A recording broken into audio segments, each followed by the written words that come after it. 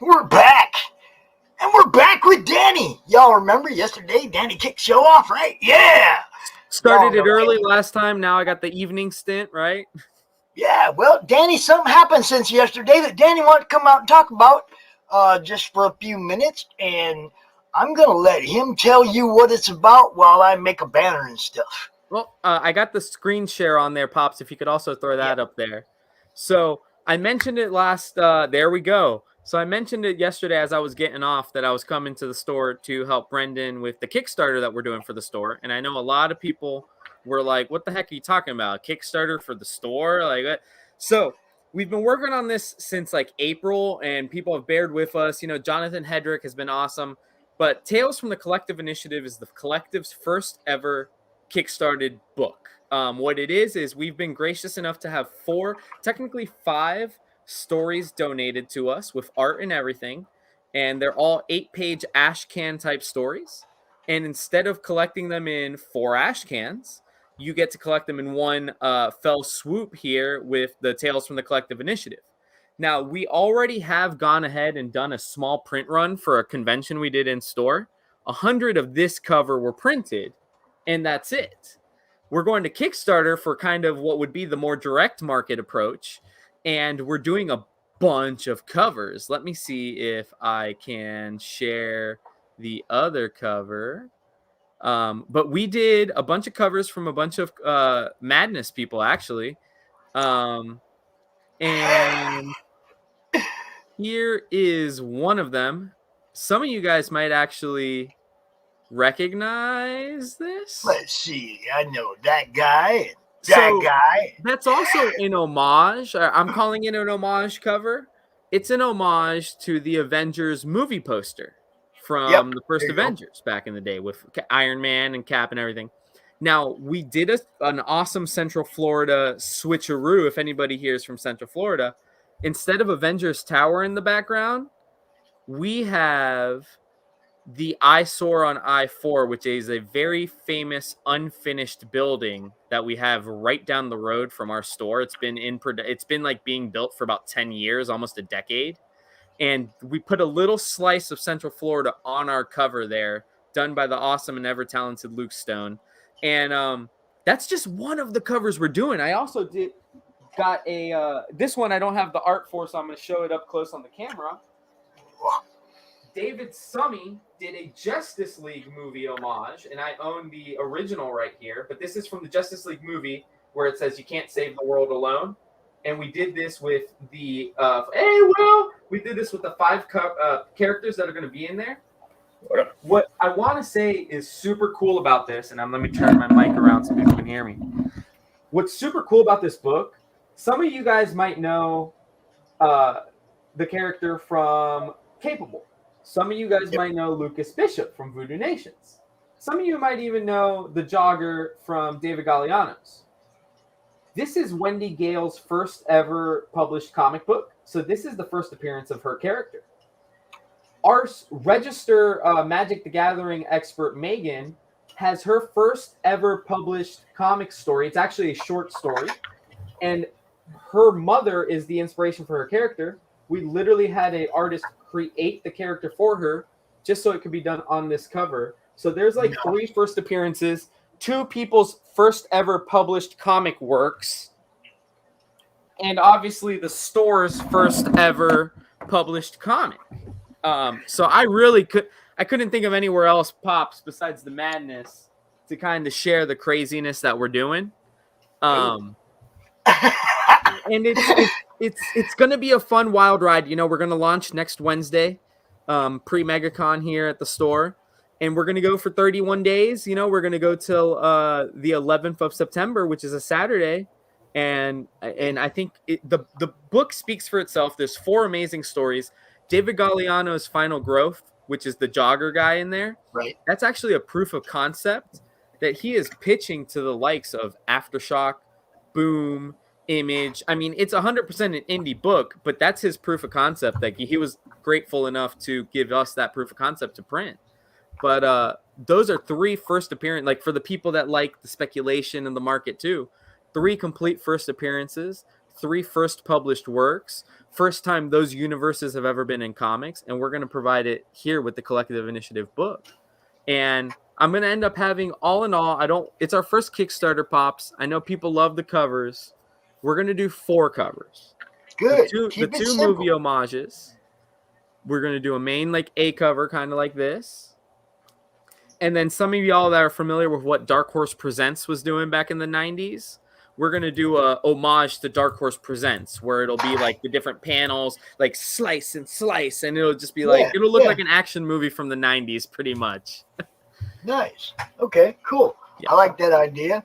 I was just going to say, it's like everything that, I want everybody to know everything Danny has done. Everything Danny's built down there. I was talking earlier to Ben and Max of Rocan, and Ben's going to be down there in Florida at the end of the year, and I want you to set up one of them little signings where you get some people in there, and I want you to get Ben in there too, man, and help him out too. You're amazing, Danny. Look, you got all the enthusiasm. Your heart's totally in the right place. You're in a position where you know who the people that walk through your door are. You know if they're going to like something or not. You put stuff on the shelves that people that walk in your store look at, purchase. You know, I wish all the retailers were taking that step like you are. And I hope that they see you and they realize that this is actually viable now. Diamond has cleared up some shelf space. DC has cleared up some shelf space. Oh, yeah. Well, give these indie people a chance, man. Let them sell 20, 30,000 books instead of 1,000. Well, and Kickstarter, I was talking about it. We were actually talking about it yesterday in the opening panel, but Kickstarter has opened up to being a almost like a marketplace. And the only thing that I think stops some people from doing the Kickstarter path is the shipping. You know, sometimes like, oh man, I gotta pay $7 or $8 I can tell you exactly the difference between the two. And we just had Dory and Trish come out and both said the exact reason why they like one and not the other. And both of them had to do with when they take the money. Yep. Both of them. One said, I like it because they take the money now. And the other one said, I like the other one because I get paid bi-weekly and they won't take the money till later. That is the difference. I don't care what any politics involved. Everybody's politics are in their wallet when they have the money to spend. Well, and I wish, and something I learned in the last 24 hours, even when talking to CJ to now, you want to make sure that your campaign ends on a Friday or a Saturday so that payday, people have been, when they got money. Yep. Yes. So that people have when been they got money. We just went ahead and did that research. I said if we started on a Wednesday, it goes until Saturday the 11th, and it'd be perfect. So it's like so funny that you mentioned that. Dude, and Pops, everybody who buys, think about it, Danny. You're a shopper. You're think about it not as a store owner, as the guy coming in the door, right? You're a shopper. Convenience, okay?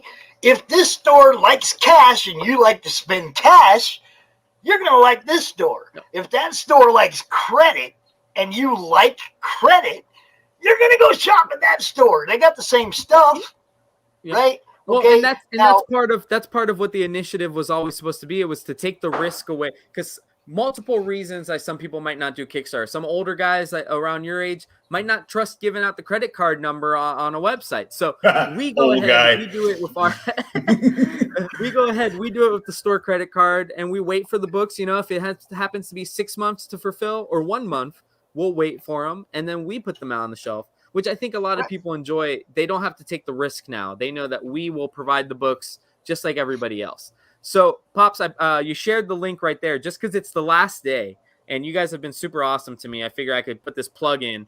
I have my screen shared right there with what is the Best of Orlando.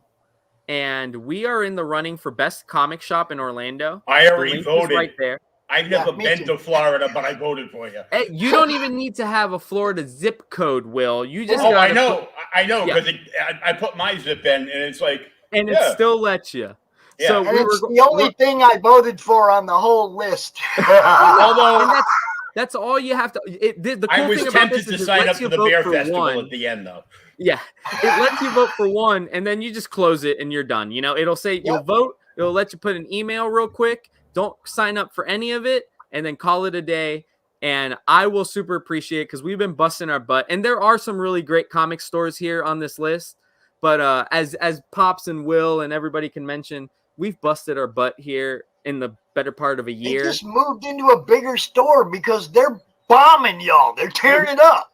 Well, and I don't mean bombing falling apart. I mean bombing blowing up. We're having record days. Wednesdays, we're seeing over 100 people in the store. So it's been really nice to kind of grow organically. You know, we haven't been buying crazy ads. We didn't even actually ask to be nominated for this. Our customers nominated us on their own and then told us about it. So we just decided, well, let's pay back the favor and start campaigning hard for it here. But we're excited. We've already received some advertising notes from Orlando Weekly, which makes us think we're at least somewhere in the running because they don't ask for ad money unless you're competitive. Oh yeah. They want you to pay to win more votes. That's So, but we're so happy, and if anybody out there just has a second while they're watching today, everybody go vote. Everybody, if you watch this tomorrow, go vote. If you watch this next freaking week, go vote. Toss us a vote. Every little vote's gonna help. And even if you don't want to vote, which I totally understand, go ahead and do the link. Pops just put it down there. Just hit the notify me button. I've worked with enough Kickstarters lately that if you do that notify me button, it's gonna help us so much. Oh yeah, on the Kickstarter for sure. Hit that notify me button. You guys know that tips the algorithms. But I was gonna say, you guys go vote. If you're an indie creator and you don't appreciate the work Danny's putting in to put indie creator books on the shelves at the store where he works, he don't even own the damn store. Okay, he just works there, y'all, and he busts his ass not just for his boss, but for you guys too, man. And if you can't be down with that, I don't know what to tell you. Go vote for job that store security. to be the best in Orlando because they back indie books and they are the best in Orlando. And we don't, and you know, it started as Orlando Indie Books, and now it's grown to William Sam Quinton in Kentucky, and Eric Dominguez and Joey Pineda in Texas, and all over the place, man. So it's worldwide now. I mean, we're gonna have Mike Jimmy over here from the Netherlands. So, yep, we're gonna tear it up, man. We're gonna we all grow together, y'all. We all grow together. You know what's up, Danny? Do you know Eric? I do not, but I will now. Yeah, you're going to know him now because they just launched their book. Will, get out of the way. Shut up, old man. What's up, Will? Hey, that buddy. art is awesome. What's up, Pops BZ? Bazinga. Hey, you know what's up. Bazinga. I'm going to be in the comments because I got to count down the drawer. Thank you so much. I'm literally still in the store. This literally has all happened in the last couple hours. Thank you so much for giving us a little bit of time here, man. Danny, when we launch, I will definitely let you guys know. I will definitely try to see if I can put a madness perk maybe in there. Like, we'll see what we can do. Hey, Danny. Yes. I'm going to put something in the I've been doing a giveaway all weekend exclusive for CRoM Con from Scout Comics, Comic Tags LLC, and James Hayek. Everybody go to @JokerFan on Twitter. I'm going to put the link the link in the chat, and all you have to do is share and comment done on the original post, and you have a chance to win the entire first series of Comic Tags. Woo!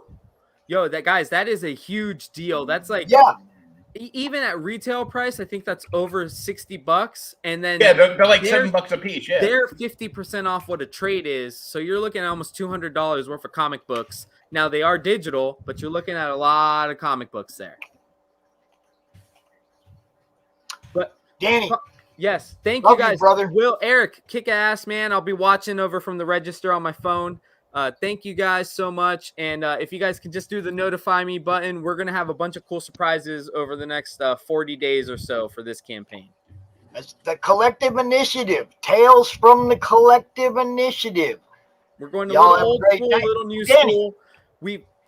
3 people pretty much had their first published writing or art gig here. We're so happy to provide people with their first time as well. So thank you, Pops. Thank you so much, man. Eric, do you have a retailer tier on your campaign? I do actually. And Danny. nice meeting you, Danny. Briefly there. Yes. Can you drop the link in the private chat? And actually, I see it right there. Perfect. Yeah. And let me bring up. I'm going off of the OBS, so I apologize if that's a hassle, but it actually looks okay, I think. Oh, it looks good. Let me put the screenshot for the retailer perk if you want to see that. It's actually a speculator retailer perk, right? Because not only retailers, but there's a lot of speculators now, right? Right. So here we go. The speculator retailer perk, Amazing Eyes. Number one, we just launched today on Indiegogo, guys. This is CRoM Con with Pops, VZ, and Will. For this one, for $85 plus 15 shipping, you get 20 pack, right? You get 9 copies of Amazing Eyes number 1, 9 copies of the Nightcry variant, and you get 2 copies of Amazing Eyes number 0, which is limited to just 100 copies. Just 100 copies would be printed final right there, no others. Okay, and what Amazing Eyes is, it's a kind of like it's an anthology type thing, kind of like the Marvel Comics presents, but it's for my new universe. For the new universes, you got Joan of Arc versus the undead, right? She takes on zombies. She has real life people that she fought alongside with in real life go up with her to fight the zombie apocalypse and others. And then we have Nightcry that you can see in the middle there on the retail spec pack, man. That's the Nightcry variant. He's not a Dark Knight, man. He's not a loner. He's a family man. He's got a wife and 2 kids. He's not the world's greatest detective. He's a psychologist, a world-renowned psychologist, and he doesn't have a utility belt. He's got a kick-ass, beautiful, awesome utility cape where every strip of cape has a different little secret or power or ability, and so that's really cool, and he can control it all.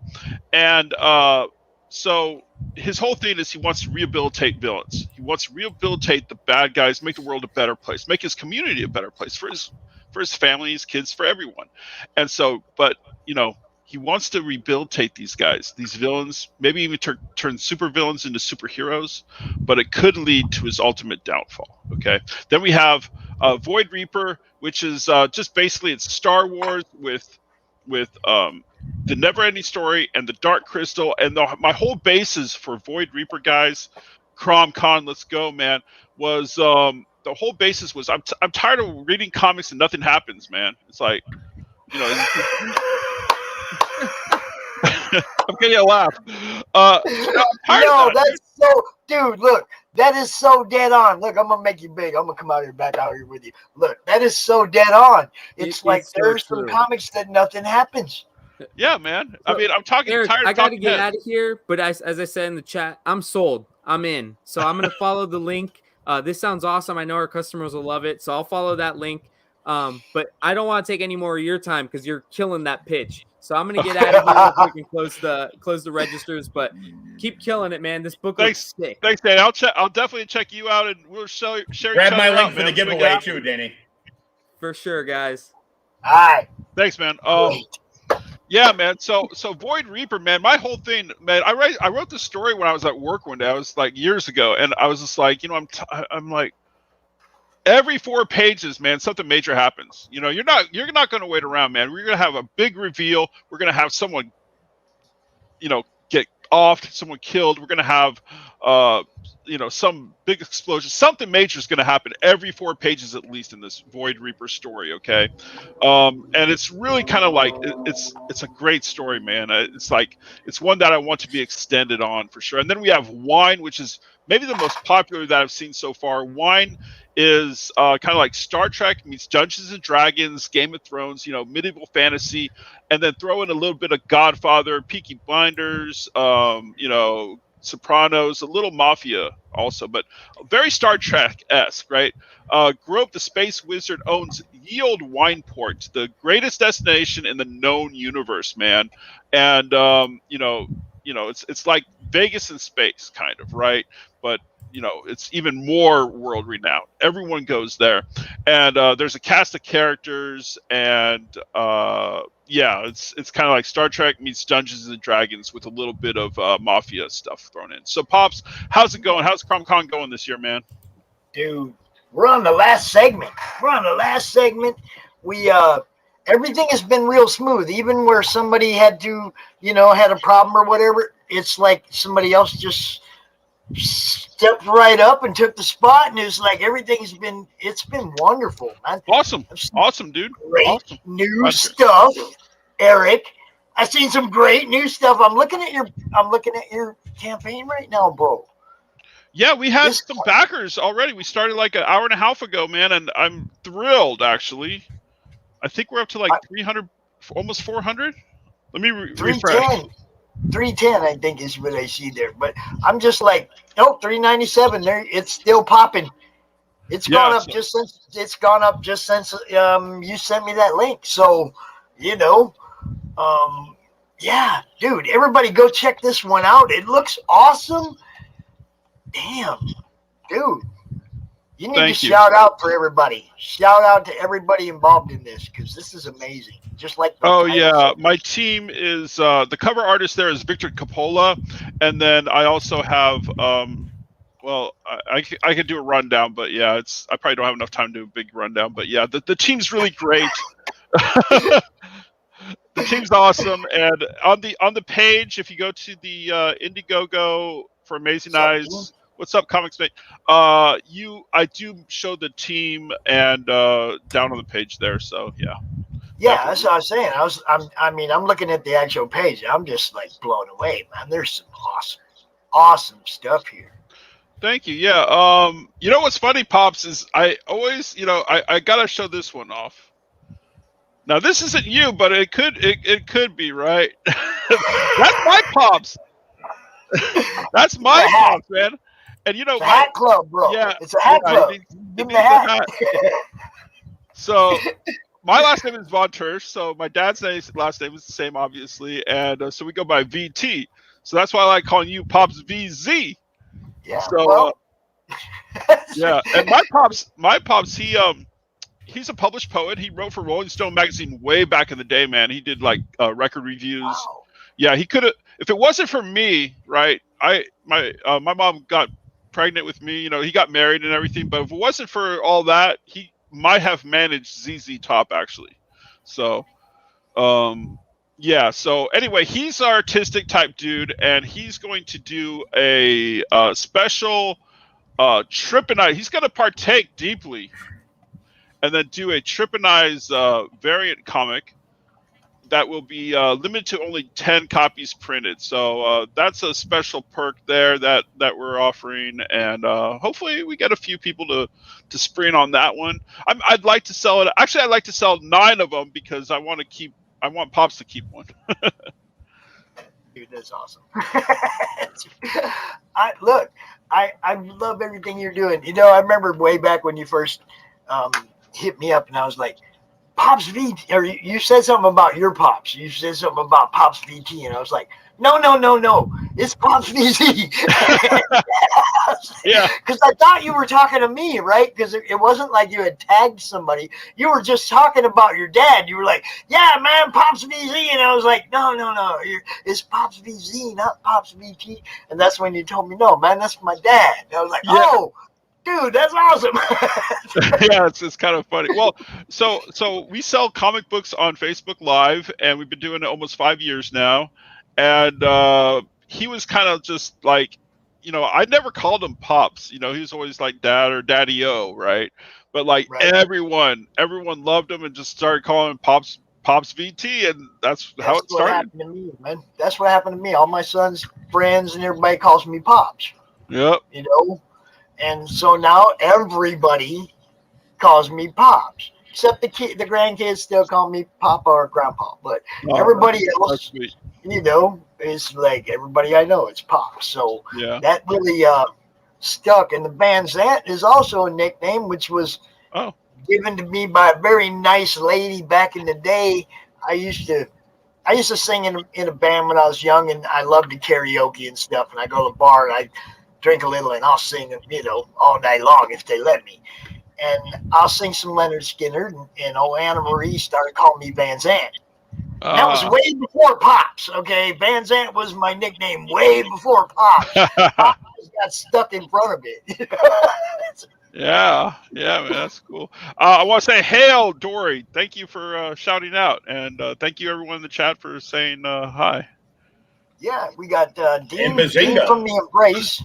Dean's from The Embrace. Him and Michael Oden. The book called The Embrace on Indiegogo. That's his project. Of course, Will. Deninja. Oh yeah. Deninja, what's up, brother? He tunes in all the time, man. We love Deninja. He's always a great viewer, follower. Helps us get our watch hours up. Oh yeah, I see it's showing YouTube there. That's good. That's great. Yeah, that's great. Yeah, I get that outreach to YouTube and multiple sources there. That's awesome. We're trying to build the Twitch too. We're even over there. Getting twitchy with it. You're trying to get twitchy with it, huh? Broadcasting on YouTube, In the Madness, and over on Twitch, trying to build up something over there now. And I think we should be like live on my.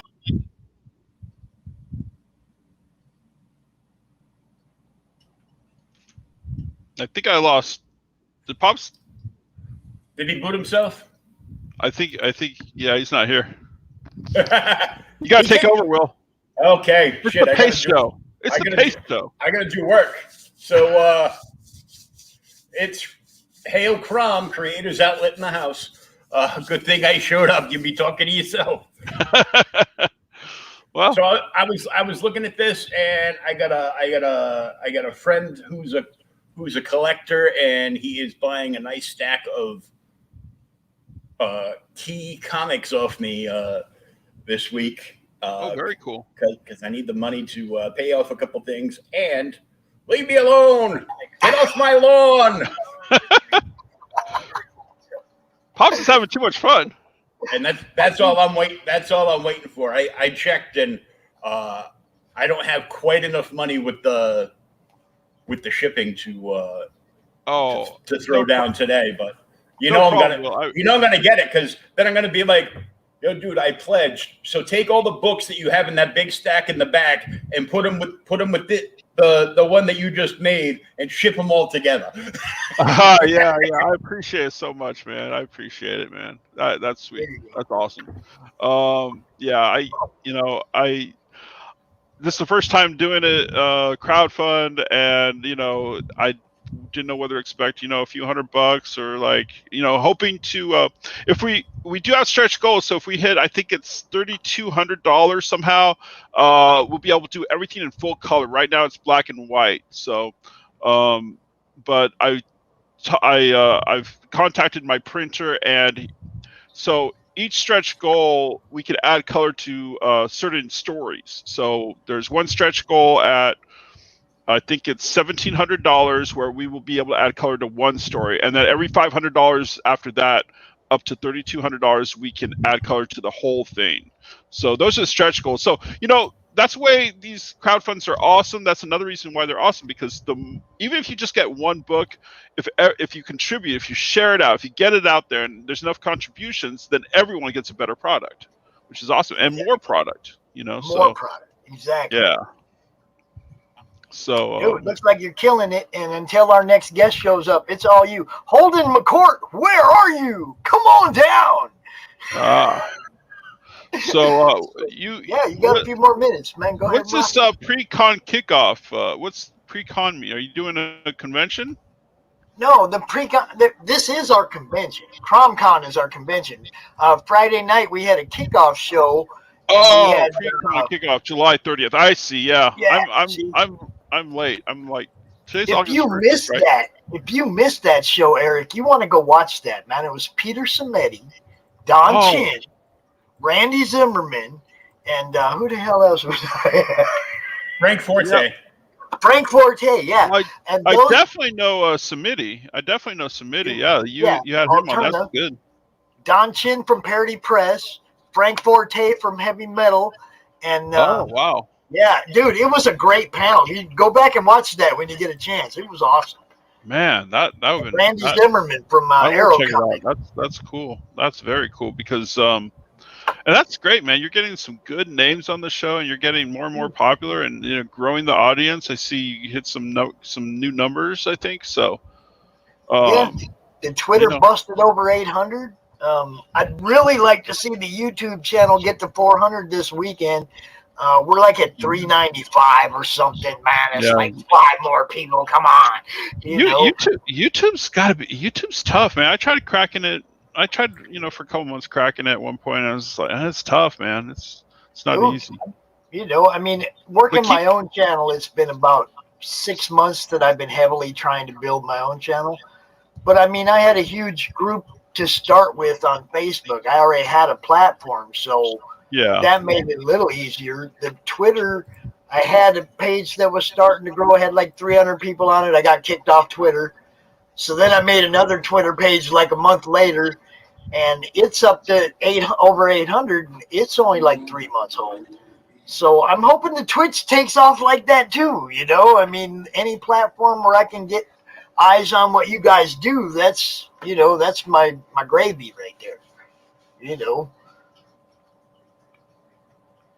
We lose your sound? What's up? I think he froze.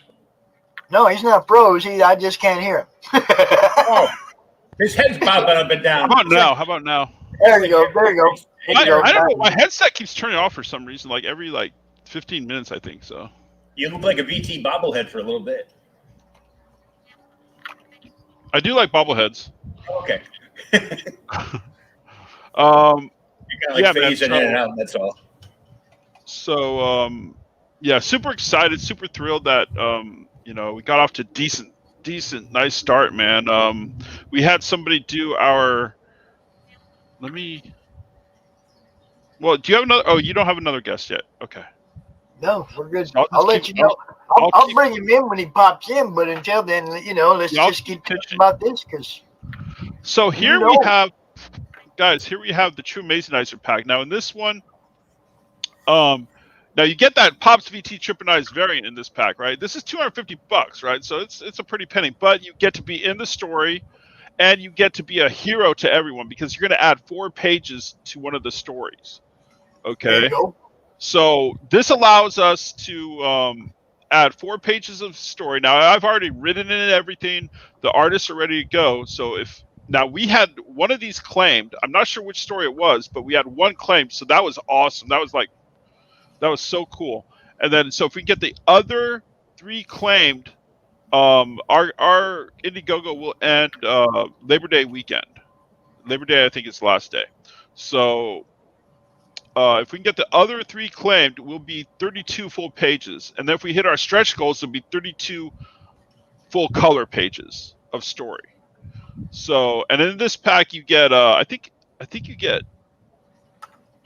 I want to say 9, no, you get, one copy. You get everything. You get the prints, you get the Nightcry variant, you get the Amazing Eyes #1, you get Amazing Eyes 0, which is limited to 100 copies. The Pops VT, not VZ. We got to do a VZ variant. VT. You have to now. Yeah. And so, and then you get to add 4 pages of story. And of course, you get to be drawn in the book, or a loved one, or a pet, or both of you, or whatever. You get to be drawn in the book, and so that's a tier that I'd like to see filled out, man, because that'll get us $1,000. That'll allow us to make it 32 pages. That'll get us to the point where we can definitely color at least 1 or 2 stories, if not the whole thing. So that's awesome. Here's the book itself. I know that's small. And I'll do a little preview of the first page. Can't really see it well there, but yeah, that's black and white. I did the lettering. This artwork was this is Void Reaper by Roel Roque. And yeah, I know you can't see it well, but this is the proof copy that I have. Is it on the Kickstarter page? No, I don't have a lot of the interior artwork on the Kickstarter page, just certain panels and whatnot. I mean on the Indiegogo. not I'm Kickstarter, on sorry, the the Indiegogo. Indiegogo page. On the Indiegogo, yeah. You Yeah, are that's a big 1/3 thing. Yeah, You, many you are people said 1/3 funded, sir. many people have 1/3. said, when's your Kickstarter? I'm like, no, it's Indiegogo. I gotta remember. Yeah, so there's that pack, and let's see what else. What else we got? We got this is the Amazingizer pack with issue number 0. This is so number 0 is limited to only 100 copies. Now, what it is, it's the initial 4-page stories for Nightcry, Void Reaper, and Wine. Once again, Amazing Eyes number 1 is kind of like a comics anthology, kind of like Marvel Comics Presents, where you know back in the 80s, 90s, and whatever, you get those 4 stories in one book. So it's kind of like that, and it's the beginnings of 4 new universes. Okay, now if we do well, I imagine now I have other plans going on as well, but if one of these stories really kicks off, we will do a graphic novel or a mini series on at least one of these ideas. Now, I do have some people interested, especially in 1 or 2 of these stories that I think plan on contributing some, like the Create Your Own Character pack, which I have at $750. Well, that allows you to create a character and put them as a featured character in the future of that series. So if we get some of that going on, then you know, the sky's the limit for some of these stories. So we're going to see which ones are the most popular, go with those right off the bat. And then the other, I think they're all great. They all have different potentials. So yeah. So anyway, this is the number 00 pack. You get number 0 limited to only 100 copies printed. You get number 1, you get the Nightcry variant, and you get 5 prints, as well as the Amazing Eyes first ever button. That's right, you get a button. We can put on Pop's hat there. Dude, look, it looks like you really did your research and you put this together right. Okay. Thanks, brother. It really does. I mean, I'm looking through the actual campaign page, you know, and it's like, dude, you did a good job. You got all your perks in one nice, neat little place where everybody can see them, you know. I like it. You got a little synopsis of each of the stories. You know, it's like, good job. I'm gonna be watching. Thank you. Watching. I appreciate what it. we got here. You should that's $10. $10, y'all. Issue number 1, $10. Oh yeah, $10 for issue 1. Variant pack is $15. The amazing pack with 2 prints. Yeah. Dude, the price is right on these, everybody. This is sweet. Do you have the PDF for the overseas people? Oh, you know, do it. Just do it. Just do it. They'll pay $5 for it. Shipping is killing them all right now. Just do it. Trust me on this. Okay, I'll think about adding that on. See, can you make it just for overseas people? Well, I mean, it's just you put the PDF up there. You know, yeah. I mean, well, there are people that don't even buy books, but they do read PDF on their phone, on their tablets. Yeah, you know what I mean. Yeah, maybe I'll do that. Yeah, you're leaving money on the table. Okay. Yeah, don't. Yeah, get you a PDF up there, like $5 or whatever. Just, you know, people gonna throw a little money at you, and everybody overseas that wants to see what you got. You know. And eventually, like as you bridge this out into stores and whatnot, it is going to be available overseas at some point. And those people that read this as in the PDF form are the ones that liked it are going to be, man, I wish I could get my hands on that. And they're going to be bugging you. Yo, bro, how do I get my hands on that? You see what I'm saying? But you make it available for them to read it. You know. Okay. Yeah. I mean. One of my things was like I like the physical format. I'm like, you know, I wanted you to be in your hands, you know, like Stan Lee said, you know. Yeah. But boobs in comic books. Yeah, exactly. You know, that's totally me. But I don't live in England trying to pay $40 for a $20 book. That's right. $40 shipping on top of a $20 book. Mhm. You know what I mean? You see what That's I'm right. saying? You They're do have a getting point. killed right now. And You plus, have a point there once for it sure. once it gets there, Brexit is going to whack them for Yeah. overseas sales tax. Yeah, they're getting VAT taxed and all kinds of crap, right? Yeah, It's they can't. ridiculous. They just can't afford it. Yeah. Yeah, So, man, you know, it's that crazy. PDF thing, not only it helps you, like I said, the more eyes that see it, the more people that talk about it. You know, what if one of your buddy or one of my buddies over there in the UK sees it and tells his buddies in America that didn't know nothing about it? Now they're buying it too. Yeah, You see what I'm saying? It's Yeah. all the word of mouth. It's all the, you know, eyes on thing, man. So a PDF, hey, I'm not a fan of them. I personally don't want no PDFs, yeah, but I understand, like, you know, if Mike Jimmy wasn't real cool and if Rich weren't real cool and send me these things from the UK, I don't know if I could have got them and I'd have had to get the PDF, right? If I'd have wanted to read them. exactly. I'd have to, you know, because if it wasn't for them sending me them books, I wouldn't have been able to afford to have them shipped here. Yeah, You know. I'll definitely, sleep on that one. I think that's a good idea. It definitely, I mean, you know, everybody that sets one up usually gets 10, 15, 20 people, and at $5 a pop, there's another $100. You can't sneeze at that. Yep. There's That's no true. work involved. There's no work involved other than other than emailing them the already existing files, right? That's true. That's true. You know, so yeah, you can't leave money on the table, like Will said. You got to go for it. All right. You Well, know? thanks for that input. Yeah, I appreciate it. That's why we're here, bro. Actually, the only thing missing on your campaign. Yeah. It was one of those things You where I was know? like, I was just like, and then I was just like, I just kind of made the choice not to do it. But I didn't think so much about overseas. So, Well, see, that's what I'm saying. As soon as I saw that it only ships to the U.S., correct. then I was like, oh, we got to take care of my boys in the UK. Gotcha. You know, Okay. hell, my co-host Rich lives in the UK. He ain't gonna be able to see it. You know, you see what I'm saying? A lot of our fans are, you know, I mean, hell, I can do a whole day of con of just Europe people. Wow. Just Okay. Europe creative. I'll definitely put it up, man. We'll get it out there. Yeah. That's cool. We definitely, hell, our next guest. Are they finally here? Tell him, Woolie. No, tell him, Woolie. The UK wants it too. Tell him. Yeah. The UK needs it. Let's just, yeah. For The fuck's UK sake. needs it. Let's just say that. Anything amazing, we need. You see what I'm saying? Get that PDF tier up there.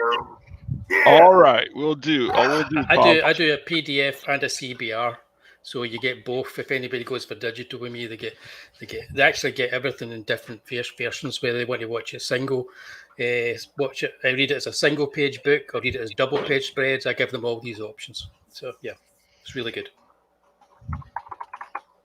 Bazinga! That's right. Will. Bazinga. Well, I'll be hitting you up to come on my podcast. So I'll hit you up and schedule something in for you, Eric. Oh, I appreciate it. Yeah, anytime, man. Just let me know. Let me know what's up, and just let me know what time is good for you, and I'll try to make it happen for sure. I appreciate it. We'll get it done. Eric, that was pretty awesome. You launched. You let me know, and it was like a spot opened up, and it's like, I'll get you out of here right now. Come on. That's how. Yeah, we do it. I was live, and I was just like, I had a few people, but I was just like, you know what? I plan on going on and off all day, all night. So I was like, I'll hit the CRoM Con for sure. So thanks, Pops, for having me on, man. Will, great seeing you as always, brother. And Will, nice meeting you briefly. Good meeting you, mate. Yeah. Good luck All with the right, campaign. you have a good night, man. Thanks, Pops. You bet. Always great seeing that guy. Always great seeing that guy too. What's up, Willie. Hey guys, how are we? Willie, Hey. Terrier Comics. Just put a wee dram for you. I'm going to. Oh yeah, well, hang on a minute. Yeah. Oh, what time is it here? It's almost 7. You know, I'm gonna have to go for a beer. Willie, go ahead and introduce yourself to everybody. and shoot me the link in the private chat, please, so that I can make a banner. And I'm gonna go grab me a beer. Good. Yes, Get me one Pop. too, would you? I rarely drink beer, but I'm gonna go grab a beer right now. I don't know why. Right, What should I get? Michelob Ultra? What kind should I get? I don't even know. Guinness. Get a cold one. Get a Guinness. Get a Guinness. I don't know what kind to get. Start with a Guinness. You leave the light beers for later on. Yeah. When you can't drink any more Guinness. When you're too full, then you get a light beer. That's exactly how it's done. If you can drink out of a bottle, that's your ninth drink. If you can drink out of a bottle, Get a pint of Guinness and a shot of whiskey, and you're good. Oh, definitely. Right, here we go. I've got these links going in here. Here we go. It's been a while. So I wasn't on the last CRoM Con or even the one before. Yeah, last couple. I've been seeing you in various other chats and catching a couple of your videos here and there. And I saw that. I just subbed to your channel as well there. Oh. It's getting back in the saddle again because the day job and all the stuff we've been through in the last year, that's kind of thankfully normalized now. So I'm back to making comics.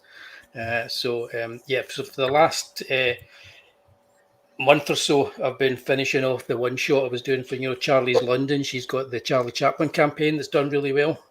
So I did a one shot for that. So I have a 32-page add-on, and I finished that, and that's out the door, ready for her campaign. So now I'm just working on Also Dark, the last part of that, which I've increased in size and made even bigger. So because I'm a crazy person. It's just like, all right, which one do you want to talk about first, sir?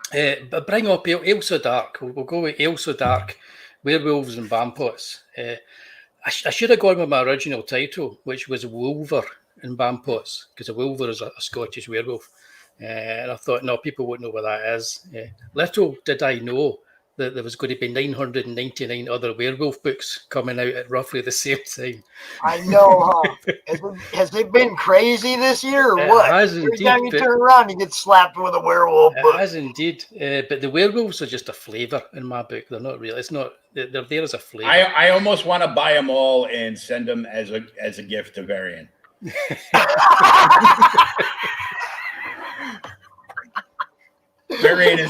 Varian Grant is terrified of werewolves. I do it to him all the time, man. I'll send him a link. I'll say, yo, you got to get this guy on your show. And he'll look at it and he goes, there be werewolves in that book. Yeah, we love Varian. He's awesome. Yeah. Look at that. I'll get on Hold with it. Once got this one's at the door. What? Come here. Rocky wants a werewolf book. Come here, Rock. Say hi to everybody. Come up here. Come on. Come up and say hi to everybody. Big goof. Uh-oh, here comes Big Moose, though. That one's bigger. Oh, shit.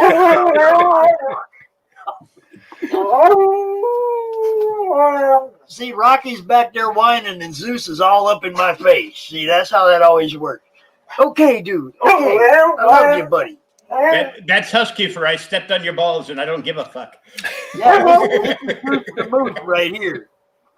Zeus. Hey, look over there, buddy. Look at the camera. Oh, Rocky, come on, man. Knocking everything down.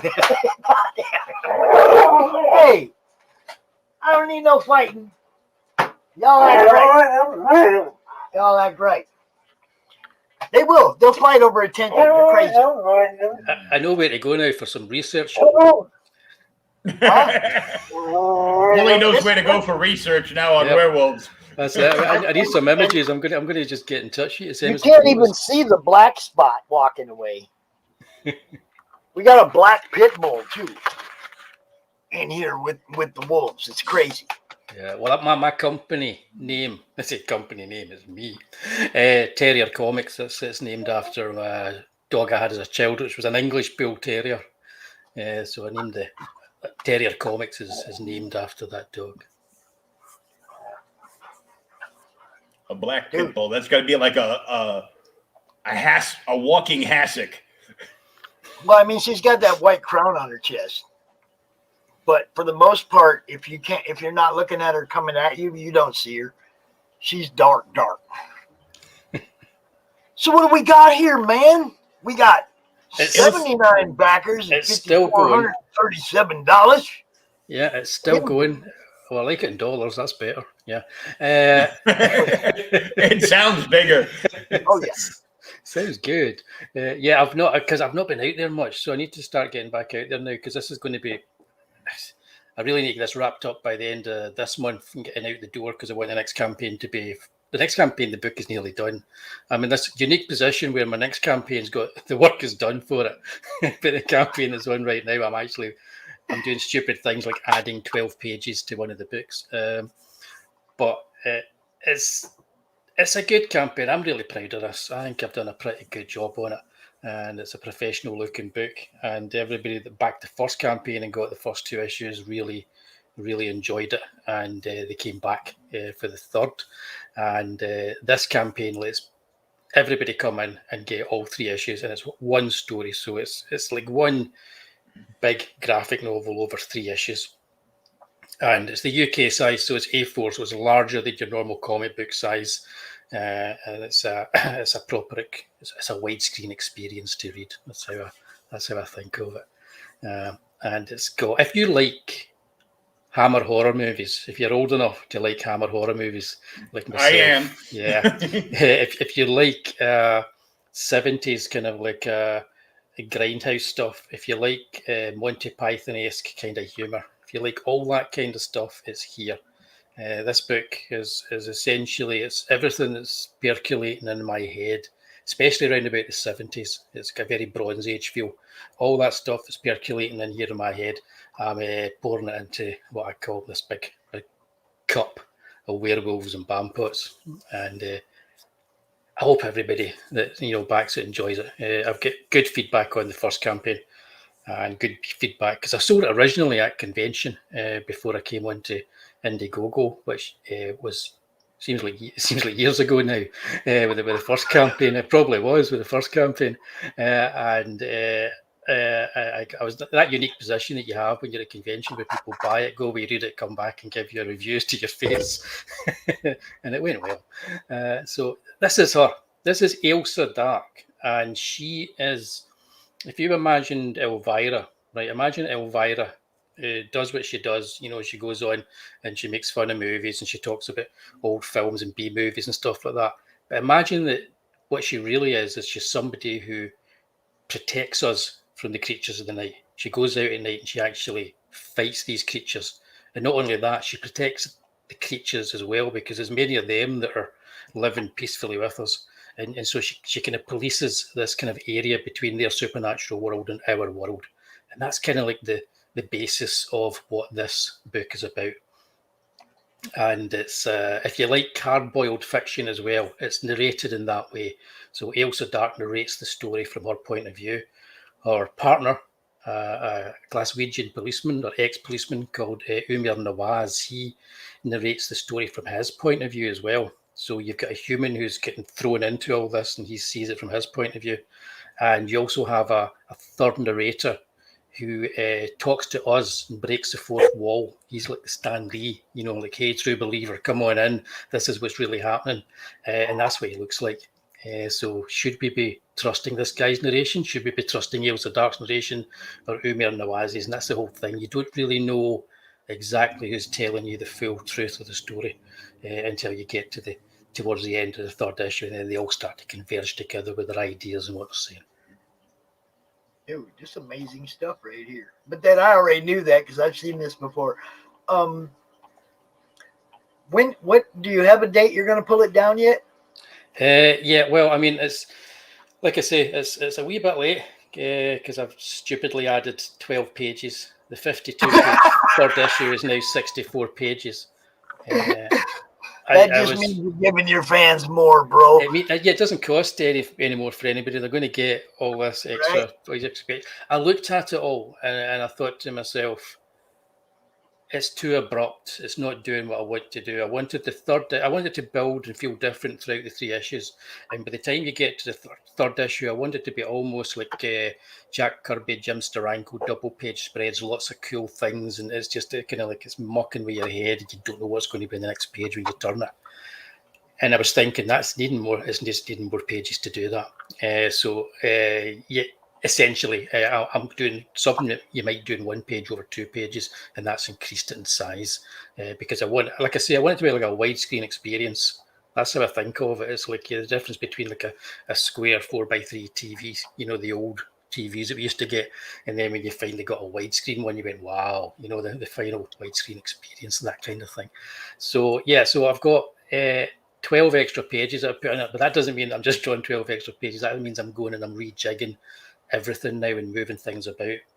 So things that were happening in the middle of it are now happening nearer the front of the book. And because I've got 3 different narratives all going at the one time and telling the story, I can do that. I can move things about and I can decide to junk a couple of pages. And there's a making of that you can get if you do if you do it as an add-on. There's a making of Elsa Dark, which I say is 28 pages. It's currently 32 pages. It's going to be square bound. It's its own proper little book. And that is telling you the whole story of my journey creating anthology comics, creating Elsa Dark, and getting to where we are. So the kind of changes and decisions that I've made, that's going to be part of this book as well. And you'll see visuals that never made it into the book, or maybe a page that I decided, it's just not going in, and I took it out, that kind of stuff. So that making of for an extra $10, if you get to the checkout, you can add that. And I'm enjoying doing that because my background is in graphic design, and I'm enjoying just putting together like a kind of like a making of book. By the time you get finished with the making of book, that'll be 50 pages too. I know. No, I'm limiting myself. I think once I could probably edge it out to about 36, but I'm going to stop myself. Because when you do that, the next thing you see is, a few more pages, I can make it square bound, and it never stops. So you've got to stop yourself. But yeah, it's this campaign is you're getting tons for what you're backing it. Everybody gets this print. The Tatty Bogle Man wants you. Oh my alter ego, the Tatty Bogle Man. And if you like EC comics as well, if you like Warren comics from the 70s, you're going to find lots to enjoy in this book. If you're in the UK and you've never touched a horror comic or anything like that before, but you've read the Beano the Dandy, you're still going to like this book. There's still going to be stuff in this that will kind of put a wee smile on your face and make you chuckle. It's incredibly gory and violent, but it's not incredibly gory and violent in a way that it's going to turn people off. Okay, it's more of a kind of like it's more of a kind of like it'll make you smile. It'll put a smile on your face and make you laugh at just how over the top it is. Okay, yeah, it's like good. I didn't like that guy. Glad he's dead. Yeah, it's that kind of thing. The Bampots, it's werewolves and Bampots. The Bampots are 2 ghouls, and not ghouls as in hey, who's that ghoul over there? It's a ghoul, as in flesh-eating ghouls, and they are the comic relief as well. And they are probably the most obnoxious, evil, horrible characters you could ever put in a comic, but they're kind of funny. Okay, so I wanted to kind of like have people enjoy it in that kind of way. So in the way that you enjoy a horror movie that Wes Craven would make, with Freddy Krueger in it, as opposed to the kind of movies that if anybody watches me and Lucifer Storm reviewing films, any of those kind of movies. So it's not a horror comic that's going to kind of like make people kind of wary of picking it up and reading it. I'd quite happily. It's the kind of horror comic that when you were a kid, you felt good because you were hiding it from your parents. That kind of thing. Back in the Bronze Age, back in the 70s and the early 80s. Love it. I like what you do, Woolie. That's why I hit you up every month. You coming out? Yeah, cheers, man. Yeah, it's like now that everything's normal with the day job, I'm back in the saddle again. That's the way that I look at it. So I'm enjoying this. But then this is a campaign. You can that print there, the red one you just went past. We're still waiting to get to $4,000 in UK money, because that Statistical Zero did that, and then everybody gets that as well. It's a really IGG, nice, bro. it's a Indiegogo. really nice print. Yeah, Indiegogo. It's a really nice sort of like a retro 60s kind of film feel to it. And so once we get there, everybody gets the stretch goal stuff regardless. It's not just a case of like people within the first 30 or 60 days. Anybody who backs this is going to get the stretch goal stuff. It's all going to be added to it. I have a fear box which gives you everything and comes with free postage. I might have shot myself in the foot with that one, but you know, so the fear box gives you everything that's in the campaign, plus an A4 commission. Anything you want, you'll get that commission from me. You just tell me what you want me to draw, and I'll draw it for you. And that's part of the fear box. All that and a commission, that's all that and a commission on there. Yeah, the original art's already sold. There was a 24-hour variant, which isn't up there anymore. That was my character, the Tatty Bogoman, actually appeared on the cover instead of Ailsa Dark. But the annoying thing is you take your 24-hour variant down, it doesn't show up on the front. It's actually, like a number now. So it looks as if you've got less backers on it than it is when they're going down. But that did quite good business. There's a lot of people interested in that. So I'm probably going to turn that into a wee postcard or something that I'll throw in for everybody, so they've all got that. I've got postcards as well that you can add. And they're nice. I've got some here. Pull them out. I'll show you them. Anybody who gets the postcards added on and they come in the fear box gets this nice wee black box here, and you get like what the postcards are essentially are ready to frame little prints like this, a little box full of ready to frame little prints. One of them is in 3D, and you get a nice wee pair of 3D specs too. Indeed, one of the comics that you add on, if you want to add it on as an add-on, is a Tatty Bogoman 3D comic, which tells you his origin story over.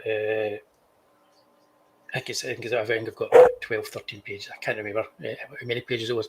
But the first half of the comic is his story in 3D with the glasses. You can read it in 3D. And the second half is the black and white line art for anybody that can't actually see it in 3D, so they can read it that way and just get the origin. And you can get that as an add-on as well. So there's tons there. I'll stop talking. Yeah, there's tons there. There's tons there, and that's not all. But wait, there's more. That's not even all. What's up with Tatty Bogle? Tatty Bogoman, yeah. I was going to have it already launched. I had to do that magic thing where Indiegogo lets you put up a page for so long, and then you've got to start your campaign. Well, I had to start a new one, but luckily I got the people that signed up already collected. And I started a new one so I can get people signing up for the Tatty Bogoman's Tales of Mystery and Imagination. The reason it's not launched yet is because I'm not going to be in a situation where I've still got one campaign going and then the other one launches. So Ailsa Dark will be ready to go out the front door, and then the Tatty Bogoman will launch. But the Tatty Bogoman, when he launches, will only be a 30-day campaign, and then it will start shipping to people because it's practically ready to print. So that's going to be a cool one. The Tatty Bogoman's Tales of Mystery and Imagination is. There's the sign-up page, y'all. I signed up already. Excellent, cool. I think I've got you guys from the previous one. So this is the new sign-up page. It looks remarkably like the last one. They all look alike. There's like one or two different images, but Yep, pretty much. But yeah, I've got a facsimile of what the book's going to look like there, because it is going to be. You're going to get an option of. There's not going to be lots of choice on this. It's going to be there's a hardcover of the book. There's going to be a soft cover of the book, and I do have a photo cover that I'm going to use. I'm not quite sure how I'm going to do that yet. Whether it's going to be a soft cover or a variant for 24 or 72 hours or something like that. But essentially, the actual contents that everybody gets is going to be exactly the same, and it's going to be 3 adaptations of Edgar Allan Poe stories. There's The Telltale Heart, and the Raven are in there. And I can't remember the other one. There's another one in there as well. And I drew most of the stuff that's in there. Bex Tough, a friend of mine, she's got 2 stories in there as well. So the stories come from an anthology that I published a few years back when I first decided to make some comics. I'd been working in the computer games industry. I'd left that and I started teaching. And I thought I need to do something just creative for myself. Let's do comics. I love comics, so I started an anthology, and we did 4 issues. It was a quarterly, and we did 4 issues. And there's enough material there for me to now to kind of pick the strips that I did, the Tatty Bogleman strips and the other strips, and put them together and create this book. And the origins of Ailsa Dark start here. There's a story in this called The Wolf That Laughed, which is essentially the beginnings of the werewolves or the wolver that are in the Ailsa Dark story. And the idea, I always start with just these crazy sort of like, wouldn't it be good if there'd been a movie made in 1954 with Ray Milland as a werewolf? That would have been good. So there wasn't. You know what? I'm going to write it and I'm going to put it in a comic. So it's what if Ray Milland had been not just a werewolf, but a werewolf in Edinburgh in Scotland, back at the times of Burke and Hare. So that's one of the stories is in there, The Wolf That Laughed, and The Telltale Heart. And He might have been the drunken werewolf. The drunken werewolf, indeed. Well, it does have like one full-page image of himself ejecting himself. There's other stuff that he's taken other than drinking this. Like all mad scientists and old movies in the 50s, they always end up experimenting. Trish wants to know if there's any intention of going to Kickstarter with these books. Right now, no. Indiegogo is easy to use. I like the way that it works. And I also like the fact that you can go in demand afterwards. So although that's not a big thing with Ailsa Dark, I think with Tales of Mystery and Imagination, if I can do that as a 30-day campaign and then just go in demand, and I've already got them printed, it's almost like a shop front for that, which you can't do with Kickstarter. That's not to say that I'll, completely no, but if I did do Kickstarter, it would be sometime next year. It's no time. It wouldn't be any time soon. But yeah, Indiegogo, I just like the way Indiegogo works. Yeah. Well, yeah, that's what I said. Everybody has, Trish said her reason earlier. It's like Indiegogo takes the money today and she gets paid bi-weekly, so that payment out away a little bit farther away works for her. That's why she likes Kickstarter, And some people, gotta go to. They like Indiegogo because they do take the money right now, and it's like at some point you get to the point where like enough people ask you this question, and then you start going, well, shit, maybe I should, right? Yeah. Right. Okay, and I'm sure when you get to that point where enough people have rattled your cage and say, hey, yo, man, I don't use Indiegogo. Come over here. Yeah, sure I'm not kind of like going to say that I wouldn't be on Kickstarter. I back campaigns on both. I'm not one of the guys. I know there's a lot of people that will just go with one or the other. Right. I follow creators and books that I like, so I'll back them on the platform that I'm there for the creator rather than what the platform's standing for. Yes, that's me too. It's like I back on both platforms because I love somebody's work, not because the platform they're using to get it seen.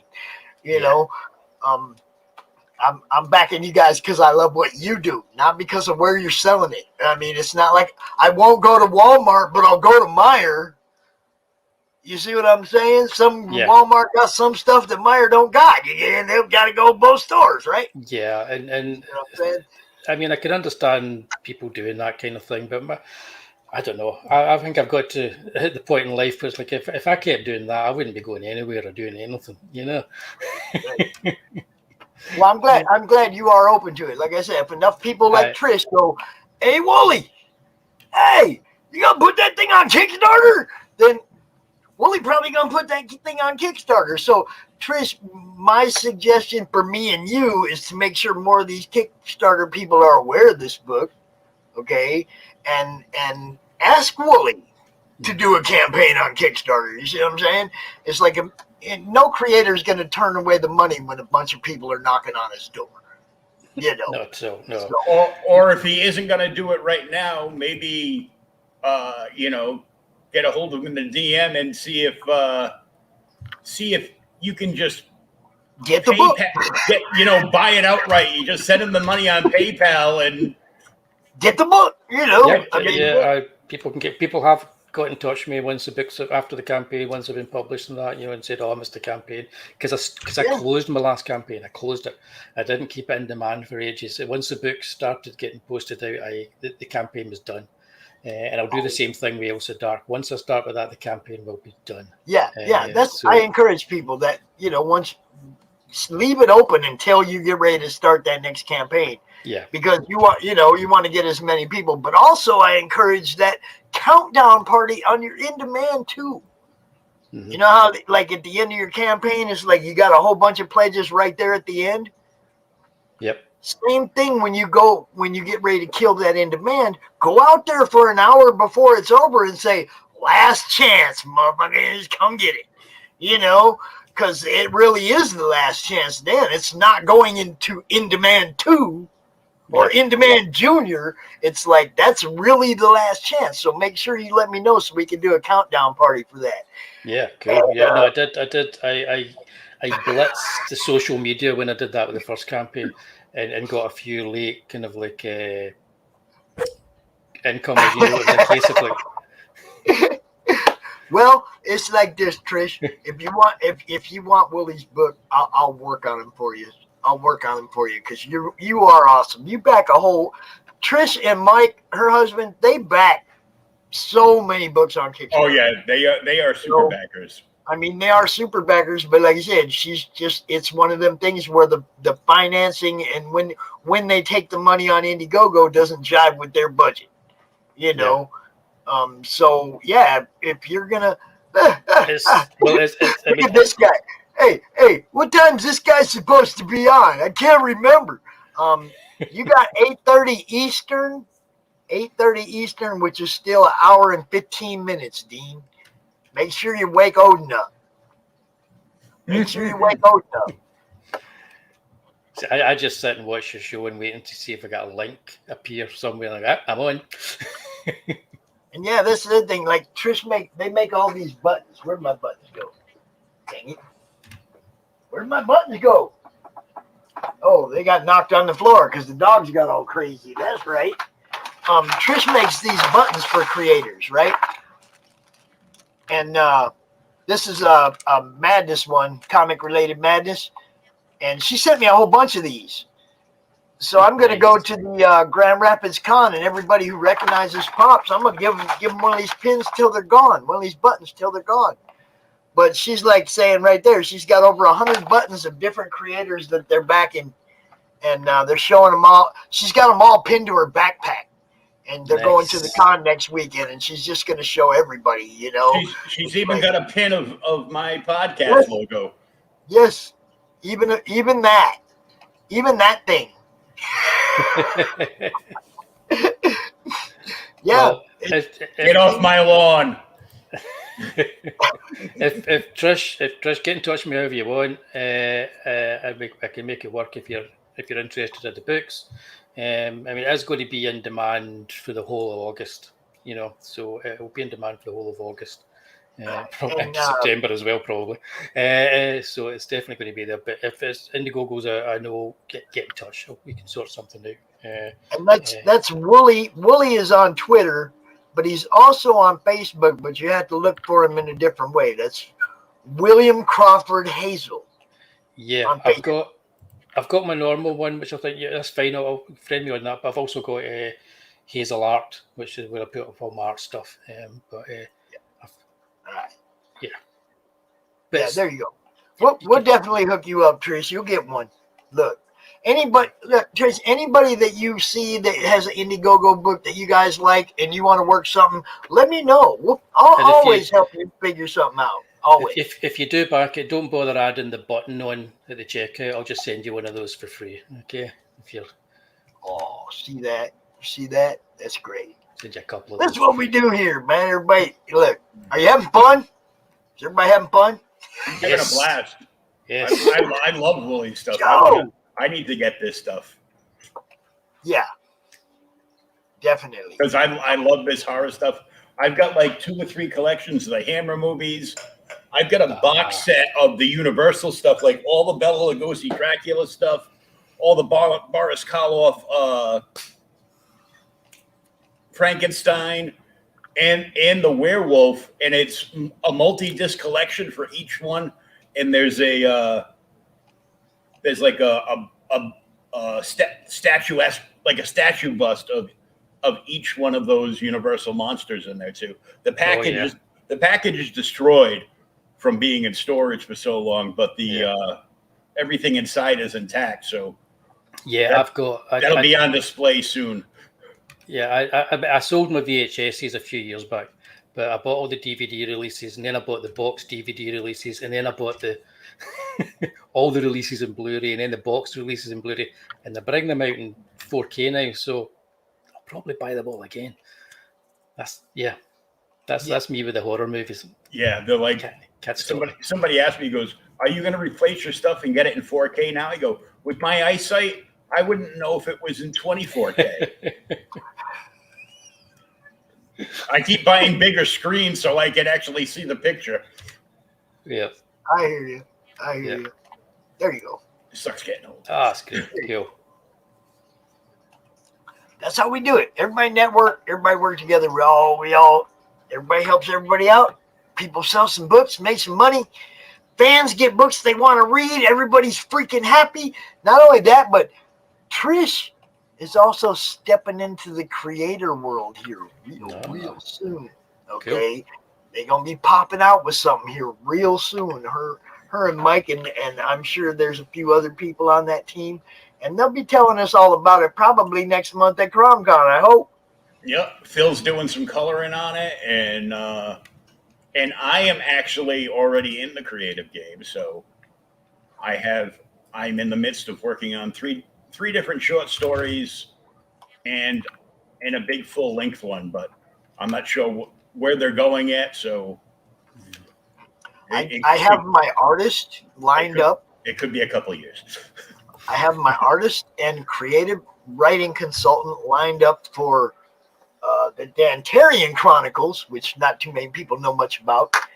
But the CRoM book is kind of on a stall, but I'll figure something out. I'm pretty sure I have somebody to draw it. The writer, I need somebody that has that comedic, somebody that's fucking funny. I need somebody that's funny to write the CRoM book. It can't just be, anybody. It's got to be somebody that has some quality comedy credit. I've been leaning all over Mike Barron for about 2 months. I don't know if he's down or not, man, but I'm trying. I'd love for Mike Barron to write the CRoM book. That would be freaking awesome. Yeah. But yeah, I have a book or the outline of a book in the first chapter that I wrote 10 years ago. And I was writing a novel, okay? And I had nothing but time on my hands, so I was writing by hand.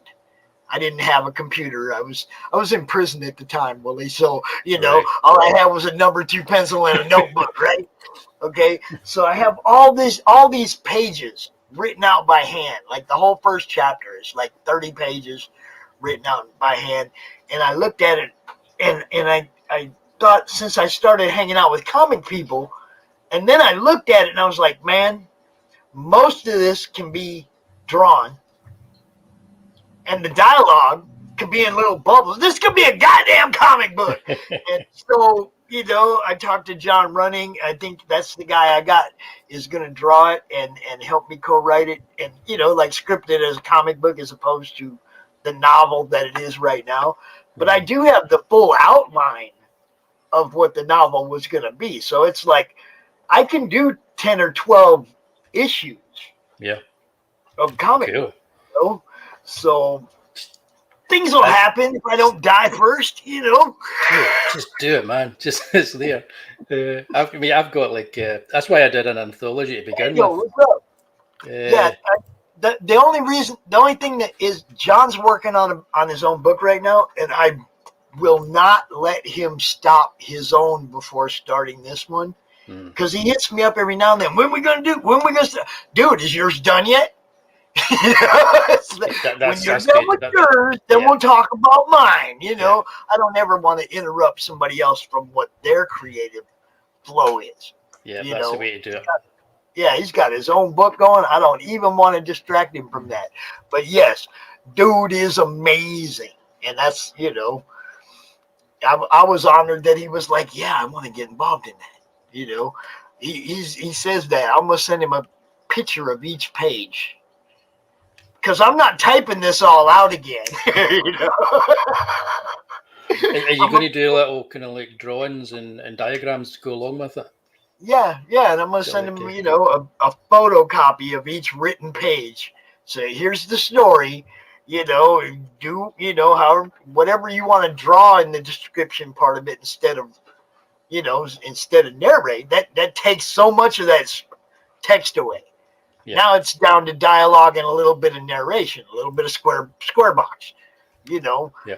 I mean, yeah, I wish I'd have thought of doing it as a comic in the first freaking place. Yeah. You know, it never entered my mind. I was going to be a novelist.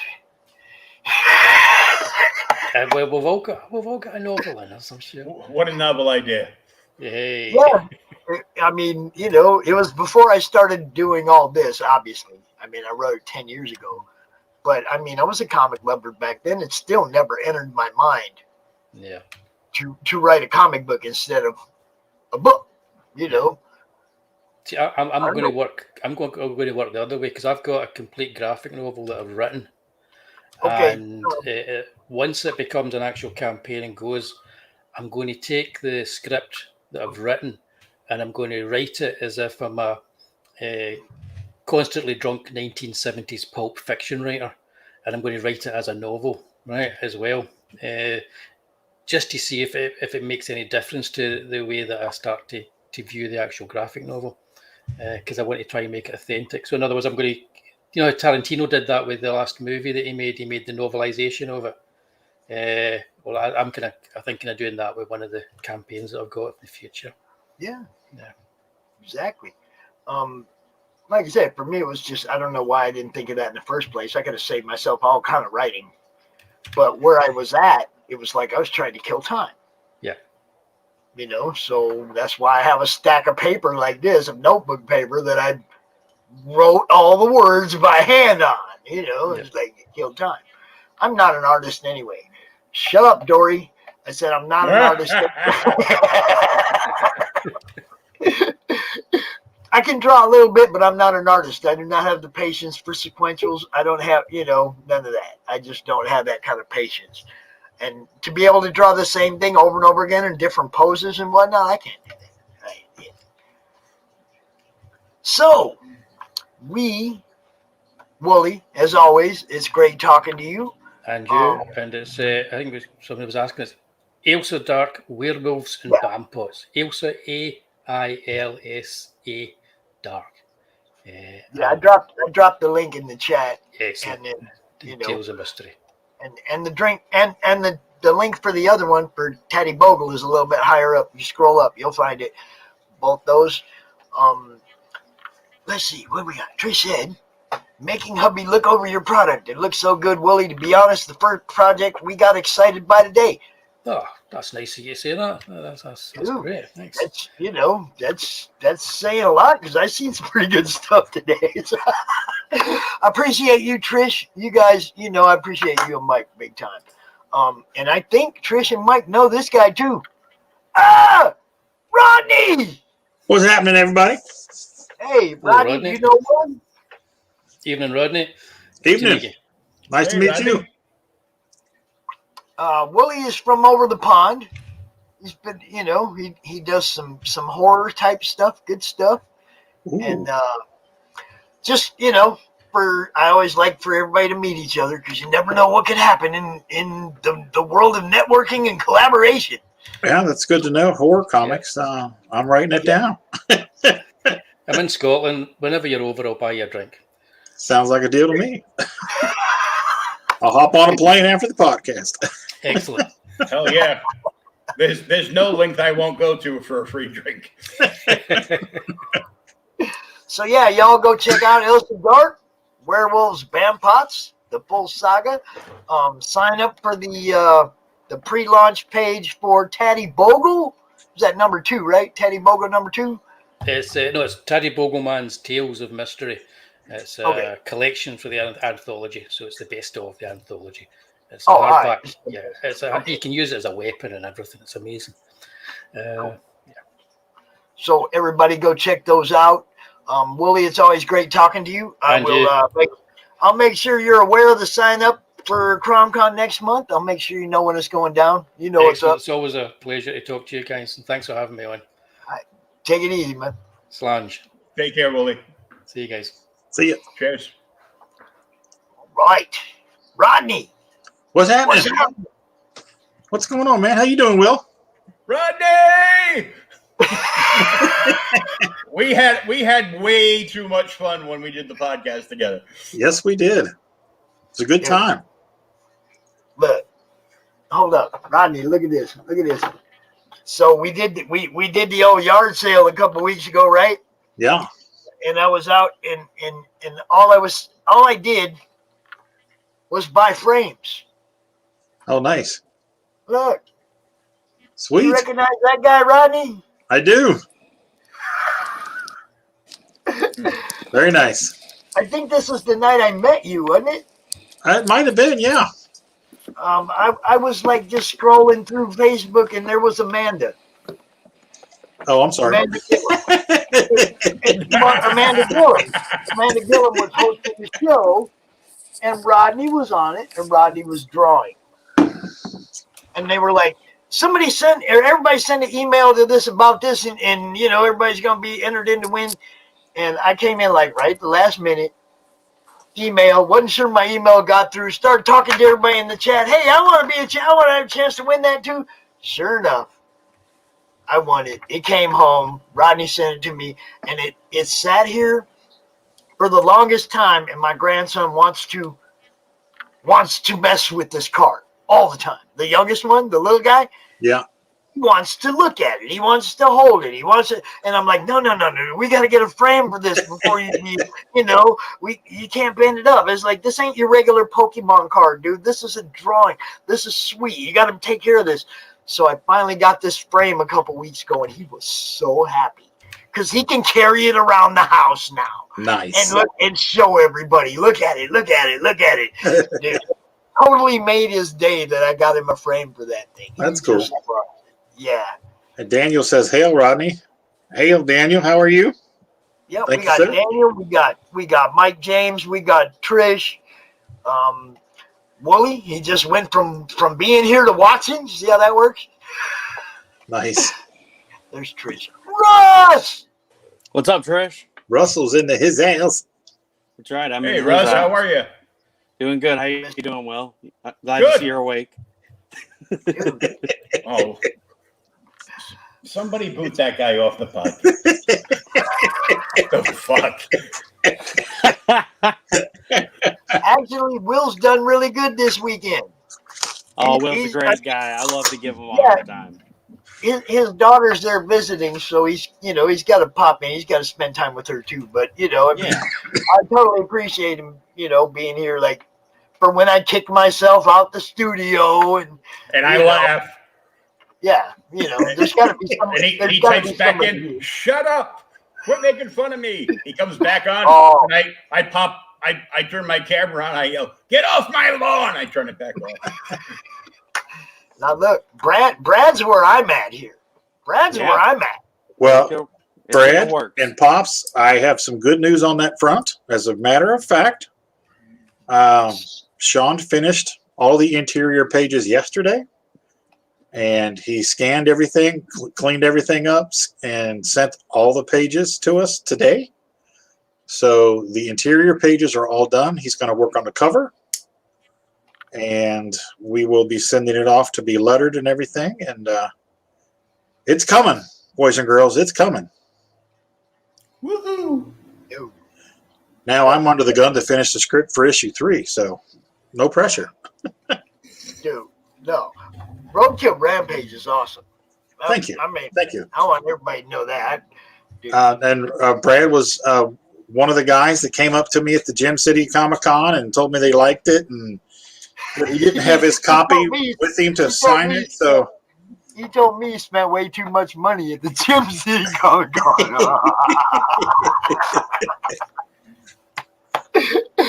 Yeah, Brad's local right here. He lives right here in the town I live in. Okay. Town in Michigan, right? I got to meet him a couple weeks ago at that very yard sale where I got that frame. Actually, he came out and we exchanged gifts. He gave me this Michael Watson piece. Oh, sweet. Yeah, he gave me this and a signed book, and I gave him a signed copy of Life on Korra 3 that Mike Jimmy sent me. So, it's like I love meeting you guys, but I'm really trying to work my way into Grand Rapids Comic Con so I can actually walk around and shake some of you guys' hands. That'd be cool, man. That'd be sweet. We're trying to make it happen. But yeah, let me pop up which thing do you want to talk about first, guys? Well, if I can talk about the auction next Friday real quick so I can hop off of here. I got another show coming up later. Go ahead. So, all right, guys. So, comic books for kids is something near and dear to my heart. My son's had 2 open heart surgeries. He just turned 6 in March. We've witnessed firsthand what it is when in a hospital, we sit there for 12 hours. He goes through an open heart surgery. He goes in a room. We're trying to, make him feel comfortable, trying to soothe him, and nothing works. And we've had a long day. They bring in a toy, something 99 cents from a Dollar Tree, or they bring in a coloring book or an activity book or a comic book, and they just fall in love with it. They forget they're in pain. They sit there and they play with the toy. They read the book, and it's amazing. I witnessed that firsthand. So 3 years ago, I found out about CB4K. It's Comic Books for Kids, cb4k.org. And so I've been given to them for several years. And I met Mark at C2E2 in 2019. And we chatted for a while. It was great to meet him. He's a great guy. Fast forward to November, I was kickstarting this for the first time. I threw a book on there. I'm a Titan for cb4k.org. And the Kickstarter kind of fizzled out. It didn't make it, but something great came out of that. Mark came to me and said, hey man, I love the t-shirt. I know you've been giving for a while. I know we talked at C2E2. What do you think about being an official member of cb4k.org and being the official t-shirt supplier, because I love the t-shirt. So as of a few months ago, I became the official t-shirt supplier of cb4k.org. You can go to xenonanitetitan.com and find all of that apparel on the shop. All proceeds from that goes to help the kids. One of the other aspects of my membership as being part of CB4K is I collect, donations. I collect stuff, original art like this piece here. This is the original art for April Grady Reyna's t-shirt that's available on the website that you can get. I reached out and got in contact with Rodney and Tina, and they were like, hey, we would love to do an auction and do a sketch off on it. And so this coming Friday, August 6th at 7 p.m. Central, 8 p.m. Eastern, we're going to be holding an auction. You're going to be able to buy this April Grady Reyna original art. I've got some original art from Eric Hawkins of the Alligator Loki, as well as Andre Osh and Rodney Fike will be drawing sketch cards live. And those will be auctioned off. Everything auctioned Friday 100% of it is going to cb4k.org. My goal is to make at least $750, $1,000. I got some really cool stuff I'm going to be selling. This is the proof copy of my book. There's only one of these in existence. It actually says Stewie Dose. They had a typo on there. This also has an art page out of order. So this is a one-of-a-kind book. I'm going to try to find it here. It's chapter 5, which is right here. So they screwed up and they got chapter 5, and then they did the art. The art was supposed to be before there. So I'm going to be auctioning this book off on there. This is a one-of-a-kind book. If anybody wants to get in on this. It's the misprint proof copy. Yeah. We got some other really cool stuff that's going to be on there. So, yes, I will be auctioning artwork. This April Grady Raina piece, this is the OG art right here. This will be on the auction, as well as the Eric Hawkins April Grady Raina. And this is the T-shirt art. This is actually the original. Her T-shirt, actually, she changed this. She didn't like it. She changed it to comic books for kids in small print. And so this piece will be available. I got the alligator Loki, which is over there. If you guys want to see it, I can grab it real quick. But you guys will be able to buy the art card that Andre is. Here, let me grab that Loki piece real quick.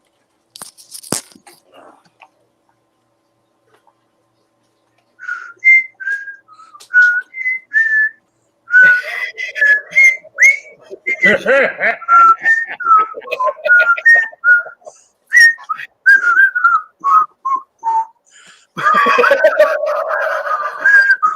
Lord.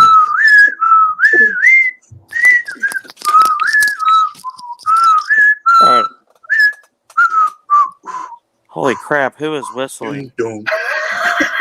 That is fucking loud. Hit the post. I couldn't find the piece, but we're gonna. That's okay. We had fun.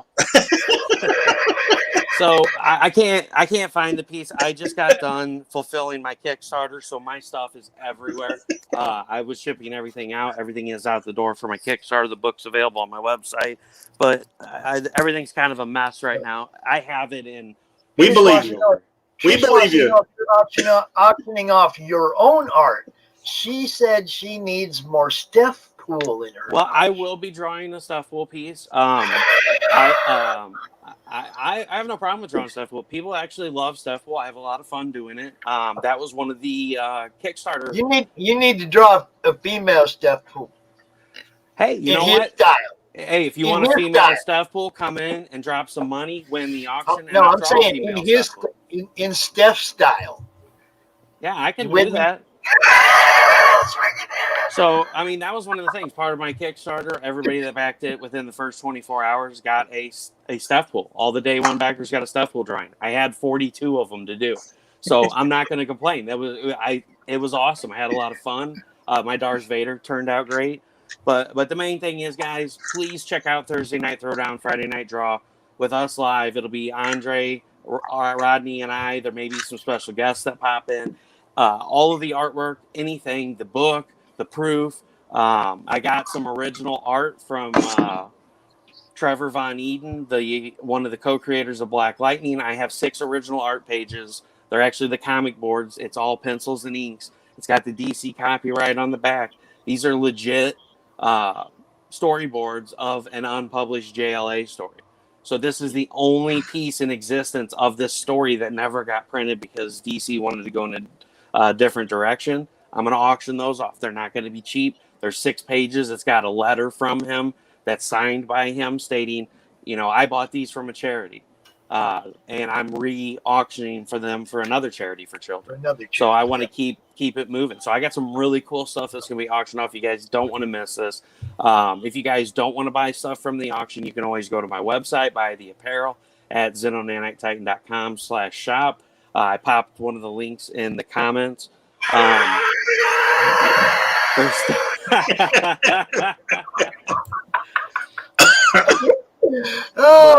great. But if you guys want to go to the website and buy apparel, you can do that. If you guys want, you can go to the website at cb4k.org, or you can find them at Comic Books for Kids on Facebook. You can donate to them directly with PayPal donations, anything like that. I'm honored. I'm humbled that Rodney and them allowed me to do this. I'm very gracious for it. These guys are awesome. Rodney's actually in the process of creating a new T-shirt for the CB4K apparel line. Working on it today. Yep. And I'm uber excited about it. So I appreciate everybody that has bought the apparel, that donates this. And guys, please come to this auction. I promise you, I got some really cool stuff I'm going to put up. Did you see the thing sent you in the messenger? Yes, I did, and it looks beautiful. Okay, cool. Okay. You're talking about the digital colored piece, right? Yeah. Yeah, I love it. I'm loving Okay, it. cool. Excellent. This I'm is almost done with it. It's almost done. But I don't mean to take up all your time talking about it. I'm just really enthusiastic about this because, I'm a parent to a critically ill child. I see the effects of just, even if you donate $5 for them to ship a comic book to a hospital, when they give that to that kid, it makes a big difference. And it doesn't just help the kids. We had Michael Gonzalez on today, who's also working with them guys. And he said that his daughter's comic, that's part of his Kickstarter, for every one that every time somebody backs it, he's going to send one of them books to a hospital as So well. I will be live with Michael Gonzalez tonight. Yes. So yeah, he's a great dude, Russ. That dude is something else, man. So I love that guy. I put it out there in a message. If anybody wanted to donate art, anybody wanted to donate remarked books, rare books, original artwork. Pete Vasquez is sending me original artwork and a Spider-Man 11, Awesome. 1 per store incentive. That's another thing that's going to be auctioned off. This is a 1 per store number 11, so there's not very many of these printed. He's shipping that to me, so that's what we're going to auction off. But Michael reached out and said, hey, my daughter's got this comic. It's Agents of Shh. And I'm like, he's like, would this be something you're interested in? I'm like, heck yeah. So we got to talking in Messenger about what CB4K is. And he was like, could I do this for my Kickstarter? I said, absolutely. He's like, well, do I need to talk to anybody else? And I said, no, you got permission from me. As long as you're not using the official logo, I can give you permission, to do this. And so he decided, hey, is there anything else that they do? And I said, yeah, they send to troops as well. If you have mature books that you want to donate to them, they send them over to the troops. And he's like, I got a whole box of comics that came in damaged that I don't have anything to do with. I said, here's the contact info, reach out to Mark and he'll hit you up. So he's not only donating his daughter's books and matching that on his Kickstarter, he's also donating a box of books to send to the troops, which is absolutely amazing.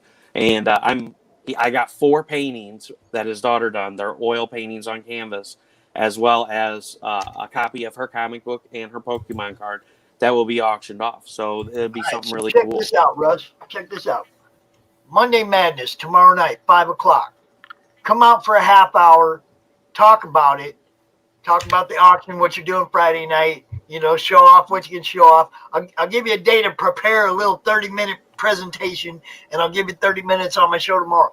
Okay, I'll do that. Cool. All right. And guys, thanks so much for letting me be on. Let me talk about it. Rodney, thank you so much for you guys doing this. I really appreciate it. It means a lot to me. It means a lot to the kids and everyone in the audience. Please show up to this. This is a big deal. It makes a big difference in kids' lives. Some of these kids may never get to go home. They may pass away. And just sending them a comic book and giving them 15 minutes of solace and happiness and escape from their lives is the best thing in the world. So please show up for this. And guys, back Pitter Patter 2 on Kickstarter. Check out Roadkill Rampage at Hazzum.com, as well as Peanut Pudding and Jelly, because this man over here does awesome work. And step on back out here tomorrow night at 5 o'clock and hear more about this, because I think Trish says there's other stuff, weekly auction or something. Russ, come out tomorrow night. Give me a half hour. Give me the whole rundown for Friday night for whatever you got going on, man. Because, the madness misses you, Russ. Well, my health has had a significant decline. I'm on a lot more medication. To be honest with you guys, I got in a bad depression. I'm on so many nerve sedatives just so I can function and go to work and support my family. And I got to the point I was so depressed that you guys see me disappear for like 3 weeks from social media. I was in a bad, dark place. I quit doing everything I liked doing. And so I reached out to the doctor and I said, hey, I've got really bad depression and we need to do something about it. Chronic pain will do that to you too. So it wasn't just the medication. It was just the fact of being in pain every day. So we've got that under control. I'm starting to get back to myself. I got the Kickstarter off my shoulders. All that's been shipped out. So I'm, then the accident happened with my wife getting hit head on by a drunk driver with the kids in the car. It's just been crazy. Like, you can't get a break, man. No, I can't catch a break. It's just been one thing after another. But you know what? I'm still doing it through adversity. We published this bad boy, and I couldn't be happier. And I'm so gracious to everyone that supported me. Thank you, Trish. Thank you, Rodney. Thank you, everyone, for making this great. And I will be on tomorrow night to talk more about this with you. All right, cool. Good You guys seeing you, have a brother. I'll talk to you tomorrow. Have a good night. Have a good night tonight with your next podcast. Thank you. Which one? Pitter Patter? What are we talking about? Pitter Patter. All right, there Pitter you go. Patter. That's the one with the Kickstarter currently. All right, get that. Hey, do you want to share screen? You want me to? You can do it. All right, let me get this set up here. So go ahead, tell everybody who you are. I know who you are. Hi guys, Who you are? guys and gals. I am Rodney Fike. I with Hazzum Productions, Hazzum. I am the creator and artist on Peanut Pudding and Jelly, Pitter Patter, the creator and writer for Roadkill Rampage. Also have a book called Unchained. It's a one-shot that we've got. All the books are available at the website. And we currently have a Kickstarter for issues 1 and 2 of Pitter Patter that is currently live until August 6th. So I think we're going to take a minute and watch the video. All right, we can do that. I have to mute myself. It's the best part of the show. Yeah.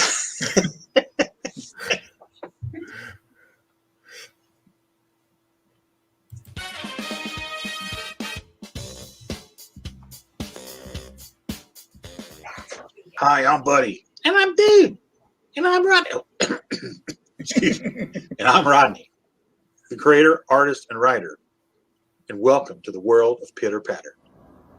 Scribbling the adventures of these two sometimes lovable cats, I'm very excited to not only be offering issue 1, but issue 2 as well. That's right, the first 2 issues of Pitter Patter are available through our Kickstarter for your enjoyment. The books center around our 2 harebrained cats, Buddy and Dude, cats from different sides of the tracks, and how they traverse the choppy waters that are their lives around the house, yard, and other dark and dangerous places beyond the door. But wait, that's not all.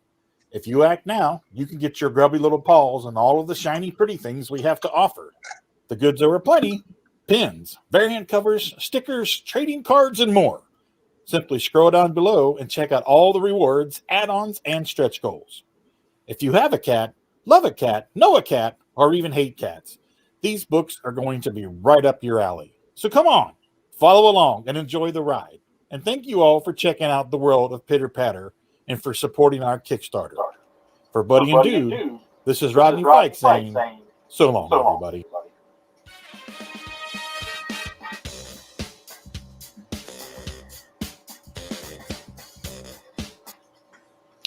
Very nice. I like it. Thank you. Thank you. I'm going to get my computer to cooperate with me. Okay. So, what else do we got here to look at? Well, we could check out the rewards and the stretch goals and all that fun stuff. Let's see. There's the story. We got some samples of that's some sample art from issue 1, which centers around the Dizzy, the spinner mouse there, the little white guy. Dude, the little gray cat, brings Dizzy home and wants to bring him into the house, and Buddy and him have to talk about whether or not it's a good idea. Dude's a little dim-witted. He doesn't realize that Dizzy's just a toy, and Buddy's trying to figure out how to break it to him gently. So it's just a back and forth about that. And then issue 2 is a story about the outside world, the inside-outside cats. And so Buddy tells Dude a story about the one time when he got out, broke the fence and got out of the house and into the outside world. And the moral of the story there is that the grass is not always greener on the other side. That's fact. Yep. So that's page 1, where Dude's looking at the pretty butterfly flying around, and he's Distraction. Yeah, big word right there, distraction. exactly. I love that word. It's so prevalent in life today. Yes, it is. Dude, this looks great. Thank you. I'm thinking that the kids are gonna love this. Yeah, it's the kids. It's based off of it's heavily influenced by Looney Tunes, let's say. My love for Looney Tunes. I grew up with Looney Tunes. So I'm writing this with several levels of humor. Humor that the kids will get, the humor that the adults will get. So it's not an all age. It's not a kids book. It's more of a, what's the word for it? All ages. Yeah, pretty much all ages. Because the kids can enjoy it, but also the 18 to 34-year-olds are going to pick it up and read it and think, "Oh wow, that's hilarious," and just get a kick out of the two levels of humor going on there with the adult and the kid humor, much like Looney Tunes has always done. And that's an audio clip of me actually writing, because the characters actually talk to me in my head. And on my day job, when I'm driving around, they'll talk to me, and I'll grab my phone and talk into the audio recorder. And that's actually a sample of that happening. If you want to listen to that. Okay, I'll bite. He thought you was talking about. Well, he thought you was talking about candy. Candy. I don't know what kind of candy you can get to make you feel like nobody's. I think maybe lemonade. Or something. Oh, chocolate. Huh? What's that? What are you saying? Oh, give us a minute. He's talking here. Yeah? Really? Uh-huh. You don't say. Okay. I'll let him know. Well, Otis, today is your lucky day. Seeing as we spent all this time conversating here, standing here on the corner, and the end result isn't showing any profits being made, Squeaks has decided that he's going to let you slide because you made him laugh. You made him laugh? Yeah, you made him laugh. I don't see him laughing. He doesn't appear to be laughing. Well, just look at it. Look at that face. He's laughing. But he's laughing on the inside. Oh, I get it. It's the magic of nubbins rubbing off on the inside. Yeah, like that.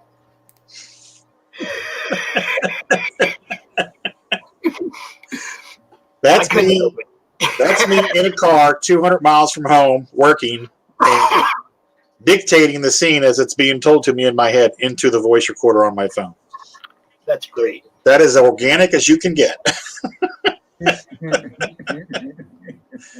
And then we threw some original pages in there. You can get an original page from issue 2. Sweet. And that is the original page for Nate Lovett's variant cover. It is still available. Then we have the trading cards, the enamel pen, the stickers, all the variant covers that are available, and then the set of mini prints. What's up with the Batman 442 over there? That is my homage cover to Batman and Robin #9. Yeah, leave my Batman cover alone, Pops. That's great. Well, sorry to tell you that the original has already been purchased. Oh, Will's hurt now. But you can get the variant cover. Dory's in the house. What's up, Dory? Dory's back. Dory's back. All right, so we're at 55 backers. So we've got the Scarlet Huntress PDF that's unlocked, and we're at the 1500. And so Sean Forney's backup story will be inserted into issue 1, and we also he's doing a backup story for us. He's doing the pencils, and I'm doing the inks and colors on it. No, I said, how's he doing? I ain't seen him in a while. He's doing good. He's they're doing some remodeling in their house, so the studio is kind of in a state of disarray. Let's see. 2000, we unlocked the Chippy the Squirrel window cling, so you'll be getting that as well. Poor Chippy. And actually, the Chippy, that character has grown so much that I added a one-page Chippy the Squirrel story that we're putting in issue 1. So that kind of happened during the course of the Kickstarter. So you're getting one more extra page in issue 1. And we're trying to get to that $2,500 mark so we can unlock the magnet, because I need my magnet. So come on, folks. Help Daddy get his magnet. I hear you. I hear you. See, I'm that way sometimes. Just like I'll back something early, and then the whole time I'm waiting for it to fund, it'll be like, "Hey, y'all, I actually want to read it. Come on, back it." Yeah, and you know, you're getting two issues. It's not just one. So right. I think I got some of those stickers around here somewhere too. Some of those, I think the peanut butter jelly. Peanut pudding and jelly? You put it in jelly. Yeah, that's the ones you sent me with that. That's great. Yeah. The kid's been trying to get them from me ever since, and it was like, no, they go on the filing cabinet with all the other indie comic stickers. Yeah. You know, I got a stack now, but we have a new filing cabinet back here. And I moved all of the Kickstarter and Indiegogo books to the filing cabinet back here. It's a drawer, right? And I'm going to just put you guys' stickers all over that one little filing cabinet until it's full. And then, of course, I'll need another one. I have 5 filing cabinets in here and 26 short boxes. That's crazy. That's a lot of stuff. There's a lot of comics. Oh, yeah. But you'll be getting stickers here. You'll be getting the holofoil Buddy and Dude head stickers. The new Goofy Cat poses stickers. There's all kind of stuff. Look at that. The holographic stickers. The crew. Rodney, Sean, Dave, Nate, Casey. The Hazzum Productions. Now look, give the lady some love right there. Tina? Yeah. Give Tina some love. Producer B. Yes. She makes it all happen. She's the driving force behind the Kickstarters and everything. She's a rock. She makes it happen. She gets it done. All the way back since that first night that we talked about earlier, where the first night I met you guys. She has gone out of her way to make sure I'm aware of what you guys are doing, so that I can keep up to date with it. Anytime I share stuff out you guys' way, she passes it out. You guys rock, man. I mean, we're trying. No, you guys rock. Look, Roadkill Rampage, y'all. If you didn't get to check out the first one, I don't know if Rodney has a deal somewhere where you can still buy the PDF and read that. You can get the book on Hazzum.com. Go to the website. It's available there. Yeah. Or if you see us at a show, we're going to be in Lexington in September. We're going to be in Cincinnati the week after that. And we're going to be in Kokomo, Indiana. When is that, baby? Kokomo? August 12th? No? August 21st, we'll be in Kokomo, Indiana. Dang it. Let's see. I got to figure this out. Sounds like a Beach Boys song right there. If I'm in Grand Rapids on the 15th, can I get my son to take me the other way about the same distance the next weekend? I don't know. I'll try. Kokomo, though. That's not that far away. I'm in Southwest Michigan. So okay. Yeah, we'll be there. Now I have to figure out how to get to 2 cons 2 weeks in a row. Be there, or Rodney's going to send Chippy after you. That's right. It's like I never thought about it like this before. For me, it's always, there's a couple little cons around here that we go to. Grand Rapids and the Hall of Heroes. Yeah. In Elkhart. Okay, we go to that one. But those are the only ones that are really close. Everything else is a drive. Yeah, we've been to Grand Rapids a couple times. Yeah, that's not too far away. A couple hours. Yeah, it's a nice little city. It's a nice little show. Yeah, we enjoyed it. Yeah, Mark was real cool, man. Yeah. There you go. Brad is driving me up to Grand Rapids on Sunday. We're gonna hang out together. We're gonna walk around. We're gonna interview everybody that we know. We're gonna talk to all the Indie Bolt people. We're gonna have a blast, me and Brad, on Sunday, August 15th. Count on it. And hopefully I'll figure something out for the next weekend too. See? I hope you do. We'd like to see you, man. It'll be awesome. Yeah. Nobody's here. I'm telling you, dog, nobody's here.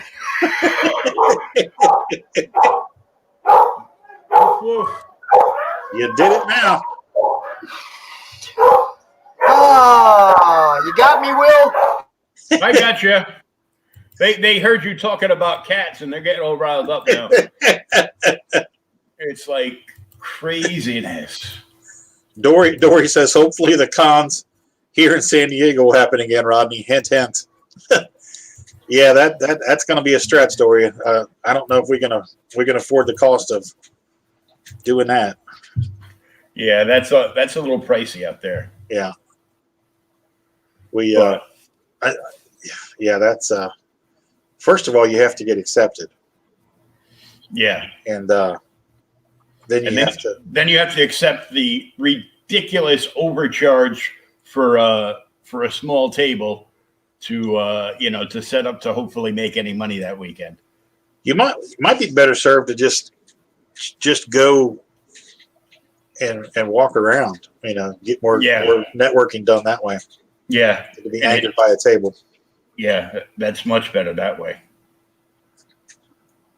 We can't hear you, Pops. He's muted. That's part of the show. Dang dogs! All right.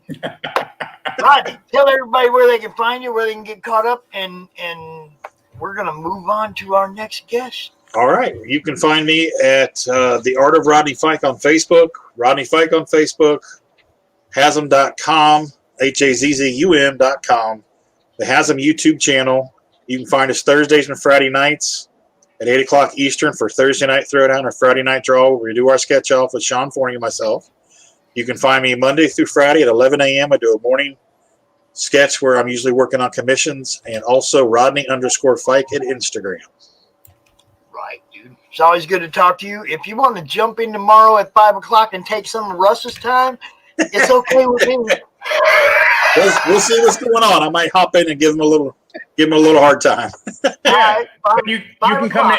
You can come in and do Russ's pitch for him. There you go. All right, guys. Thanks for having me. I appreciate it. Rodney, good seeing you as always. Night, All right, you too. Bye-bye, guys. Take care. Look what's here. Mike, you've been getting some sun, bro. It's the Red Baron. I said, Mike, you got some sun, bro. Can you hear me? Oh, I can't hear you. What's up? Can you hear me now? There you go. All right. Dude, you got some tan going on there, son. I've been swimming. Hey. How you been, my friend? Good. I swam so much the other day. I whacked off. I got a cramp in my leg, and it didn't go away. What'd you do? Swimming. And you Swimming. did what? I put a cramp in my leg, and it took 3 days to go away. I could hardly walk. So swimming is dangerous. Don't let them tell you that it's a low-impact exercise. Dude, did you say cramp that stayed with you for 3 days? Yeah, Do you drink water, Mike? a lot. Yeah, I do. And I take potassium.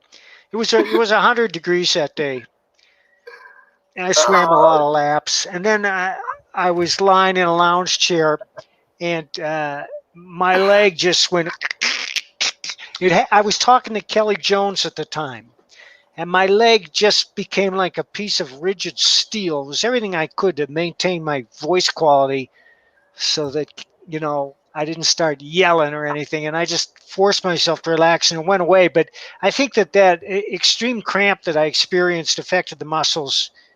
And I'm fine now. I mean, it was weird.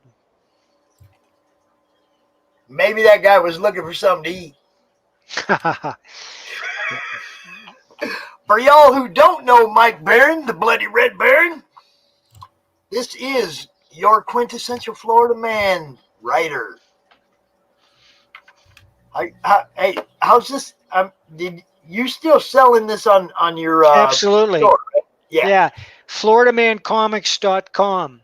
Yeah, that's the one. And we're about to start work on the second book, and that's the cover by Pat Broderick. It's called Hogzilla. I know a girl by that name. My computer is just being a nut right now. Mine too. I don't know why. It's like it's really acting weird. Whack it. I'm about to. Okay. Florida Man comic or comics. Florida Man Comics, plural.com. Okay. There you go. We'll get this banner up there somehow. Yeah, we're going to start adding new merch too. We're going to put out a T-shirt with Todd's cover on it, with the man on the flying alligator. Yeah. Yeah. Nice. You mean yeah? Okay. Yeah, I mean, look, I read this book. I don't know how many of you all actually got Florida Man, but Florida Man is the funniest book I read in 2020. There's Are you no talking doubt. about the novel or the comic, Pops? The comic, the graphic novel, Okay. Good. The second one's Funniest? even funnier. Yeah, the funniest book I read all in 2020. There's no doubt. Okay, I was laughing just like he said I would. Okay, he is like, you're gonna laugh out loud. There's a couple times I was just like, get the fuck out of here. It's a great book. So if you didn't check it out, man, you still can. Go to FloridaManComics.com. Get Florida Man #1. Get psyched for Florida Man #2.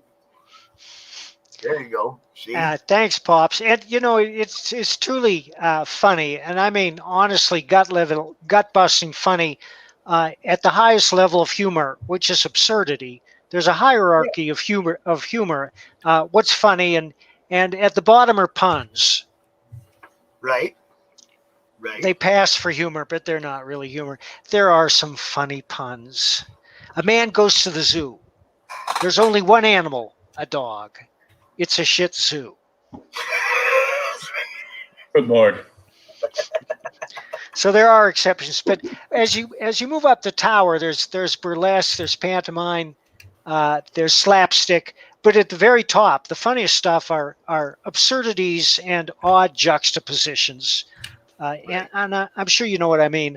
And some of the funniest comedies ever made. It seems that most modern comedies aren't funny. But they used to make comedies that were really funny, like His Girl Friday with Cary Grant and Rosalind Russell. And it's a remake of The Front Page about these battling newspaper editors. It's very funny. And Tootsie with Dustin Hoffman. I always thought that was an honestly funny film. Now here's somebody, Brad, my buddy that lives here in town. He's going to have to check out Florida Man. He's a big fan of Mr. Barron, with the exception of the first 3-issue first Nexus series and a couple of the Devil's Do Badger books. I think that I have most of your offerings. Thank you for entertaining me over the years. And, thank you, Brad. Yeah, and see, that's what I mean. I tell everybody that. It's like, I do this, and sometimes it's just because I feel like I owe guys like Mike something for a lifetime of freaking entertainment. When I'm just getting started. Look, when I first interviewed Mike the first time, I didn't know that I had all kind of Mike Barron books all over my book house. Yep. Back in the day, I was a fan. I read the stories. I looked at the pages, and I didn't look at the credit page very much. I didn't care who wrote it. I didn't care who drew it. If I'm entertained, that's what I care about, you know? I mean, so for a long time in comics, I never cared. You knew who the big guys were. You knew if it was a McFarlane. You knew Kirby. You knew blah, blah. But for the most part, you don't pay attention like credits page, especially as more and more books came out. Like in the 90s, when there were just a million books. You didn't know who was doing all this stuff. Well, guess what? Mike Barron was doing a whole bunch of that stuff, and I got it in my dang collection. And the first night I'm talking to him, he's like, yeah, I did some of this and some of this and some of this. And that night after the show, I think I pulled out 14 or 15 books that had Mike Barron's name in it that I had no idea. You know, and my output pales in comparison to that of Chuck Dixon. Chuck holds the Guinness World Record for the most prolific comic book writer of all time. And I'm not saying that you only have 14. I'm saying I only had 14 or 15, but I was amazed that I had that many books from somebody, and I had no idea that I had that many books that somebody had written that I enjoyed. You know, I mean, you were all over the place back in the day. You know what I'm talking about. I was probably spread too thin. But you know, one of the things that keeps me going is I think that my writing keeps getting better. I mean, I look back and there are books that I wish that I could withdraw from the market because I'm embarrassed by them and I know I could have done better, and I'm not going to name them. For the most part, I'm very proud of my comic book work, but I've changed so drastically over the years, and my methods have changed so drastically that in the past I'd let stuff go before I should have. And now I don't make that mistake. I don't let anything out of the house with my name on it unless it's a home run. There you go. There you go. And I'll tell you what, everything that I mean, that last, you know, I gave you the private review of the Nexus novel. I loved it, except for I want more. I want more out of it. That's what I told Mike. I was like, dude, this is awesome, but I want more. Well, I'm 2/3 of the way through the next Nexus novel.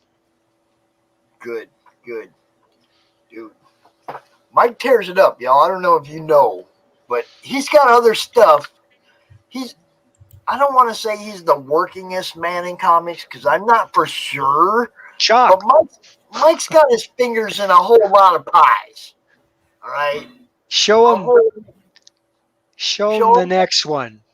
Okay. Which? Oh, wrong way. That ain't it.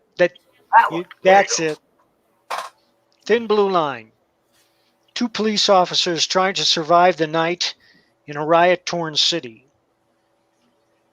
My artist is a full-time police officer, and he still finished the book faster than many pros. Dude, you heard that all right? Y'all heard that right? Full-time, and you know, cops are not 8-hour shifts. You guys know that. They work. Okay. They get done with their shift. They go into the station. They have to write up their reports. Blah blah blah. By the time they get home, they've been gone 12 hours or more. You know, I know what cops like. My mom was a cop. We actually have there are 2 artists on the book. There's Joseph Arnold. Joe's been my friend for many years. He's been a police officer in Loveland, Colorado for the past 2 years. And Jeff Slemons, very well-known artist and a master in his own right. Jeff painted the cover over Joe's design, and Jeff is the inker on the book. The book, but that's fairly typical of the art inside. I could show you some more. It's really good, though. I mean, it's going to knock you off your ass. This is a scene from 2084, a new series. That's a different book. Okay, one book at a time. Hold on. Yeah. I don't want to distract you till you're done talking about this one. Well, I'm excited about it because, as always, my first rule is to entertain. It's a very entertaining book. Once you pick it up, you're not going to be able to put it down. I got no axe to grind. There's no preaching. I know how to entertain. My second rule is to show, don't tell. And I show the whole story. And the third is to be original, which we are all unique human beings. And if you bring your sensibility to what you write, you'll turn out original material. And all I can say about this is it's got something for everyone. Okay, Brad's asking the difference between the graphic novel and the paperbacks. Are you talking about the Nexus books or the Florida Man books? I think he's talking about Florida Man. And Mike has this habit of writing a real book and then a graphic novel, and a real book and a graphic novel, and making everybody all fucking confused when they're talking about my books. I know, yes. Well, all right, Brad, the difference between writing a novel and writing a comic is the difference between skiing down Mount Everest and water skiing. Florida Man. Yeah, Florida Man. There are 3 Florida Man novels out. 3 Florida Man novels. There's only 1 Florida Man graphic novel out now, but we're about to begin work on the second one. Okay, my question is, the first Nexus or the first Florida Man novel, is it like a takeoff of the graphic novel, or are they just 2 separate things entirely? They're different, although there is some crossover. The novel came first. Actually, this happened because I was going to do it as a comic series, and when I'd written out 5 scripts, I realized I had a very detailed outline for a novel. So I wrote the novel and I submitted it to my publisher, and they snapped it up. And it was in print a month later. And it's by far my most popular novel. And they said, keep them coming. So there are now 3 Florida Man novels in print. And I'm thinking about the 4th, although it's going to be a while before I get to it because I got so much more stuff going on. But the comics are a lot easier to write, and I suspect I'll turn out a 3rd Florida Man graphic novel script before I write a 4th Florida Man novel. Y'all hear it. Now listen, he's like, yeah, somebody else is the most working guy in comics, but listen to him. You got this one, you got Florida Man, you got Florida Man novels and graphic novels. Then you got the next thing on the queue. 2084 is a series I'm working on for Martin Perkel. Martin developed all the concepts and sent them to me. Martin lives in Austria, and he contacted the artist, whose name is Marcel Arbreau. And I don't know where Marcel lives. I suspect it's somewhere in South America. But the art he's been turning in is just spectacular. And as the title implies, it's an extrapolation on what Orwell posited for 1984. And in fact, what we see happening right now in real time before our eyes. The difference is that in this world, there are very powerful telepaths and telekinetics who are willing to resist the government. And therein lies the main conflict. There you go. There you go. There's always got to be a rebel, and there's always got to be a Darth Vader trying to crush him. It's the way it is. Look, this looks really good. 2084. So you're talking about 100 years in the future. Well, actually, 2084. From the 1984 right. premise. Yeah. From the 1984 60 premise. years in the future. No, I'm saying so from the 1984 premise. Right. You're 100 years forward from that. And, man, see, I hope we do have some kind of superhero telekinetics or telepaths come save our asses pretty soon. All right, here's another image I want to send you. This is by Marcel Arbreau as well. Come on. Come on. Didn't mean to do that, but hi, Tina. You're welcome. Thank you. Oh, man. Oh. That's not where that's where I'm trying to be. Facebook is so unresponsive. Yeah, it's man. I'm banned, by the way, folks. I'm banned. I'm in the slammer for 7 days for writing "We must bomb the Patterson Book Factory," by which I meant James Patterson, because any writer knows that whenever you go into a bookstore, every day there are 6 new James Patterson titles crowding everything else off the shelves. Yeah.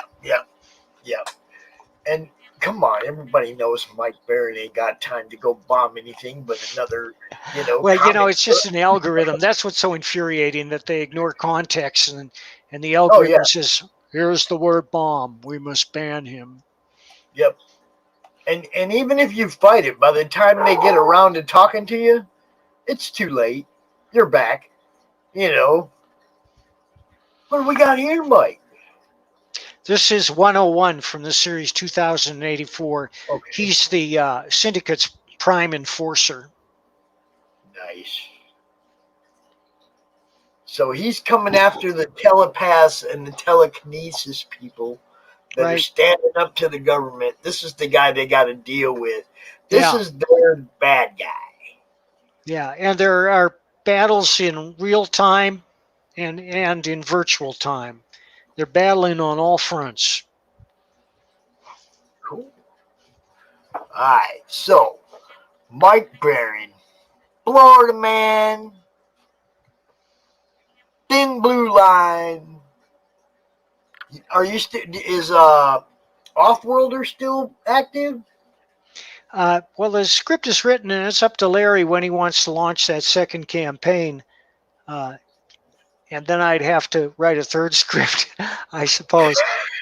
Yeah, I have an outline for the whole thing, but the other things are in the works before that, and one of them is Bronze Star, which is a Western I'm doing with Pat Broderick.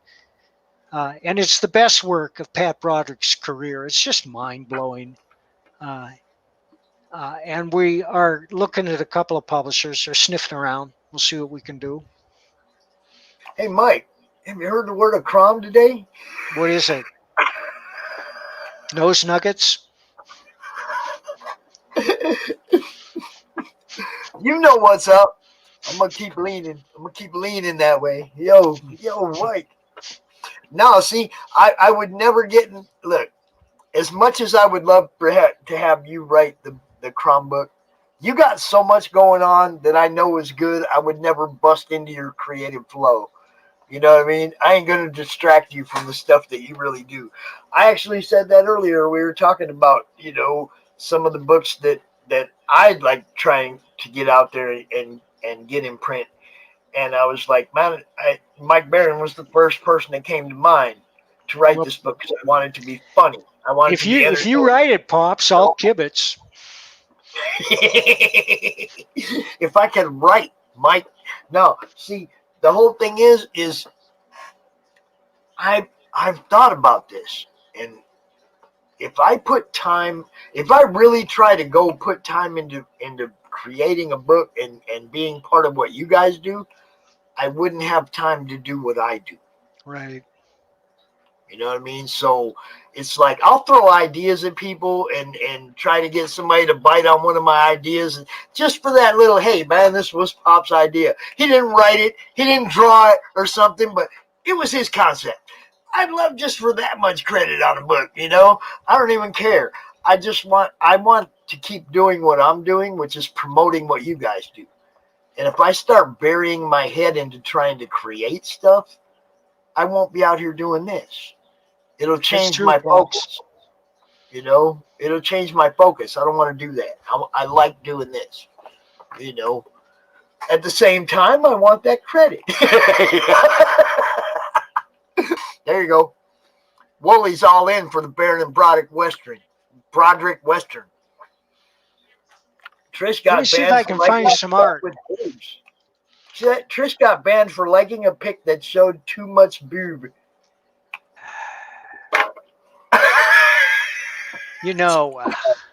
It's amazing, isn't it? Are we safe here? I mean, can we talk about Facebook here without a SWAT squad showing up at our house? Oh, well, I don't know. If they show up here, they just get wolves, I just let the dogs out. I don't even Same thing for the vaccine police. They come around, I'm just letting the dogs out already. Good on ya. I let my dogs out and they just beg for treats. All right, here's a page.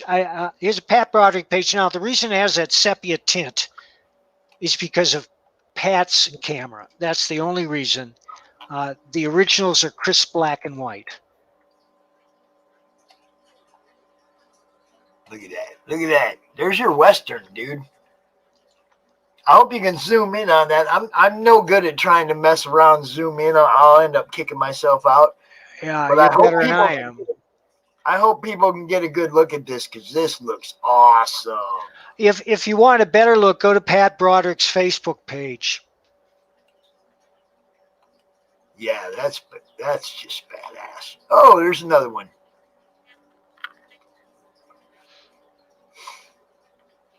You got an Eon Flux eyeball.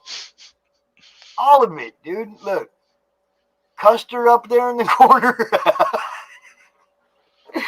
That guy looks like George Custer. I ain't lying.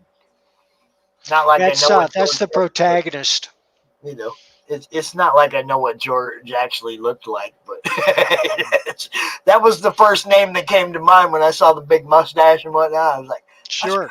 Well, I got a friend that looks like who had the Wild West show? Buffalo Bill. I got a friend named Buffalo Bill. I mean, no, his name is Diggs, but he looks just like Buffalo Bill, and he does cameos in westerns. Nice. So, Mike, I know. Yeah. I know you got at least one thing you ain't telling us about, right? At least. Okay. See, when I tell you guys Mike has got his fingers in a lot of pies, I ain't lying. He'll tell you about the stuff he'll tell you about. I guarantee you there are 4 or 5 things rolling around back there that he ain't talking about yet. And that's what's going to be all the 21 and 22. Be ready for it.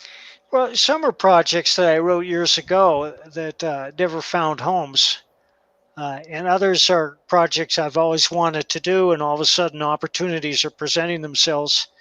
And one of them that I hope to do is going to be a graphic horror novel called Helmet Head, about a monstrous 7-foot biker who rides the backwoods and hills of southern Illinois, chopping off the heads of other bikers with a samurai sword. Now, believe it or not, this all makes sense. But if you want to know what the story is really about, it's about Nazi biker zombies. Nazi biker zombies. That's right. Did you hear that, Oden? I mean, Did you hear that? yeah, I just so happened to pop in, like right as he was finishing that part up. I think I got a cover here. Oh, hold on. See if I can find that cover. I just love talking to you, Mike. You're always entertaining. You always have a lot to show us, a lot going on. Oh, wait, there it is. Yeah, that certainly hasn't changed.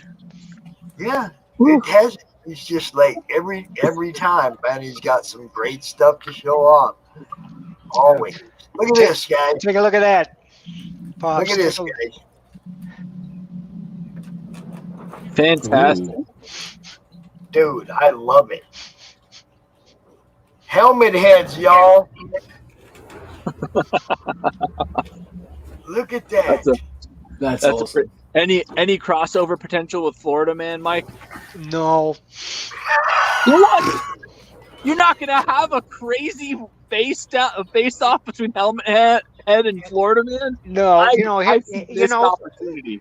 Florida Man is much more likely to meet the Badger than Helmet Head. Okay. I'd go with that too. Hey, anything that comes out of Mike's mind, I'm down. Look at Trish. She's like, when is that going to be available? Trish, we only have 5 illustrated pages that the artist Elias Martins did years ago, and Elias has to complete his work on the next Florida Man graphic novel, which won't take him long because he's a Brazilian. And he turns this stuff overnight. It's thoroughly professional. It's penciled and inked. He's never missed a deadline in his life. And then I have to finish the script to Helmet Head. I'm adapting my novel. The novel is available on Amazon. I've always wanted to turn it into a graphic novel because it's going to be pisser. I just have to find the time to do it, and I will find the time. It seems to me that all I do is sit around with my thumb up my ass, and yes, this stuff gets written. Like goblins get up in the middle of the night and write while I'm sleeping or something. I don't know. We know it's the dogs, Mike. We know it's the dogs, dude. We know. Yeah. They're always sitting behind you looking at you like this lying bastard.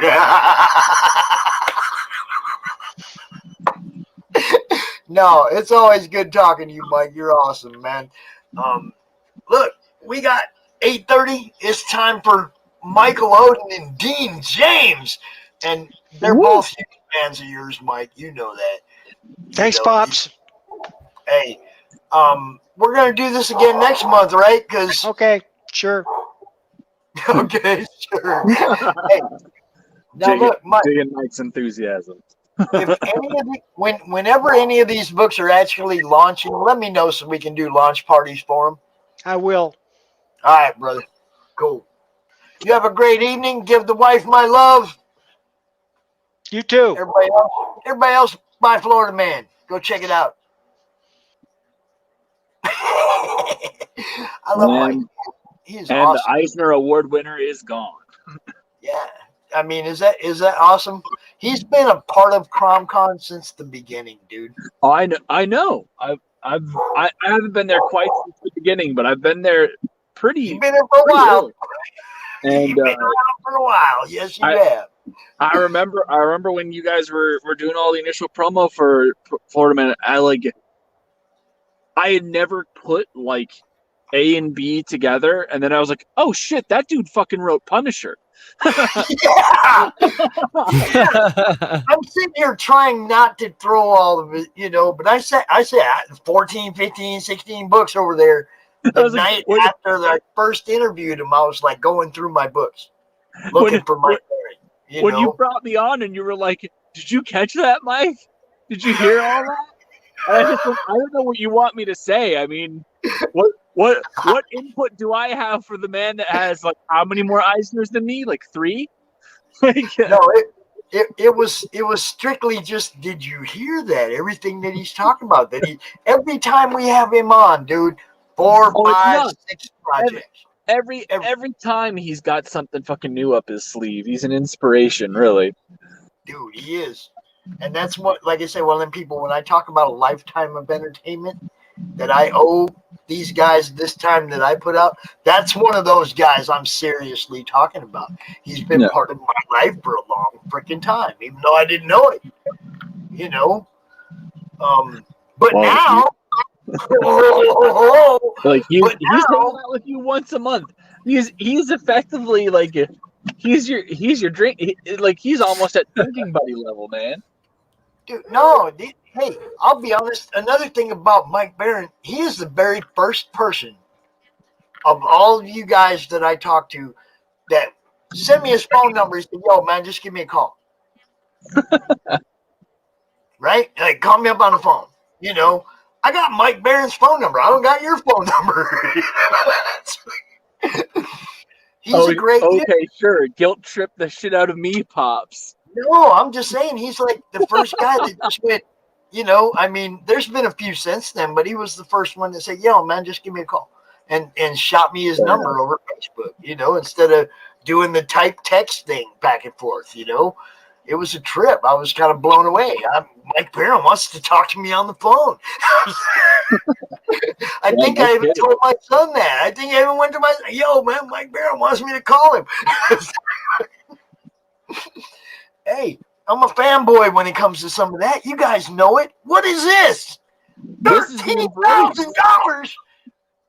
Yeah, we've done pretty all right. We've raised a penny or two. We've done all right. It's the sticky hands. Every backer gets free sticky hands that glow in the dark. Well, yeah. No, to add to the spooky goodness. Yeah. So that they can get a hand on their under a grasp of their understanding of the book, Right. Because it is a very gripping tale. Yes. One that you would be foolish to not take away and get your Don't let on. it slip through your fingers. How many hand puns will we go through by the Do you end want of to our... explain the hand puns, though, so people understand what I'm laughing at? Oh, there's no way that anybody that has seen the design of this character doesn't already know about all the hands. They're everywhere. Yeah. That was a choice. Yes, indeed. But yeah, so this is the embrace. We've been that's in demand, and this CRoM Con is I guess a good place as any to say we're closing out in demand here in I think 2.5 weeks. We're hitting the close on that, so you guys are running out of time. You guys need to make sure you get in on this because this is counting down. It's less than 2 weeks. Are you going to count down the final hour of the demand? So what we're going to be doing is we're going to be going. We're going to be doing a closeout event stream on Michael Bancroft's stream. Let me know. Ask him if it's okay if I simulcast it so I can show it all to my audience too. I will definitely do that. And like the big thing is that like we're going to be taking it off in demand on Bancroft's stream, but like the way that Indiegogo works is it takes like a day. Like between a day and 3 days for it to process, so it'll likely be up through that weekend. But yeah, like that'll be your like last chance to get in on the book. We're closing it out because Dean is finishing up the art on the book, and Paul is like closing in right behind him. Like we've got the book is pretty much done. It just needs to be lettered after. That will likely have the interior art of the book done within the week, and the lettering will be done before the end of next. Yeah, and it's then actually crazy. Yeah, and then it's off to the printer because I've got most of the graphics already ready, so it's just assembling the print file. So, like, yeah, we're kicking tail. If we can get that 13K over 15K, that'd be awesome. That's a big goal for us. Because that'd be really cool. And yeah, I mean, you know, do you guys is there anyone that has any questions about the Embrace that hasn't already been answered? Yeah, what is the Embrace? It's you guys ain't been out here for a while now. Okay. Yeah, I know. And probably have our audience has probably flipped over a little bit since you guys were out here last. So I want to go ahead and play the trailer, and then I want you both to introduce yourselves. You know, sounds fair. You know, so let's first let's introduce your book and your characters, and then you can introduce yourselves. Yeah, get this right.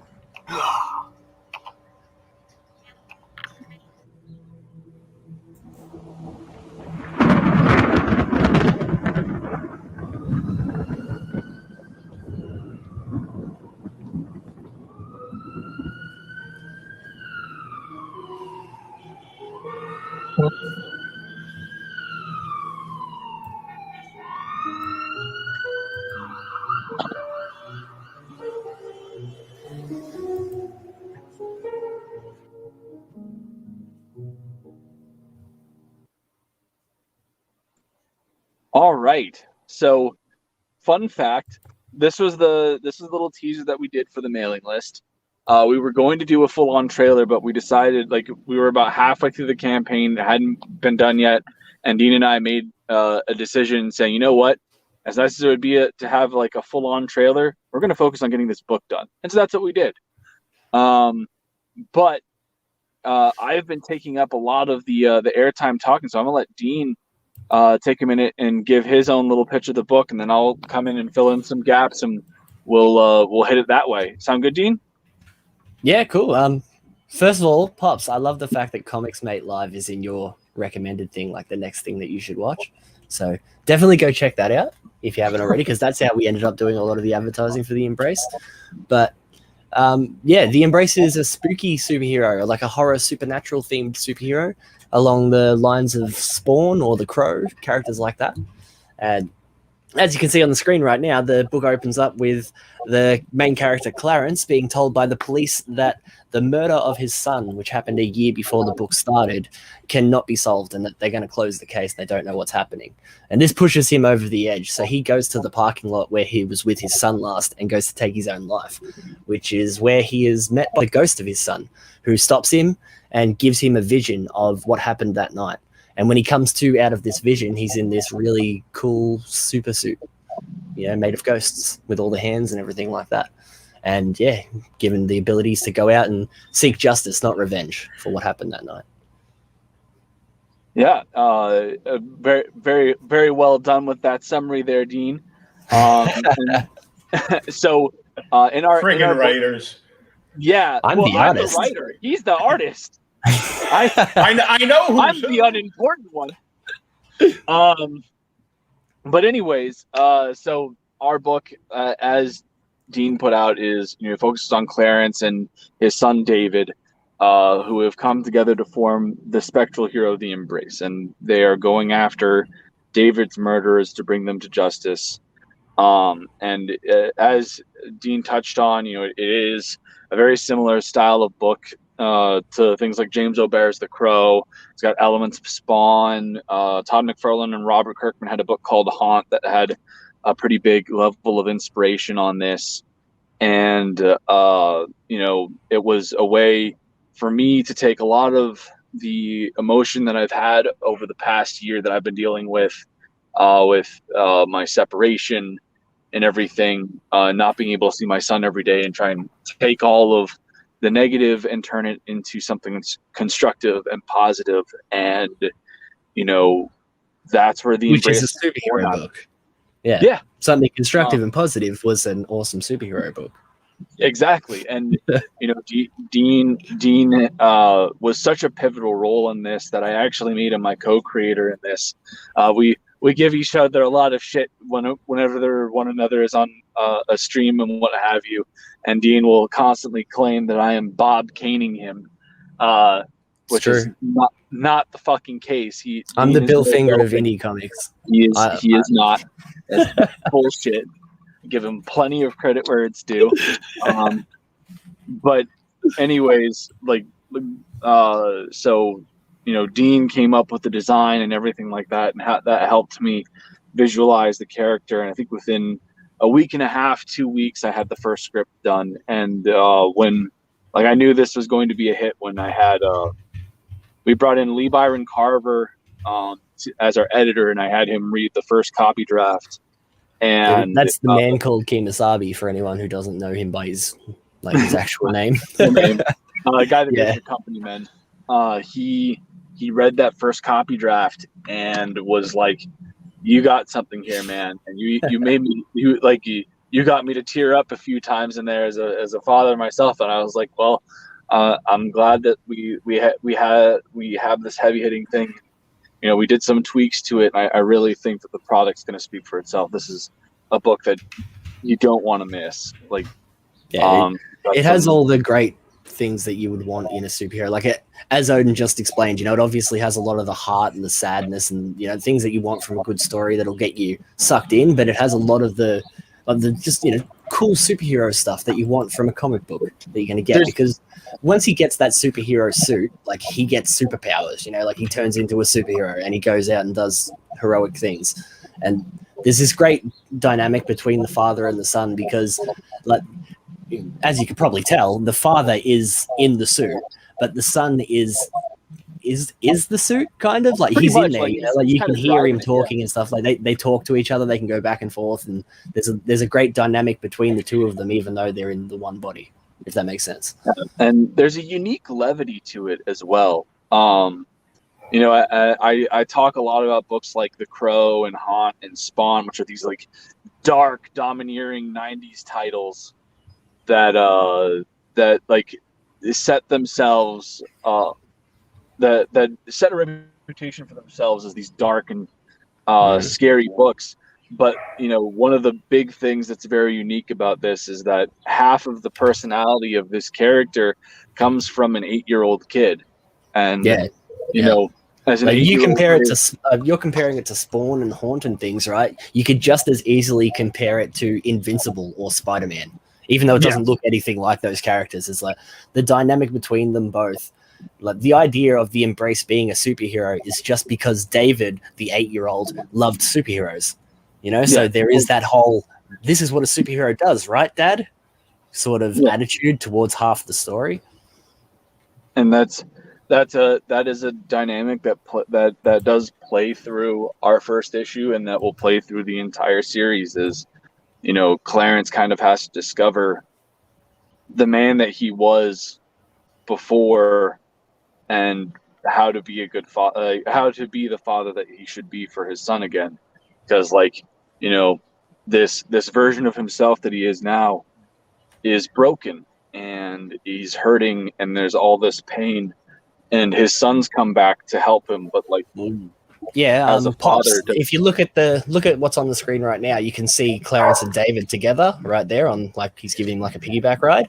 And if you scroll up a bit, you can see what Clarence actually looks like when you meet him in the book. And, you know, he looks like hammered shit. No, up a bit more to the actual page, because that's what Clarence looks like when his son was alive. Keep going, keep going, keep going, keep going. That page. There you go. Look at him at the top right there. You know, that's what he looks like when you meet him in the book, is he looks like hammered shit, and he hasn't shaved, he hasn't brushed his hair or cleaned his teeth or anything for a very long time. And, you know, obviously the death of his son. Teeth are awful white for having never been cleaned. Been a long time. Yeah, exactly. Like relatively, like. I know what you're saying. He's a mess. He obviously hasn't been taking care of himself, and, you know, he goes to that as Dean said, he goes to that parking lot with every intent of taking his own life, and he's stopped by his kid. And so, like, you know, it's a very unique thing where, you know, obviously in most stories you have the father trying to save the son and everything like that, but we've reversed that dynamic. And that's not to say that throughout our story, Clarence won't buck up and rise to the occasion as the father that he should be and what have you. But yeah, like it's about bringing Clarence back to the man that you would see in the flashbacks or whatever when David is actually alive. You know, David wants his father to, you know, be able to move on with his life and be the man that David always thought he was, even though David's gone now. So it's actually, like, that was one thing that I did. Like, you know, if you watch anything I've ever appeared on when it comes to these streams and stuff, right, all I ever talked about was trying to make it cooler, put more action in it, things like that, you know. But one thing that I did always compliment Oden on was the bond between the father and son characters, right? Like, a lot of the best moments, the moments that will make you smile or make you, you know, all the moments that'll make you cry involve David and Clarence directly. You know, like, it has nothing to do with the superhero side. It has to do with the father and son and what they're going through that really connects you to the story. It's really funny because I really can't wait. So there's a page on this campaign, if you scroll up a little bit, where, like, you kind of get to see the powers of the suit showcased for the first time. Attack of the Sponge again. Is this just completely badass art page? But when people read that in the book, they're going to be laughing their asses off because of the actual context of, like, the dialogue and what's going on between David and Clarence in that scene. Because they're still kind of trying to figure out exactly what the suit does. And David's very funny. He's exactly what you would expect a kid with an 8-year-old kid that all of a sudden has superpowers would be like. Yeah. It's pretty great. And so, like, you've got this badass art juxtaposed with this very light encounter between David and Clarence, and it's really funny because it's funny between them, but, like, the guy that they've stolen the gun from is obviously, like, about to shit his pants. He's so scared. Just like, what the hell is going on? Yeah, there's a lot of good moments, like, you know, without spoiling anything, but there is a lot of good moments like that. And that's our friend Jim O'Reilly, right? Yeah, Jim O'Reilly. He's a bloody legend. Did a fantastic piece for us on that. Yeah. But he doesn't think so. Yeah. He doesn't think so. It doesn't matter if Jim could fucking paint the Mona Lisa, and you'd be like, oh, that's a fucking masterpiece, and he'd just be like, I want to throw it in the trash. Whatever. That's Jim, exactly. I was going to throw this in the trash. And every time I encounter him, I'm like, hey, I'm still waiting for you to send me all that shit you keep drawing. It's like, hey, man, it's like I threw it out already. Send me that sketchbook you were going to throw in the trash, you know? Yeah. With all the drawings that you hated. All of them. Yeah. Yeah, I was going to pick one for my next cover. The dude's amazing and he knows it, but he's humble. I just agree with him whenever he says it looks bad, and then he comes back with something better. Well, yeah, I mean, he set me up a few months ago. You know, he put a donation project up that he did, and he's auctioned it off in the madness to help us pay bills and shit. And I think it went for $125. And, you know, it wasn't like a formal auction. It was just a post in the madness. But, I mean, his stuff's worth way more than that. Yeah, I know. Oh, man. I think everyone agrees. He's a tremendous talent, man, and he's a great guy. I love Jim. He's good. Which is why we made his cover holofoil. So if you back this, if you back that cover, it's actually going to be all nice and shiny and fancy. Yep. We did a poll on Twitter a while ago, and the pattern that won was called Shattered Glass. and that was pretty badass. It looks pretty good. So this is no longer you can still it get is. the There's special 3 of edition. them. There's only only 3 of them left that you can get a hold of, and it's if you get the one of each tier signed. But this was a big part of our promotion for the one of each tier initially when we had launched the campaign, where you got this 4th book for free. You do still technically get a 4th book for free, but rather than it being the Spectral Edition on the new one of each tier regular, it's the B variant for the Special Edition, which is inspired by James O'Bare's The Crow. Yeah, whereas you get absolutely everything if you get the one of each signed. It's the only way to get the Spectral Edition. And if you in case you couldn't figure it out just from looking at the image on the screen, it's basically a black and white noir version of the Embrace, the fully black and white of the Special Edition of the Embrace. So, yeah. We had when I had initially pitched this book to Dean, I had wanted it to be a black and white book like The Crow. And then Dean did his first character drawing of the Embrace and put on some color on it. And I went, no, this book needs to be in color. But Dean and I came up with a really cool idea. I was like, we could do like a special edition of the book for everybody that's completely black and white. Yeah. And people it'll be the collect ultimate collector's edition version of the Embrace. Yeah, so that's what we decided to do. And then this is a promotion from our first 30 days. We're really excited to get these out to people. But everyone that backed for the first, that wasn't even the first 30 days. It was it was that 60-day campaign window. Anyone that backed Perfect 10 issue 2. And the Embrace gets this pinup by Russ Leach, which is just tremendous. Yeah. Sweet. Dude, it's amazing. Everyone loves Russ Leach. You remember Russ Leach from Only Death Can Save Us? Yes, Only I Russ have. can Yeah. I have it. I have it. Only It's Russ can such a save good book. Yeah, Russ. it is. And I bought it because I didn't want him coming stateside and kicking my fucking ass. That needs to be a tier on like one of his next books. Russ, pay for Russ Leach's airfare to come over and judo throw you over his shoulder. Or spar with you. Spar with you. Yeah, no, I would like I don't want to take that much of a beating. I just want to say, yeah, I got thrown over Russ Leach's shoulder. Spar with me in my wheelchair. Great. Yes, Yeah, thank you. I got you covered. Yeah, Pop's got my back, way back.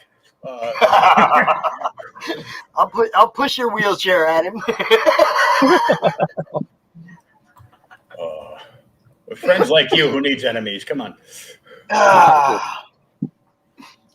Matter of fact, Gentlemen, you know what's happening next, right? ladies' night. Oh yeah, yeah, ladies' night's happening. You got It's Piper, about to Shae. blow up. Pops calls it ladies' night. I refer to it as the F-bomb show. Fair enough. I mean, you mean, got Kara, Nicole, and Piper on there, and Shae. So, like, I'm not surprised. And Daphne. And Christie Shinn. And Undead Ramen was just in the chat or in the backstage. She's invited to come out too. Oh man! I told you it's the F-bomb show. Yeah, see, I mean, we did this once before. I don't know if you remember, Mike, but we had all the ladies do a Monday Madness show months and months ago. And Yeah, it was I remember that. You guys had a pretty solid turnout for that too. Yeah, it was one of the best shows I ever had, man. It was like, it's been a while. I didn't want to like gimmick it, so I waited a while, and it was like, now we have a whole new crew, right? You get back in here. Jesus. Yeah, now it's like there's a whole new crew of ladies, but we still got Christie. Christie's good people. Demon Bitch is such a great little webtoon. Whenever I need like a little giggle at something, I go and Have you seen her recent one though? I'm not up to date. I think I'm like 5 or 6 chapters behind. So You gotta catch up. some dude No, opened his. let her tell about it. It's going to be a good story. You need to hang out in the chat and hear it because I had a blast just repeating it, and not the story, but the new character over and over again because that was. Oh God. Pops tried to bring it back to G rating, and I said, "Oh no!" I'm ready. I'm ready. The Ram has I'm ready. touched the wall. There is no G rating Oh, anymore. Chris, you come too. You come out too if you want. I'll send you the link. Yeah. And don't I forget will do that. the link is up there to win 8 Scout Comics trade paperbacks digitally from Comics Tags. Just go to my Twitter. The link is in the chat. At JokerFan on Twitter. The pin post, share it, and then comment on the original post done. And you could win all 8 of them. It's like a $200 package. Oh wow. Yeah. That's nice. That's certainly not a bad deal at all. All you got to do is go to his Twitter page, retweet, and type "done" in that post right there, and you're in the drawing. And we went over 800 in the Twitter on my Twitter page. So we're gonna give one of these away too. Life Encore number 3, Mike Jimmy. Sent us some of these. This is signed. Yeah, we got this signed. Mike Jimmy's Life Encore number 3. We're gonna give one of these away. Somehow probably tomorrow during Monday Madness because I have like a whole half hour without a guest. So I'll probably do all the giveaways tomorrow during Monday Madness. But I think I'm gonna have more than one because I'm trying to get. Look, if the YouTube channel gets to 400 before CRoM Con's over, we're gonna do another giveaway. Well, we're at 395 right now, y'all. 395. I'm pretty sure all these ladies can bring us some more subscribers so I can give something else away. Right? There you go. And Trish will have, look. Oh, here we go. Are you guys ready for this? It is 8:58. I have to prepare. Are you ready? I have to prepare our fans now. Okay. What's coming up? They should have been fucking prepared when I was in the There it is. You all know everything that happens from here on out is not my fault or responsibility. Hi, Shae. Hi, Irene. How you doing? That was some disclaimer. Hot damn. Actually, that is because of Ren, you're muted, babe. That is Hi. Just for us? Yeah. No, that's for Christie Shinn. Actually, that's because of Christie. She's the one that we created that for. I'm just saying, I don't see Christie here. She's gonna be here. She's eating. I get that, but I'm saying you brought it up for me and Rennie. No, I brought it up for the opening of this segment because I know how these ladies can be. When we get Kara out here and we get Lola out here and Christie out here, I'm gonna go. I feel like that's probably safe. Right. I was like, I was gonna make fun of him, but I was like, wait, no, that makes sense. Right? It's kind of fair. Yeah, I'm no dummy. I did this once before. Michael Oden, Dean James, you guys are great, but you're not ladies. Yeah, fair enough. Don't That's accurate. Hold on. You don't know that about me. You can just temporarily identify as one. Dean is like 12, so he can be whatever he wants to be, right? That's how that works now? Yeah, I get to choose my own gender in 2021. That's true. Thank you very much. How are you in every chat? Hello. This is what he does. I just left Vinny's stream with Raven to come here, and he was also in that chat. Ethan, I mean, that's what Frog G does. He's amazing. So we need to get you and Raven on the same stream on Red Valkyrie at some point because I want to watch the world implode and I feel like it's gonna happen. I want to talk to her more. Let's do this. It's gonna be great. Let's go. She was in the backstage. She was in the backstage and then she left. I was like, get back in here, Ramen. Get back in here. So come I on. have a sword now. And Raven Oh my gosh, Monroe. who gave you a Raven sharp Monroe. object? Dude, Oh I my invited She's on. Raven Monroe to be in CRoM Con 1 way back when. And she had a project, but she couldn't divulge it yet when the show came up. So she couldn't be on, it was like she couldn't come out and talk about it. And it was like, so she just launched Cookies and Screams today Yes. at noon Eastern. She's already funded. yes. Yes. Right Fully on. funded. That campaign looks so freaking adorable. Right? Oh, I'm working on wait, fan art for her. Oh, Nice. Oh my god, that's Yes. so cute. Let me guess. Cookie and Scream patches. Look. She's already got patches. That's already a thing. And in fact, she just hit me up and she was like, "Hey sis, I need your patch guy because I'm gonna have to contact him sooner rather than later. We just hit funding, and now I need to do this every 1,500 or whatever. She was gonna do a new patch, So- but she's doing them. They're like scout patches because Cookies and Scream is about like a little. Essentially, it's like a Girl Scout. It's a sugar scout. And she has little patches that they had designed up for like the friendship patch and like the camping patch, and they're fucking adorable as shit. So she's doing one every 1,500. Is she available right now? You can bring her out and talk about her campaign if you want. Let me see if I can grab her. she's on Vinny's stream right now. I know she's on Vinny's. I don't know how long. Are we she's gonna be grab everybody from his stream? Yeah. That I'm sure Vinny will be great with that. Anyways, You know what? Vinny Tell her too. I'll switch places with her. So excuse you, you ain't going anywhere. No.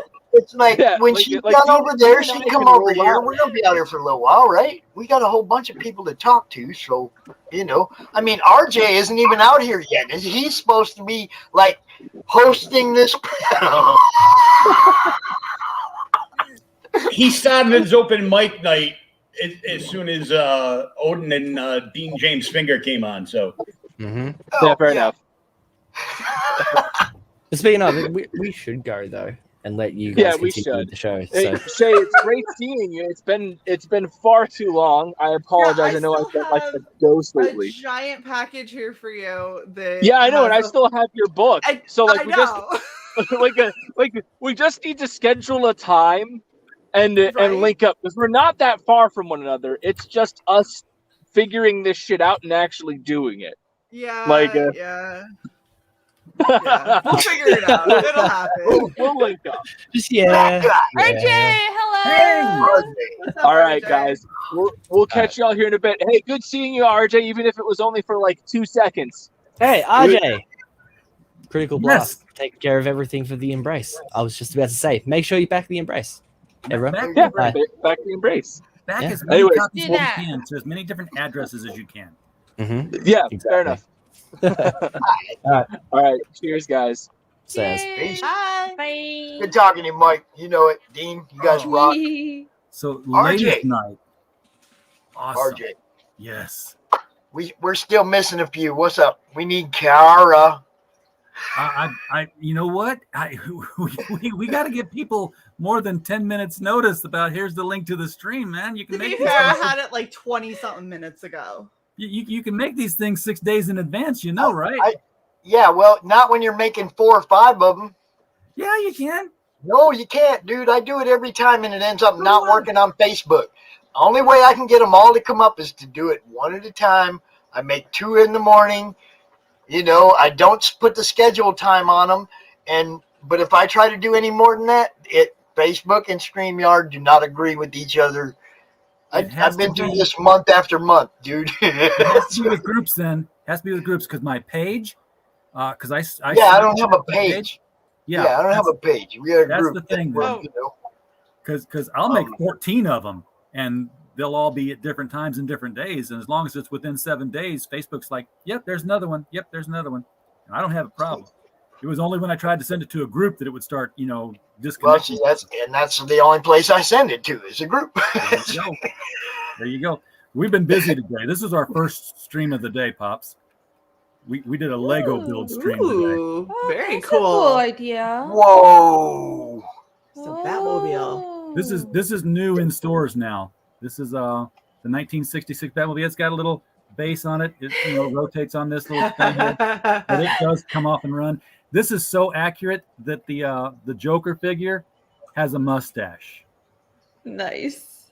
So You like that, Will? Oh, Will left. He's in the backstage. He's like, I'm out.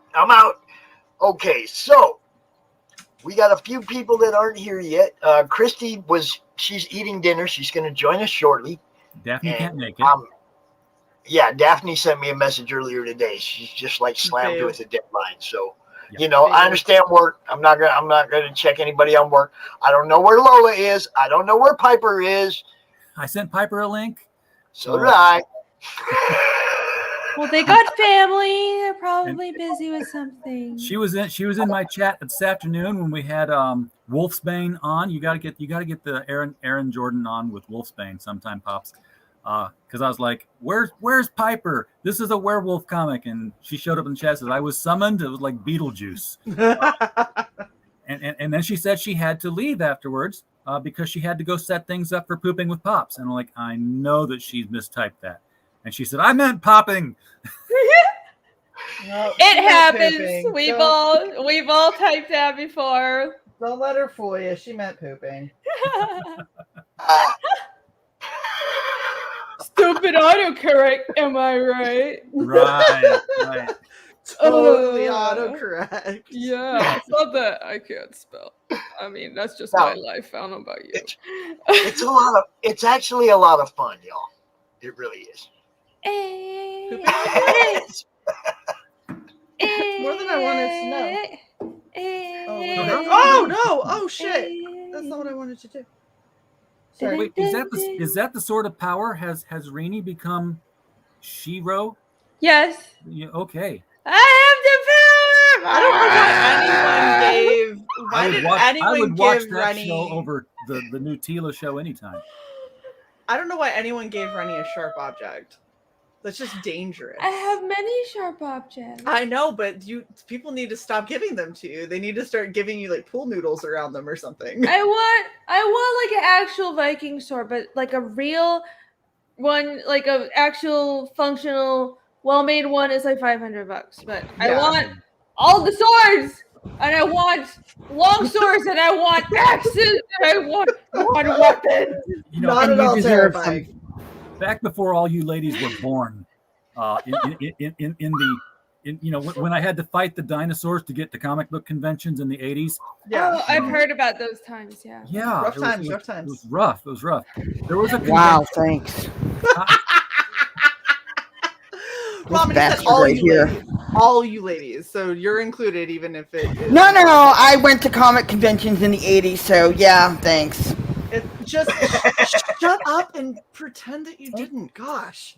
James Hayes, James Hayes asked, can I cut a sandwich with this knife? Dude, like, look at the size of this thing. I can cut 5 at once. 5 sandwiches. I can stab your enemies and then cut like 5 sandwiches for you at once. All right. Well, You I can make went sandwiches out of the to enemies. the convention and they were cosplaying, and this is where it comes down to where you got to be specific with your rules, because they had a rule that said no weapons. Oh yeah, that'll go But over well. they didn't define what a weapon was. So one, and I wish it had been me, one enterprising young man ran across the street from the convention center to Kinko's and bought like 1,000 luggage tags with the word weapon on it. And people were like tying them to like their carry-on bags, to like their teddy bears. Look, it's a weapon. It says it's a weapon. Are you going to take it away from me? It clearly declares that it's a weapon. And he was selling for like $1 a piece. He just cleaned up. That's smart. Oh, that's fun. That's the best way to troll that kind of stuff. That is so terrible. Early trolling. Why would any con do that?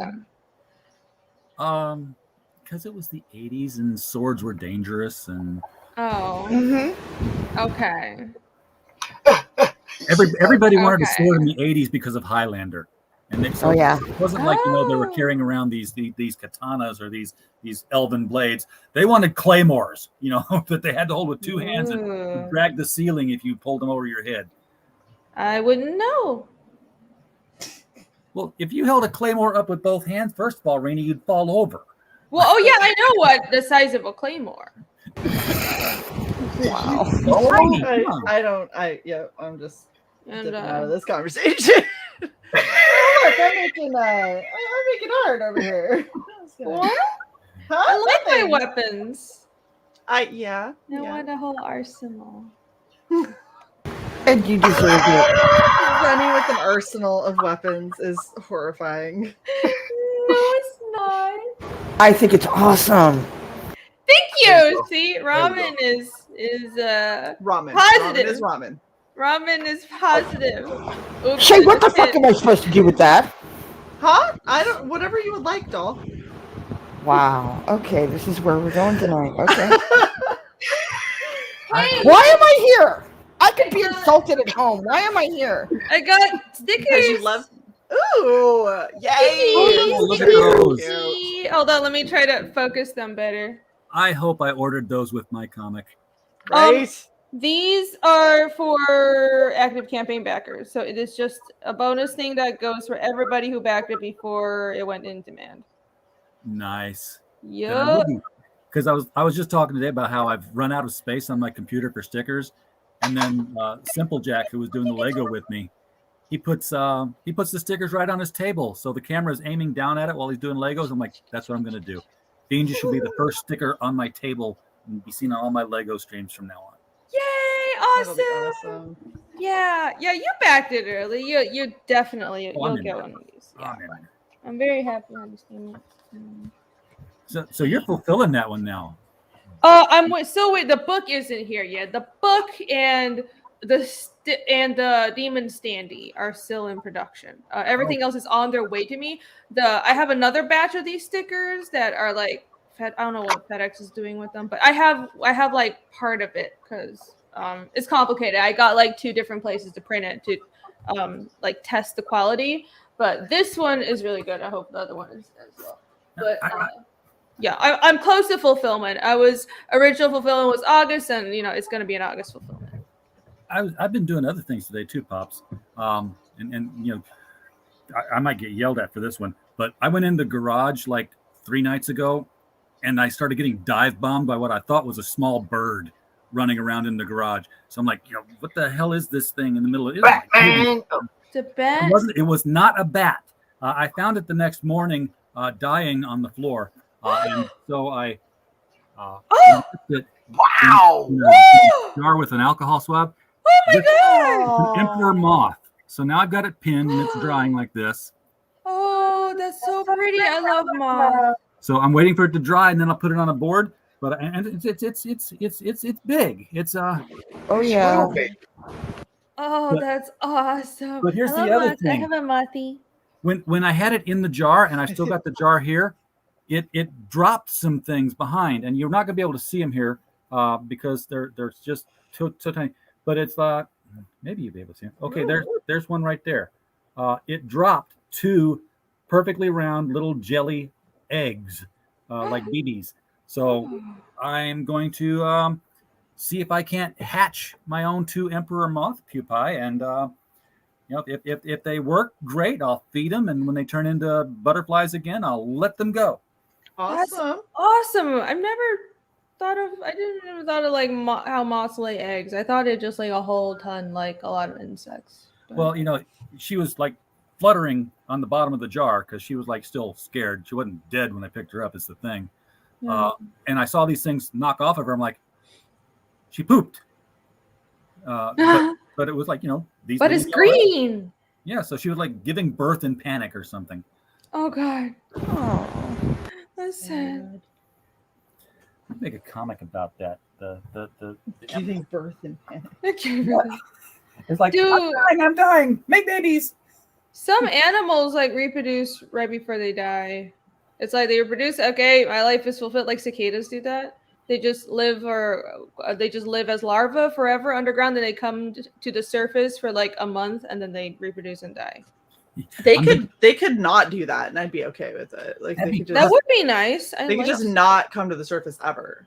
Oh no, I like cicadas. I hate cicadas with a passion. They're so pretty. Oh my gosh, no, they're not. Especially not when they start committing mass suicide in your pool, and you have to clean out those corpses. Well, it's horrible. You're right. And they make this noise like the Zanti Misfits. You know, Yeah, I don't need that. I like it. I don't need to hear. Yeah, what I should do, Wooly, is I should take this jar and go put it in the microwave to give it just a little bit of radiation.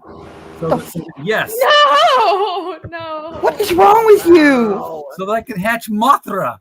Oh my god. I don't think it works like that. That's not how it works. I've heard. I've heard. If I I like do all it, my time making Mothra. if I do it, then I'll know it's working. If I wake up in the morning, there's like two little Japanese women standing outside the jar, and they're singing to my jar. I'm like, yes, I did it. Hey, Christy made it. Hey, it's Christy. Chimera, you're right. I mean, I'm not drunk, but I've had like a few beers. James Hayes asks, yes, Fiendish is my book, James, and it is now in color, but I also have a grayscale version. So the Smoked here is a grayscale book, and that one is fulfilling first if you want to get it soon, like literally this month. But the default book is in color. Yeah. Nice. Hooray. Congrats. Yeah. This is my first time meeting Christy. Hello. Hey, how's it going? Yeah, I'm doing the Murder Ballads Tarot, so it's going well along. I actually was on AASN, Artist Alley Shopping Network, and I completed like 3 freaking cards, and it was kind of like, dang. Like sometimes like I'll go for a few days and not do it, but like what I've made a point about it is that for the tarot cards, I kind of channel it, which is weird, but it's sort of like when it comes out, it actually looks good. Yeah. It doesn't feel forced. So. Interesting. Wait, so is it like a crowdfunder?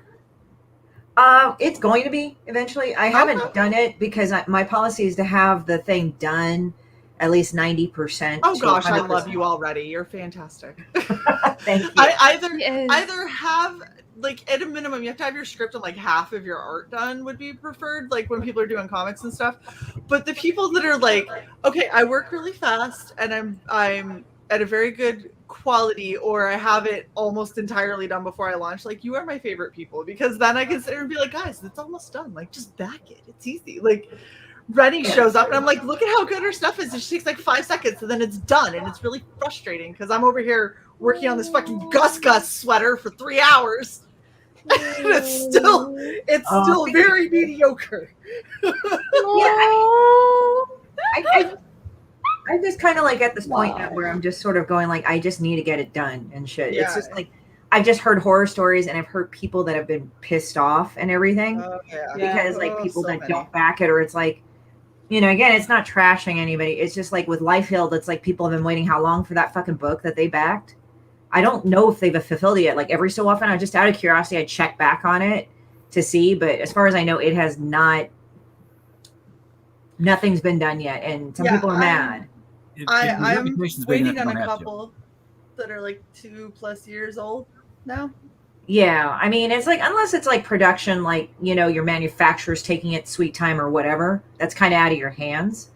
Well, but if you have some people that just totally redo, they're like, well, I just decided to redraw the whole thing. And I'm like, okay. No.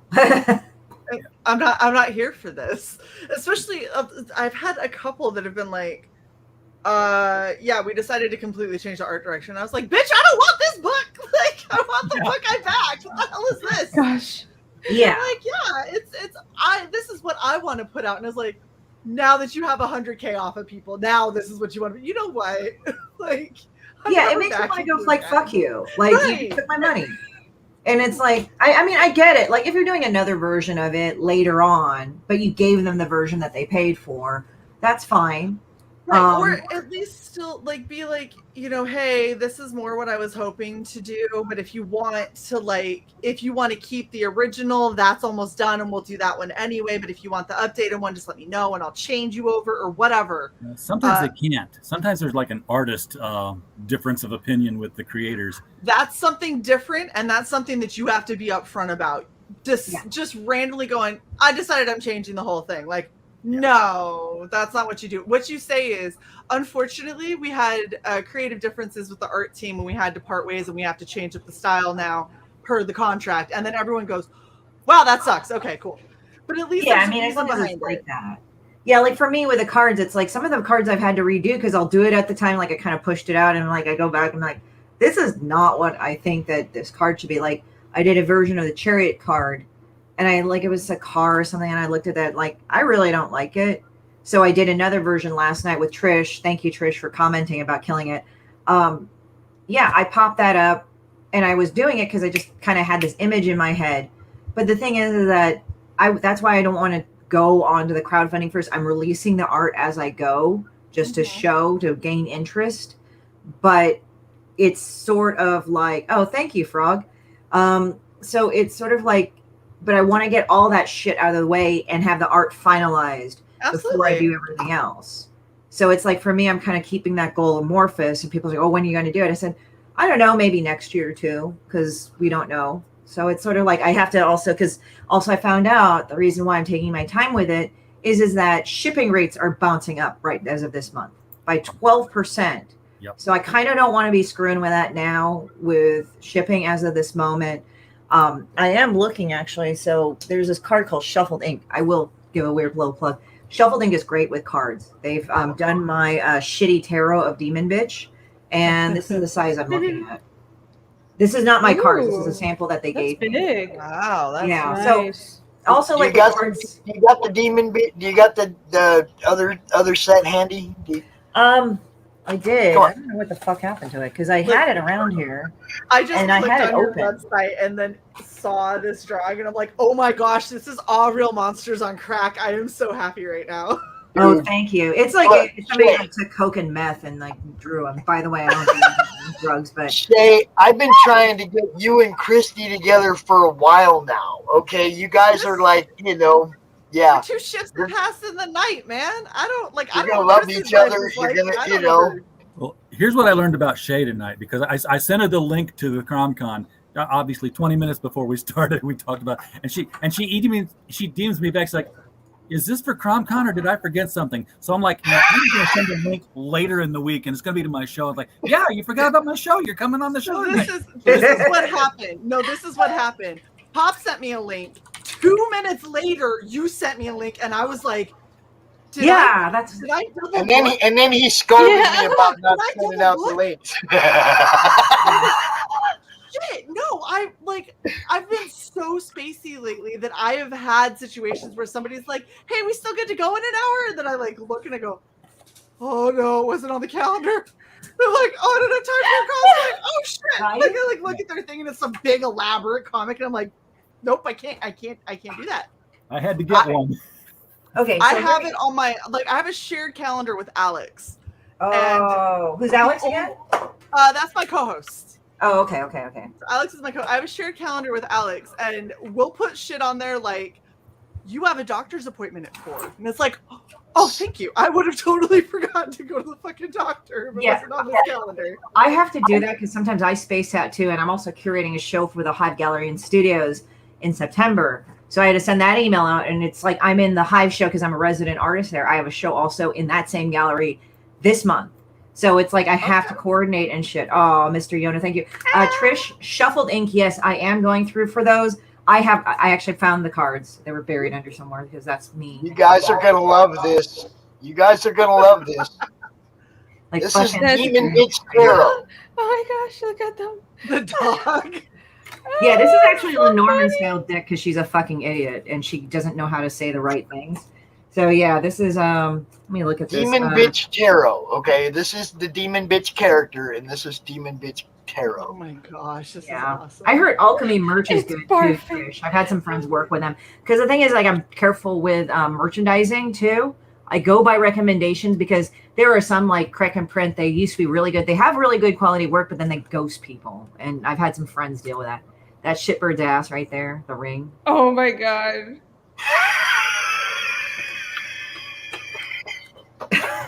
Somebody's dying. There. Now hold up. Shae, remember when I put the disclaimer up? Yeah. Yeah. Christie is that's fair. the That's fair. reason. Christie is the reason that CRoM Con has a disclaimer. Okay. Okay. I mean, Sai and me are the reason that we have a disclaimer. So I get it. I get it. Yeah, and then this is the Demon Bitch Shitty Tarot right there. That is Awesome. awesome. Demon I Bitch just Shitty added you on Facebook, by the way. Oh, thank you. I'll do that. And it's She's like also she's also on Twitter, Demon Bitch at Demon Bitch Quarantine or something like that. yeah, What like is I am Demon Bitch. If you go on Horror Studios, it's got links to all my social media. Yeah, Like, she's on Twitter too. Yeah, I've got both of them. I got Horror Studios and I am Demon Bitch. I'm on Instagram as Demon Bitch and Demon Bitch Official and Horror Studios. I've also I'm on Facebook. I have web pages. I'm fucking everywhere. I hate Facebook with a hot, fiery passion. I'm gonna say that again. The only And you reason know I what? have a Facebook is because Nuke it's the it from only orbit. thing that my family's on, and it's the only way that I get to know anything about. Like, I'm a great aunt 4 times over, and it's the only way that I know I'm a great aunt is because they post shit on Facebook. Like, oh, we had our baby, and I'm like, you were pregnant? Like, assholes. Okay, cool, great Now aunt. look, The third time. now I look, guess. I just want you to know you're all live on Facebook right now in the madness, baby. See? Yeah. Look, okay, we simulcast to Facebook. That doesn't mean I hang out there. I know, but see, I'm putting you in front of a whole new audience. That's okay. I'm okay with it. Yeah, that's what I'm talking about. Yeah, I'll log into Facebook every once in a while. Be like, I got messages. Shae. Why are people messaging me on Facebook? I'm on Twitter. Everybody knows I'm on Twitter. Yeah, same. Shae, now since you guys are doing a lot more launch and countdown parties, I have a question to ask you. Uh-huh. I do them too. You know that. Okay. Yeah. I want to simulcast when people are doing launch parties so my audience knows too. Uh-huh. You know what I mean? It's like, and I want to ask your permission before I snipe your channel, snipe your stream and go, hey, everybody, look. I don't think that we'll have a problem with it, but I am only 50% of Red Valkyrie, so let me verify with Alex. But yeah, right. Leroy snipes our auction streams, and they sit and comment on shit the whole time. And like, we found out about that while we were doing the auction. They were like, "Oh yeah, I heard about it because Leroy was sniping you guys," and then I heard someone else was going to be on, and I was like, "Oh fuck, I want their art," so I popped over, and I was like. See, but I'm not gonna be like doing a comment stream on my stream. I'm just gonna be showing yours and not even be in the picture. You know what I mean? Just full screen what you guys are doing, so that anybody that's happens to tune in, go, oh damn, there's a launch party going on. I want everybody to know when somebody's book's launching, not just with a link. I want them to see that live stream in my group on my YouTube. I want them to know. You know what I mean? So you know what it's like when you're scrolling. You might stop and look at something that's live. You might scroll right past the link. Yeah, I normally scroll past the links. I mean, there are times I've actually put up links and said, hey, this is my shopping and stuff, and to show my artwork. And they said, that's great. Where can I buy your work? Yeah, I'm on the same thing. And they're like, oh, you have a YouTube channel? That does and I'm happen. Like, it's real that I'm supposed to be out. Oh my What's up, Max? Got Max in the chat. I feel like that's like the YouTuber version of when you're sitting there drawing something in public, there's always that one person that comes by and is like, did you draw that? You're like in the process of drawing it. No. I'm tracing No, it. I didn't draw it. No, this isn't drawing. Right, if you watch carefully, I'm erasing somebody else's thing right along the lines. Right, it's magic. It's just like apparating as my hand moves over the paper. I just onion skinned over a picture that J. Scott Campbell had, and I'm copying it. Exactly. Yeah. That's what I'm actually doing. When I do my cosplays, and people would be like, "Oh, is that you?" And I'm like, "No, it's some other fucking redhead that let me paint her up." Yes, it's me in my office with the same background, the same height, the same voice, but no, that's somebody else. Yeah. The only time that I take it as a super compliment is when I do something that actually is like somewhat transformative. And they go, "Oh, that's you," and I'm like, "Okay, that's at least good." Although I kind of think if people say that to me, they have a weird feeling I'd cuss them out or something. I mean, I wouldn't do that really, but I just think it's funny. It's like real. I don't just think kind anyone of would say it to me to my face. What? Like if I was making something, I don't think anybody would be like, "Did you make that to my face?" I think they'd just be like, "Don't kill me." It's like, right there, you go. Oh, it happens. So, yeah, but yeah. So it's like, what do you? So what's your IP about, Shae? I've talked to Rini before. Yeah. Drawing. So basically, Red Valkyrie is kind of covering all of the geeky nerdiness. So we go over mostly indie comics. We do a lot of crowdfunding campaigns. We do people that are in pre-launch, launch campaigns, closing campaigns, and then we have writing pros, which we haven't had in quite a while because, frankly, I suck and haven't scheduled it. But we have writing pros where we get a bunch of writers together. We're actually trying to change up the format where we bring on a guest writer and have the same panel every time because I only had the same like 4 or 5 people showing up anyway. So I figured, fuck it, I'm just gonna make you my core panel and bring on guests and discuss aspects of writing. We do Dice Dames and Dudes, which is our RPG stream, which is super fun and ridiculous. And then we have Regen Cycle where we get shit faced and talk about whatever the hell. every Friday. But yeah, and then I do for every Red Valkyrie Presents, every time we bring somebody on, I do a cosplay from their indie comics. So, and I don't repeat the cosplays exactly. So if you only have one character that I can cosplay, I hope you have more than one way that you depict them. Otherwise, I'm kind of screwed. Yeah, there we go. I cosplayed once and I said, "Oh, I'm Sherlock, right? The female version of Sherlock." Mm-hmm. And people said, "Oh, you're the 10th Doctor." I'm like, forget that. I don't think I'm good. Oh, man. I call it closet play because I literally just look at what I have around here or what I can build and try to go from there. But like, let's see if I can find. She does an amazing job. Thank that's you. like that's the best kind of cos. Well, I wouldn't say the best kind, but like that's always really impressive and impressed me that you can just it's not like if you have a big wardrobe, then why not? Yeah, I mean, I literally like I have some of the quirkiest pieces, and I have right next to me just a rack of clothing that is just for my cosplay shit. But yeah, I'll share screen for what we did this morning. So Shae does cosplay for every book that comes on. Yep, there you go. So that was me in Cookies and Screams. Yes. I actually still have the ears that I had painted up to wear because she's like a vampire girl. Back up there. Awesome. Yes. Oh, those are cool. I literally have a bag of silicone ears, like just like different lengths and stuff, and then I paint them up as I need to for various cosplays that we do. You should you should have left out the silicone part. It would have been more. I don't even know if it's.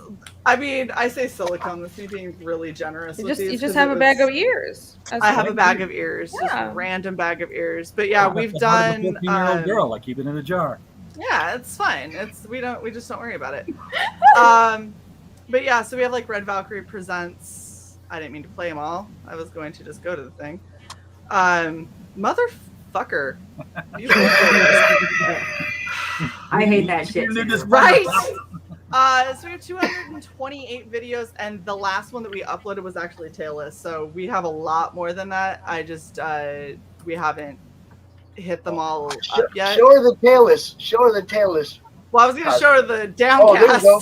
Downcast. That one was good. Look at that. That one was a pain in my ass. Yeah, what I hate is when I go to a convention and I see somebody and I don't know if they're cosplaying, so I don't ask them. Oh no! No, but seriously, I was at a con and I was like, these two guys walked by. And I'm like, they're not wearing makeup. They're not doing anything special, but damn, they look just like Jay and Silent Bob. Yeah. That one right there. That's awesome. Look at that. That's a great one. So the best one about that is I was on vacation. I was in Sai's room. And Yes. I was hanging out in Florida, and I didn't have any of my normal stuff, and so we went to Michael's and just got whatever we could find. And I was like, I'm I'm gonna be the chick in Tailless, and he was like, how the fuck are you gonna do that? And I was like, don't worry about it. We'll just get some face paint and we get some foam. Yo, and you we'll make pulled this shit that work." off 100%. I was painting my face, and his mom, that's trying to understand what we do, like pokes her head in, and she goes, "Okay," and just walked away. I was like, "This is what I do." I love that. Yeah, I think most of our families react that way. to what we So do. here's It's the funny thing is when I'm like on leave at home with my mom, like my mom's like, is there anything I can do to help? And I'm like, Mom, I'm trying to get this wreath to be like a bun, and I have to secure my hair around it, but I can't make it work. And she's like, hold on a second. And she just gets all these like bobby pins and starts just working it. And then she's like, all right, I'm going to take the dogs so you can do your internet things. And just grabs the dogs and like silently slaps. And anytime they have to use the bathroom that was right by that room, she was like, quiet, she's streaming. She's live. I was She's like, enabling you. Oh my God. Thank you, Mom. Cute as shit. Oh, that's awesome. 1988, when nobody in the world is cosplaying, that was me at the Chicago Comic-Con with Dick Giordano and Denny O'Neil. Nice. Oh, that was cool. And that was Michael's craft store going for, the Rit dye and, oh God, what all did I get? I don't know. This all spun out. Everything there happened because Spencer's, which was selling like everything Batman for the movie, had a purple felt fedora that said, the Batman movie inside of it. I'm like, well, I got to have everything else now. Right? I built the outfit around the hat. I was going to say to Trish, who was asking, how do you get on the show? Send me a DM in Twitter. And if you don't hear back from me, don't assume it's a no. Shae is really flighty and does like 500 jobs. So just, if you don't hear back from me after a couple of days, just like poke me. If I don't think that your stuff is good enough, I'll tell you, because I've had to tell quite a few people. It's super fun. I love it. I lose friends all the time because I have somebody like, hey, Shae, I want to come on your show. And I'm like, oh, no. Yeah. Playing so much. Oh, no. Now I know. When do I know? No. Now I know. No, you'll know because I'll tell you. If you've gotten zero response, that's just because I forgot and got busy. Okay. Yeah. But if you get the flat out, okay, like I super love you, this is not for us. That's how you know I don't like your project or Sai doesn't like your project. But we both don't like your project. Oh boy! Oh my gosh! It's so hard, but like the thing is we've built our platform under the notion that we bring on stuff that we like. We bring on stuff that we think is quality, that we would back, and stuff that I'm willing to at least on some level vouch for. Yeah. Based on what I've seen, the people I've talked to, what I know about their writing, what I know about them as creators, all of that kind of stuff. And we point out major flaws in people's campaign pages live. Yes. Like if it's something that I think is going to be like, this is going to look horrible on you, I'll try to mention it before the show starts, or I'll hold on to it until after the show. But if somebody in the chat brings it up, we're talking about it. So I warned people. Like I've looked at people's campaigns and I was like, you realize that what you're saying here is that you're giving everybody like 5 hardcover books, and they were like, oh, I meant copy, and I was like, you need to change that immediately. Yeah. And they were like, oh shit! They go in, they're like, nobody backed it, it's okay. I'm like, oh my gosh. Don't do that. Oh no. We've had some people. We've had some people that have said something, and we've been like, so, and they go, you know what? Fuck it. That's what we're doing now because I'm an asshole and I don't know how to write a campaign page. So everybody gets this because that's what I wrote. And we're like, I'll definitely make sure that Shae gets a look at what you're doing, Trish, when you're ready to pop it out there. I'll make sure Shae sees it. Don't worry. Absolutely. I'm all about making sure RJ knows we send each other guests all the time. I'm all about making sure everybody gets everybody. Yeah, I want people to be on every show. Hey Shae, did you see this thing? And I'm like, what the fuck is this, Pops? They're looking, I'm like, all right, it looks kind of okay. I guess I'll talk to him. I'm out there always. I'm trying to always get everybody seen everywhere. That's my goal.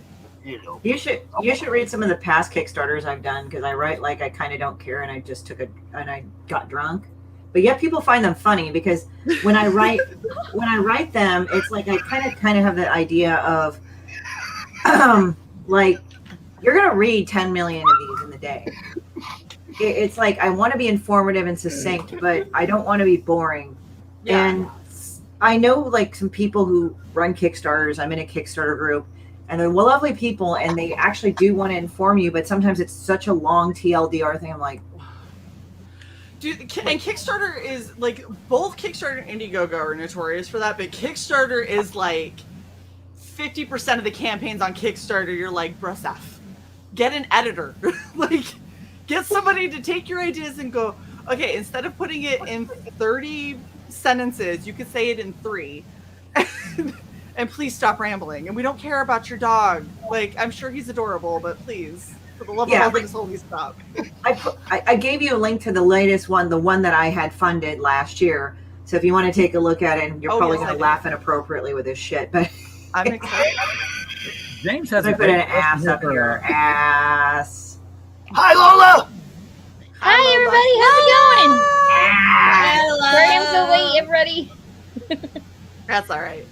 I got into Twitter a little late, and I was like, "Oh crap, I forgot." James had a great question we could use for a roundtable discussion here too.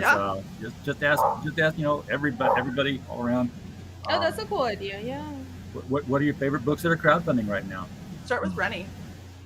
I mean, there's this book called Fiendish that I think is pretty cool, and like it's got tentacle monsters and sexy rangers. Okay, so that's my book, so of course it's my favorite ever. But let me get out of unstuck up myself. Yeah,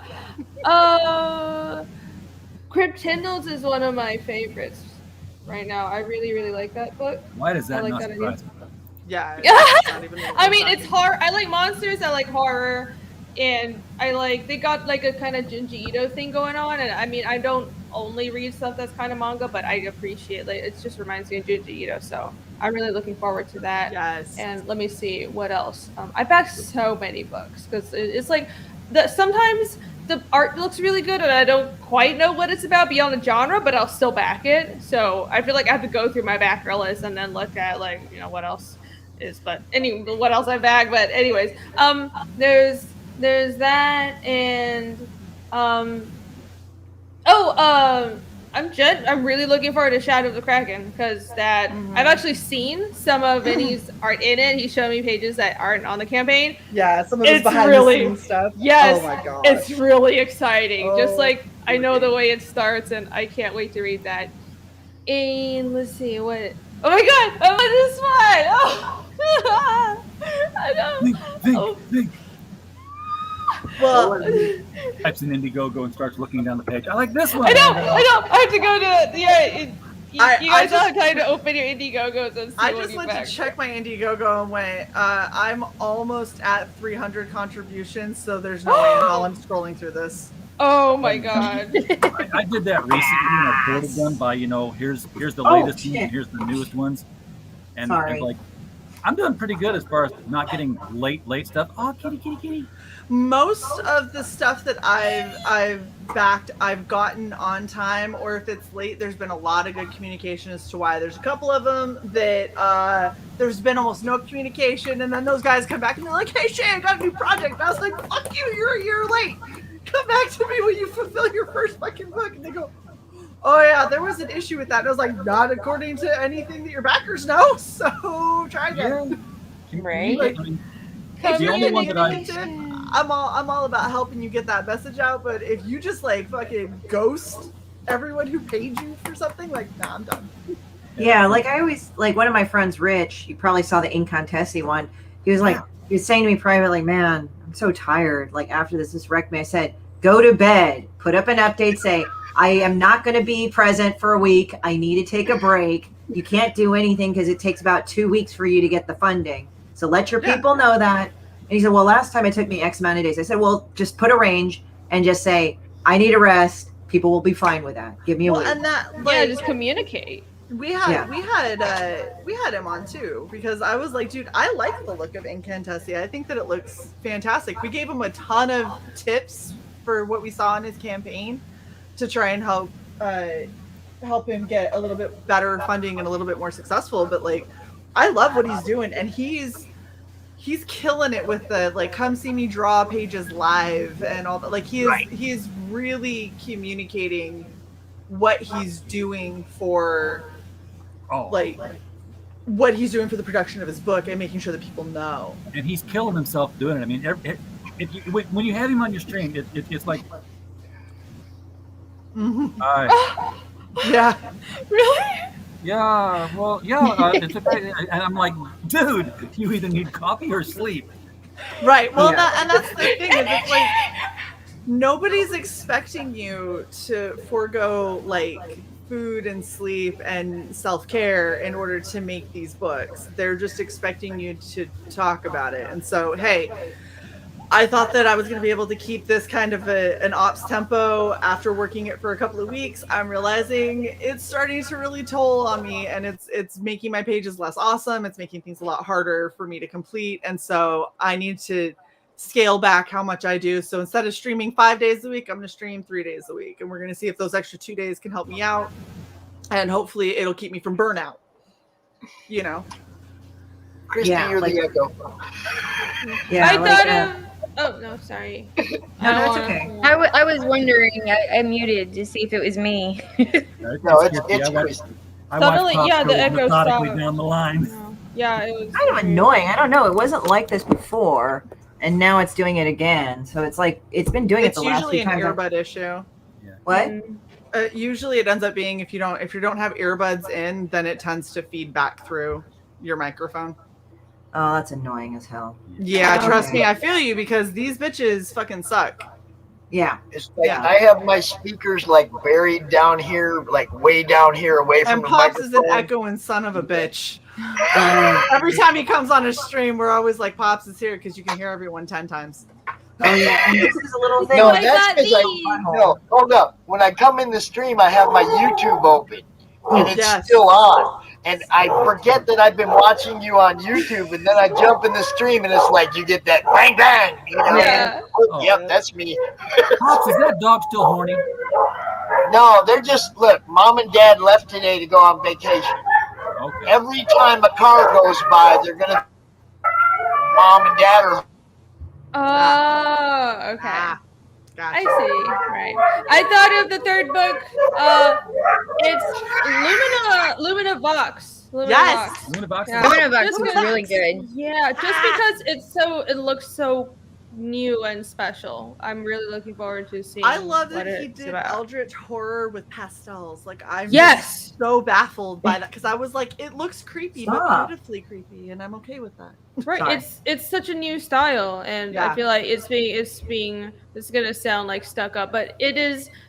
He's being authentic to what he wants to draw completely. He's Yeah. like, I don't need to do a standard comic style in any way, and like some people just like drawing in, certain. But it's like when if you find your own style that's that unique, like, and you run with it. I think that's really cool. Oh, So, absolutely. check Well, out and Lumina Jose is Vox. incredibly talented. We Yeah. brought him. He Right. did a commission for our channel that's going to end up on some of our merch that I'm so excited for. And hopefully we'll be getting it tomorrow. But he did versions of me and Sai, and then he did like full and then bust. And oh my gosh, the merchandise that I have in my head for when I get these files, there will be so much.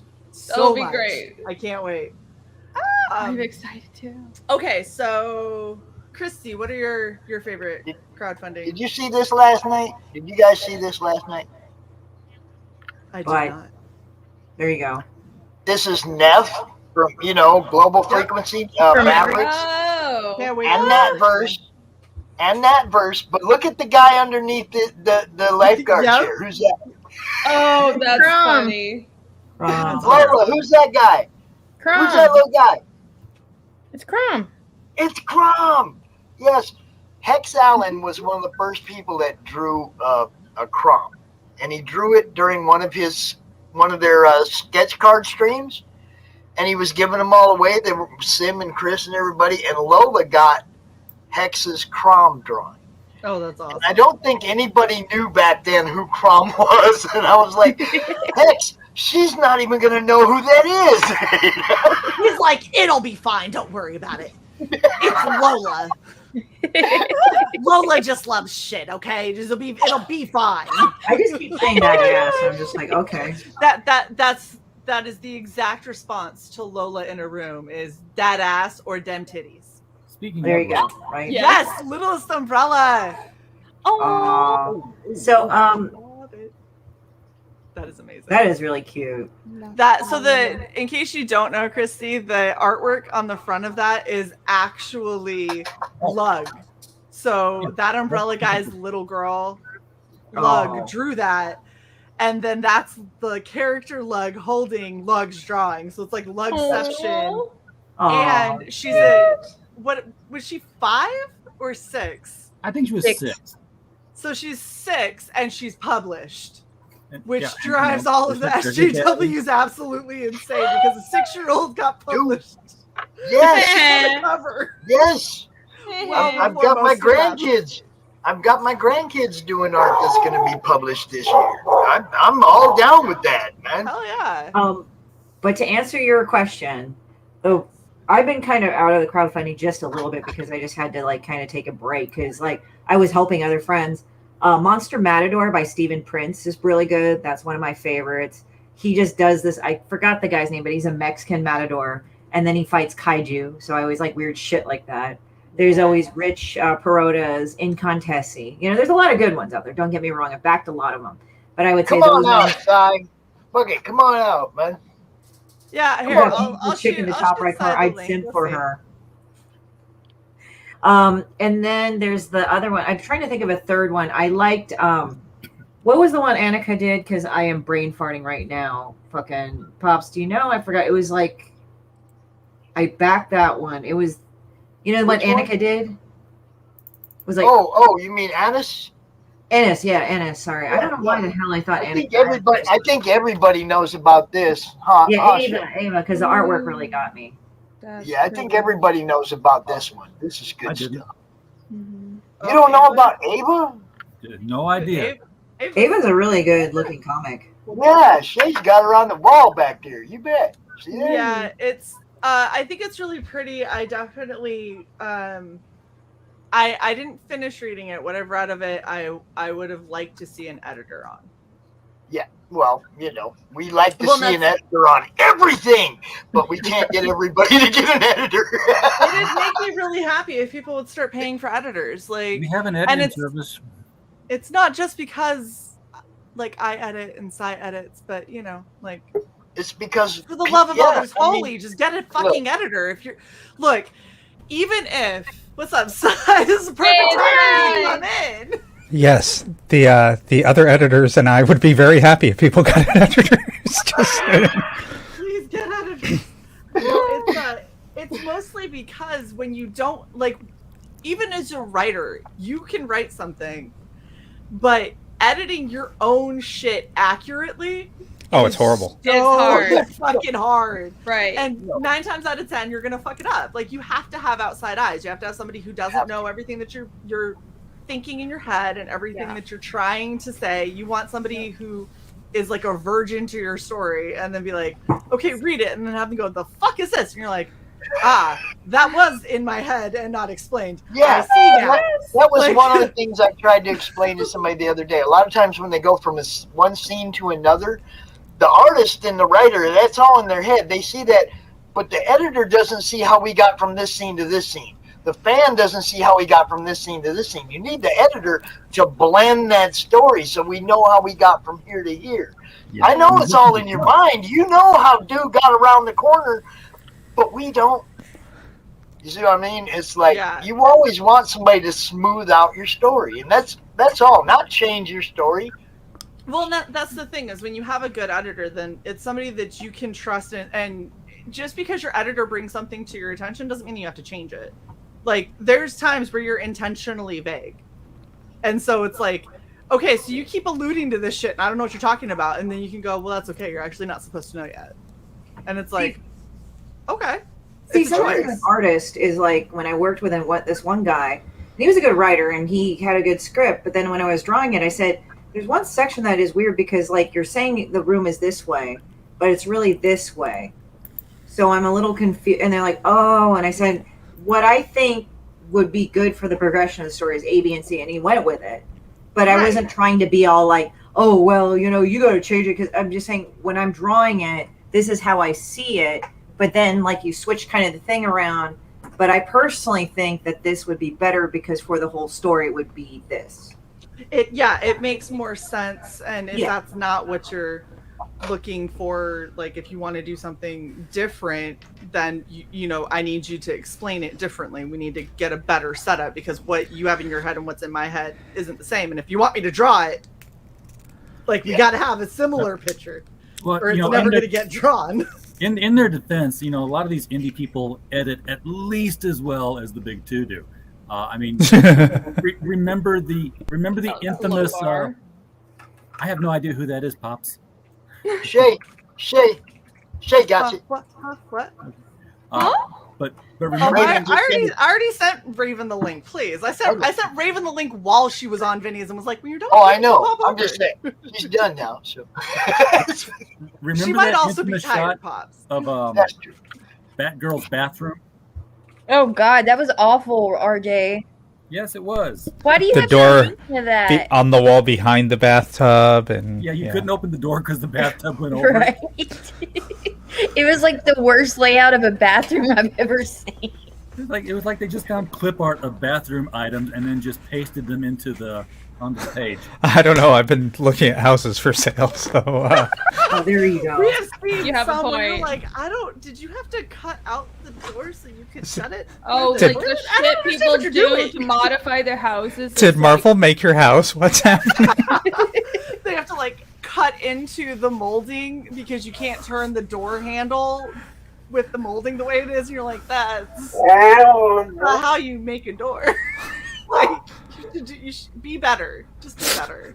Where you see these houses with 3 stories, and it's like, okay, there's an exterior door on 2 and 3, and nothing past them. There's no deck. Plummeting to your certain death is possible. That's cool. That's cool. I legit saw in Arkansas a 2-story trailer.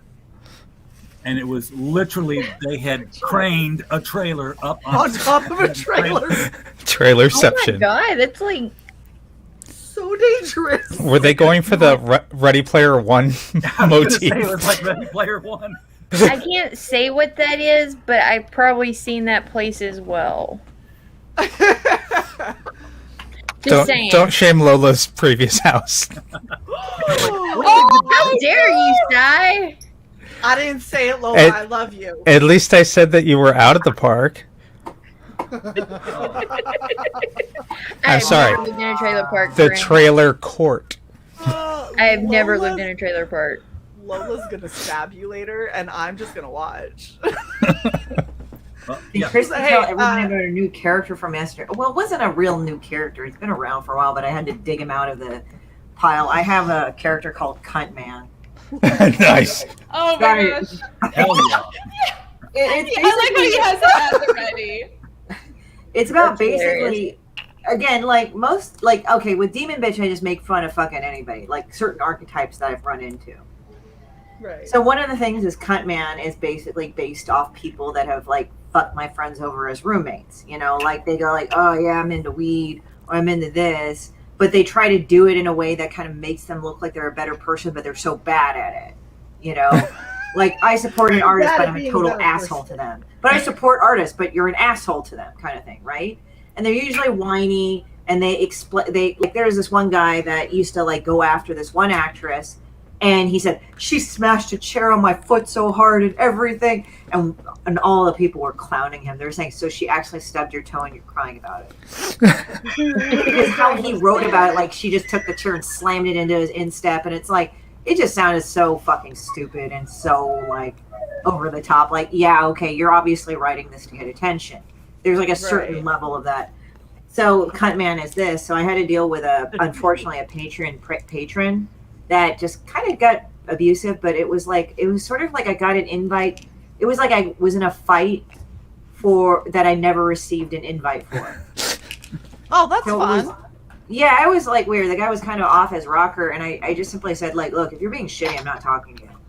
I actually sometimes what I do is like if I run into real interesting examples on the internet, I'll post it on my thing called like Hilarious Internet. Like, strangely enough, I don't get that many dick pics, but I have, so I roast that. And actually, it's funny; those always fucking happen sometimes when I've had a Kickstarter. So obviously, that's going to be in an update. Obviously censored, of course. But I'm just like, no, I'm not going to see your hairy elf dick, you dickhead. But it's just like I'm not going to be the only one suffering. Christie is one of those people you do not want to mess with. She will immortalize you. I'm just curious is Cuntman usually like Australian or from the UK or something like that? Because I mean, it fits the word. Cuntman is just like any type of dude that does that, but like the person that inspired Cuntman kind of looked like he had ball sacks for cheeks, and he kind of had a beard that looked like pubes, and he was just constantly talking shit. So I just kind of did this whole like fucking cunt face with teeth, and he would constantly get high. He was like fucking over some of my friends, so I really had a problem with him. So I just like basically used California's roommate laws to just be a bastard, you know?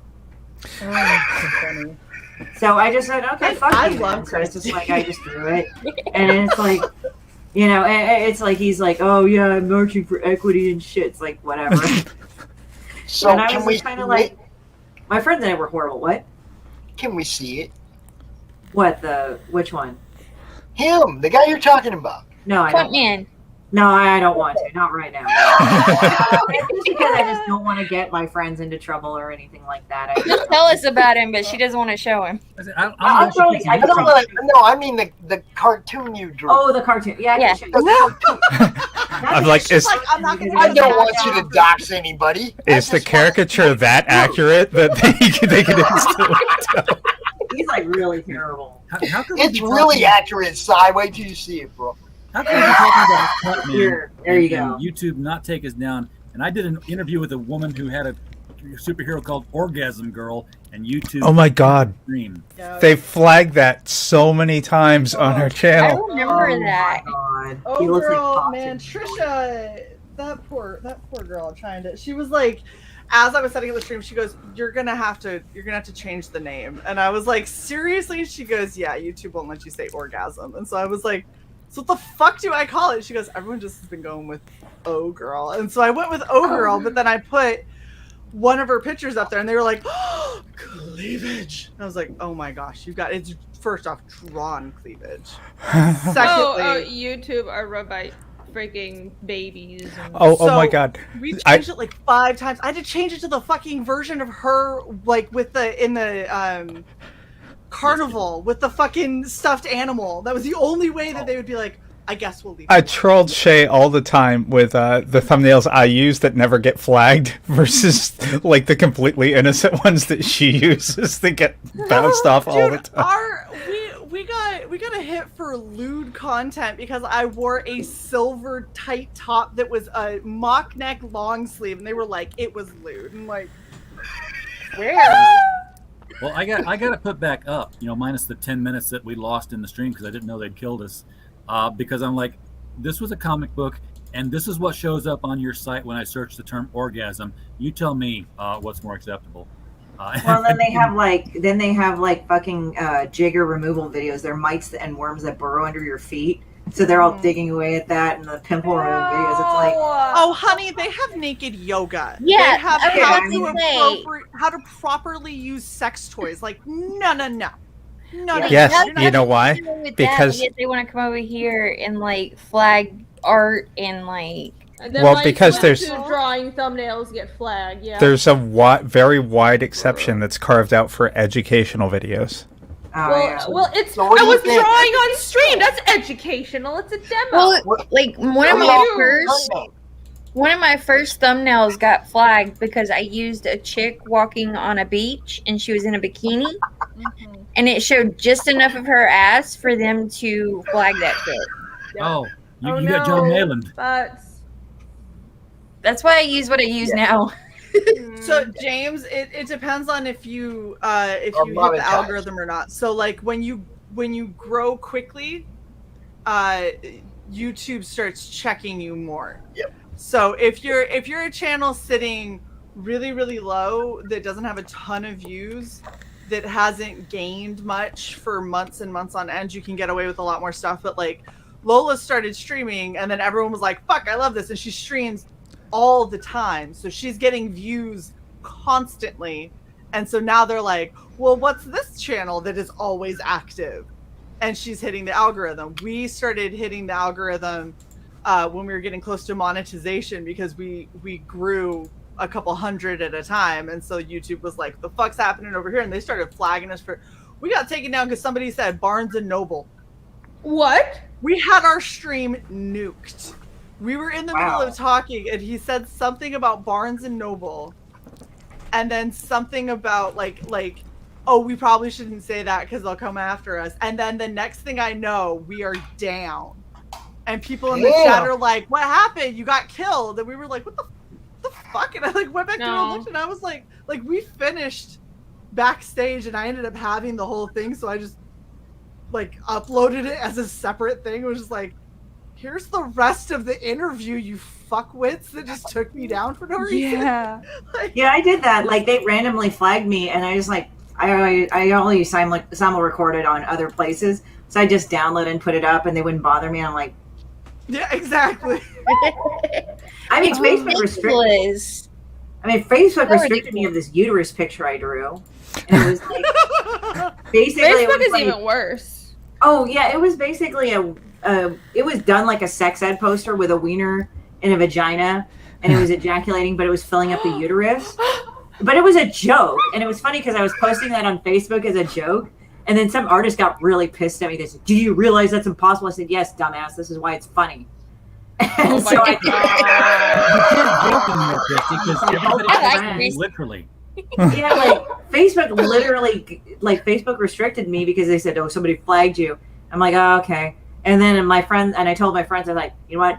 Fuck them." And they shared it everywhere, and over 10,000 people. That's what I do. Look, when somebody comes to me and tells me Facebook banned them, that just means I'm sharing their shit twice as much to make up for the fact that they can't.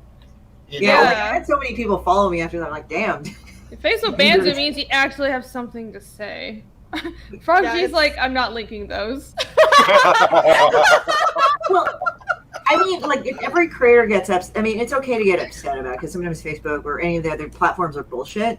But what I've learned, at least with me, and I'm just going to say it, like, don't take it as a downer when Facebook or the platform restricts you. It's like, oh, I must be that good. It's like, that being I'll be more popular because you can't do anything at the time. So people find your shit and like, oh, this is a rare gem. So, like, it's weird, like, the supply and demand shit kind of applied. Yeah. You guys remember when Reddit came out and said they were banning Mike Barron's Florida Man? Yeah. Oh, I don't remember that. We took Mike Barron straight to Indie Vault. We started getting him on every show we could. Every show we could. It was like, oh no, you're not banning my boy. You're not censoring my boy. We'll get him on every fucking show I can get him on. And I have ever since. Right. They've never heard of this. It's like, I've read like Florida Man. What I've read of it, it's like, what are they banning him for? No, they were banging him because I think his publisher was CG. Oh, yeah. Oh, yeah, I remember He wasn't. He wasn't. Oh, that bullshit. Okay. Oh, you see, this the guilt by association shit. And as soon as they did that, I went livid. I was like, no, you're not doing that to my boy. I love Mike. I love his work. And it's about his work. It's not about, come on. That I shit's think so people stupid. tried to do that with Alterna because I think some people were going like on this fucking blockchain thing Yeah. where some people were like, we're going to block this so they don't see this artist or something. It was really kind of weird. And Alterna was like, no, we're just doing business. We're not going to be participating in that. All of a sudden they're like, oh, CJ! When just probably Alterna just was going like, look, just we're not going to get in the middle of this stupid shit, you know? Oh, dude, James, that was James. He was on just before we started this. He's got his fingers in 4 or 5 different things. Florida Man's out. That fight's in the past. That's, you know, they got that book done. It's out. I got one over there. Yeah, and it's great. But he's got his fingers. He's actually got working on a third Florida Man novel and a third Florida Man graphic novel. I think he said. Thin Blue Line, another book he's working on. Yep. The Western he's working on. He's always doing so much shit. Now, Mike is a working dude, no doubt. But you know, Christie brought up something that here's a conversation starter, Pops, and we can just kind of sit back and go, you know, sleep. This is now RJ. Oh boy! He kicked himself, RJ. You're in Did he control. kick himself? He just said I'm in control. Okay, so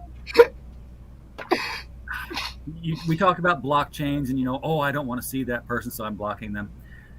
Have you ever, and I know all you ladies, you go to conventions. Anybody here has not gone to conventions with their stuff, and then you're not selling your stuff. Have you ever been at a convention where there was another guest at the convention that you did not like? It had to have happened to everybody. Yeah, most people at most con. I mean, just kidding. Talking about that crowd. I'm like, oh my this word! one. I suffered through that for like 10 years. Yeah, this fucker again. Okay. Yeah. I mean, So- I'm kidding, but also kind of not. There's a lot of people at Like, if every I con that I disliked. I mean, yeah. It's sometimes like if I see a person that I really hate, that's very rare at a con. It's like they're there, I'm here, I'm just not having anything to do with them. Whatever, fuck. Oh, so you do the adult thing. Yeah. Well, yeah. What else are you gonna do? Oh, tell us. You can tell the convention that you're not going to come unless they disinvite Frank Oh, Miller. right. Yeah. Oh, that's Yeah. bullshit. That's. I don't know. It's just what happens when you raise children and give them everything they want if they throw a tantrum. Well, it works out really well if you happen to be doing a Kickstarter that needs a boost. I mean, honestly, I need to not be talking. I'm more mad at the convention for bowing to that because, like, it's Frank Miller. What are you thinking? Shame But see, on them. They've seen that it works with other people that they've done this stuff to. You know? Yeah. Yo, like if Rihanna and there's been other people I've seen as well that, you know, they raise a big enough voice on social media, then they can suppress that person's presence. That's bullshit.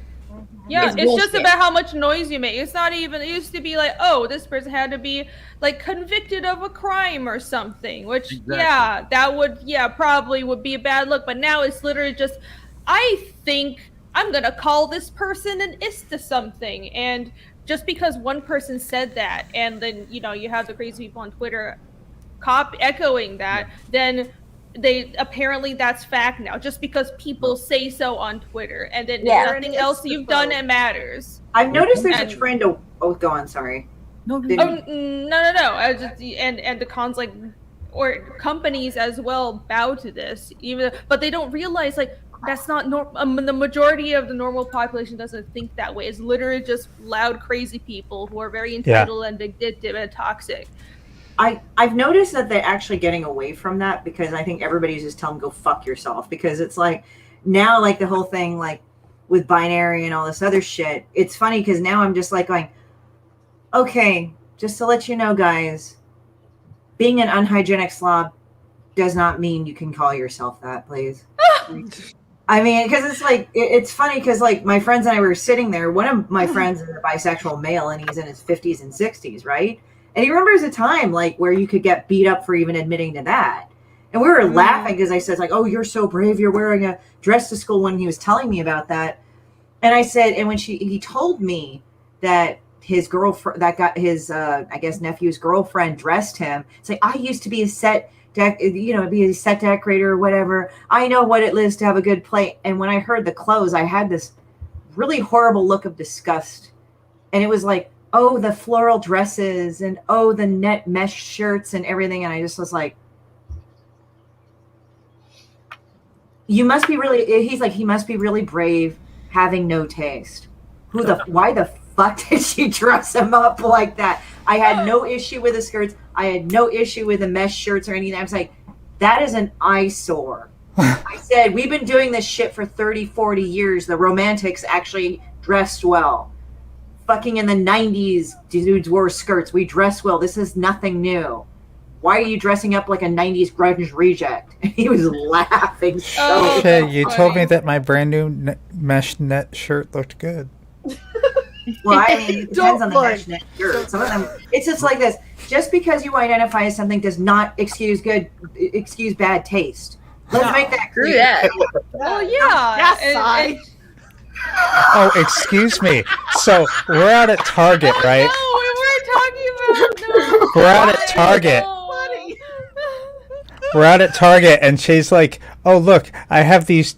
Here's this pride skirt, and it's You, it was cute. it was ugly as fuck." I could have pulled it off, you fucking bitch. And so she gets 2, right? Because these are obviously made for like a 5-year-old or something. So she gets 2, and what? It wouldn't have fit on my leg. Fuck you. Anyway. So she gets this and she puts it on, and it's like, oh my god, no, just don't I mean, do it. okay, to be fair, those were actually really hideous. Those were hideous. That's great. She still bought 2 of them, but they were hideous. I mean, it's the thing. It's Last like, time I tried to support you. You gotta experiment a bit. That's the thing that gets me. It's just like, let's do body positivity. Let's be non-binary. Let's be all this. It's like, okay, great. Why are you unhygienic slobs? Like seriously. Like, you still just shower though. Like showering didn't go out of style with this. Yeah, like, I'm sorry, you don't shower for 5 days and actually comb your hair. I don't give a fuck what you comb it to. You don't look like you groom yourself at all. I don't give a fuck how you do it. You just put my website up. But it's like, if you look gross and dirty and you look like you just rolled out of bed, literally, and you got pizza stains all over your shirt, I don't care what you identify as. You're nasty. They style their hair with about buttered toast.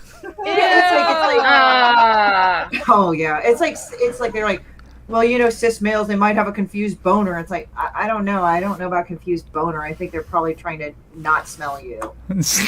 Get, grow up. what is it, downwind or upwind? Whatever ways the fuck away from your If you're not going to comb your hair, then shave both sides. Irene, I wanted you to make sure you caught this. That's rolling on the ticker down there. When you get ready to buy your Geminis, 10% discount. Oh, okay.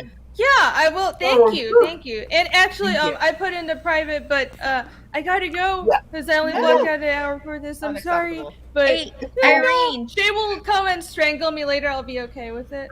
Irene, before you go, She likes that. Hey, one of the books I'm looking forward to is yours, Fiendish. Yes. Thank you. You know, girl. I'm looking forwed to that book. Yes, you're awesome. You're awesome. Love that book. Love what's Yes. going on with it, man. Like you got your stuff in the other day, and I was like, yes, it's happening. It's coming. It's Wait, I'm so excited. Are you at 30K yet? No, I'm not. Oh, thank goodness. We gotta get you to 30K. Come on.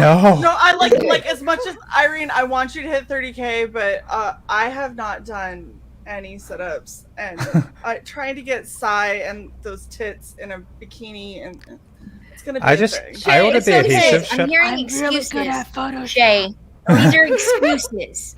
Get in the bikini. They are excuses. What are you? Stop with your excuses and get in the bikini. Do they make mesh net bodysuits? Actually, I've seen those. Yeah. They do. Yes, they do.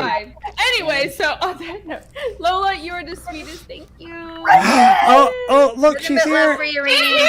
Have a good night. I swear I'm not running from you. I'm literally about You're to running. leave again. God, no! I just left Vinny. I feel so bad. No, hey. So we're gonna get the women here. Like no offense to RJ and Paps. The women here. Love you guys. Yeah, these ones.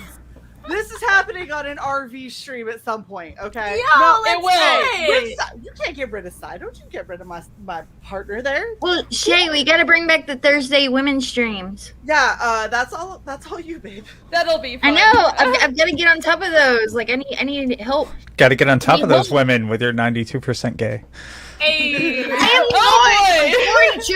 42%. Girl, 92. you know you're over 60. You are over 60%.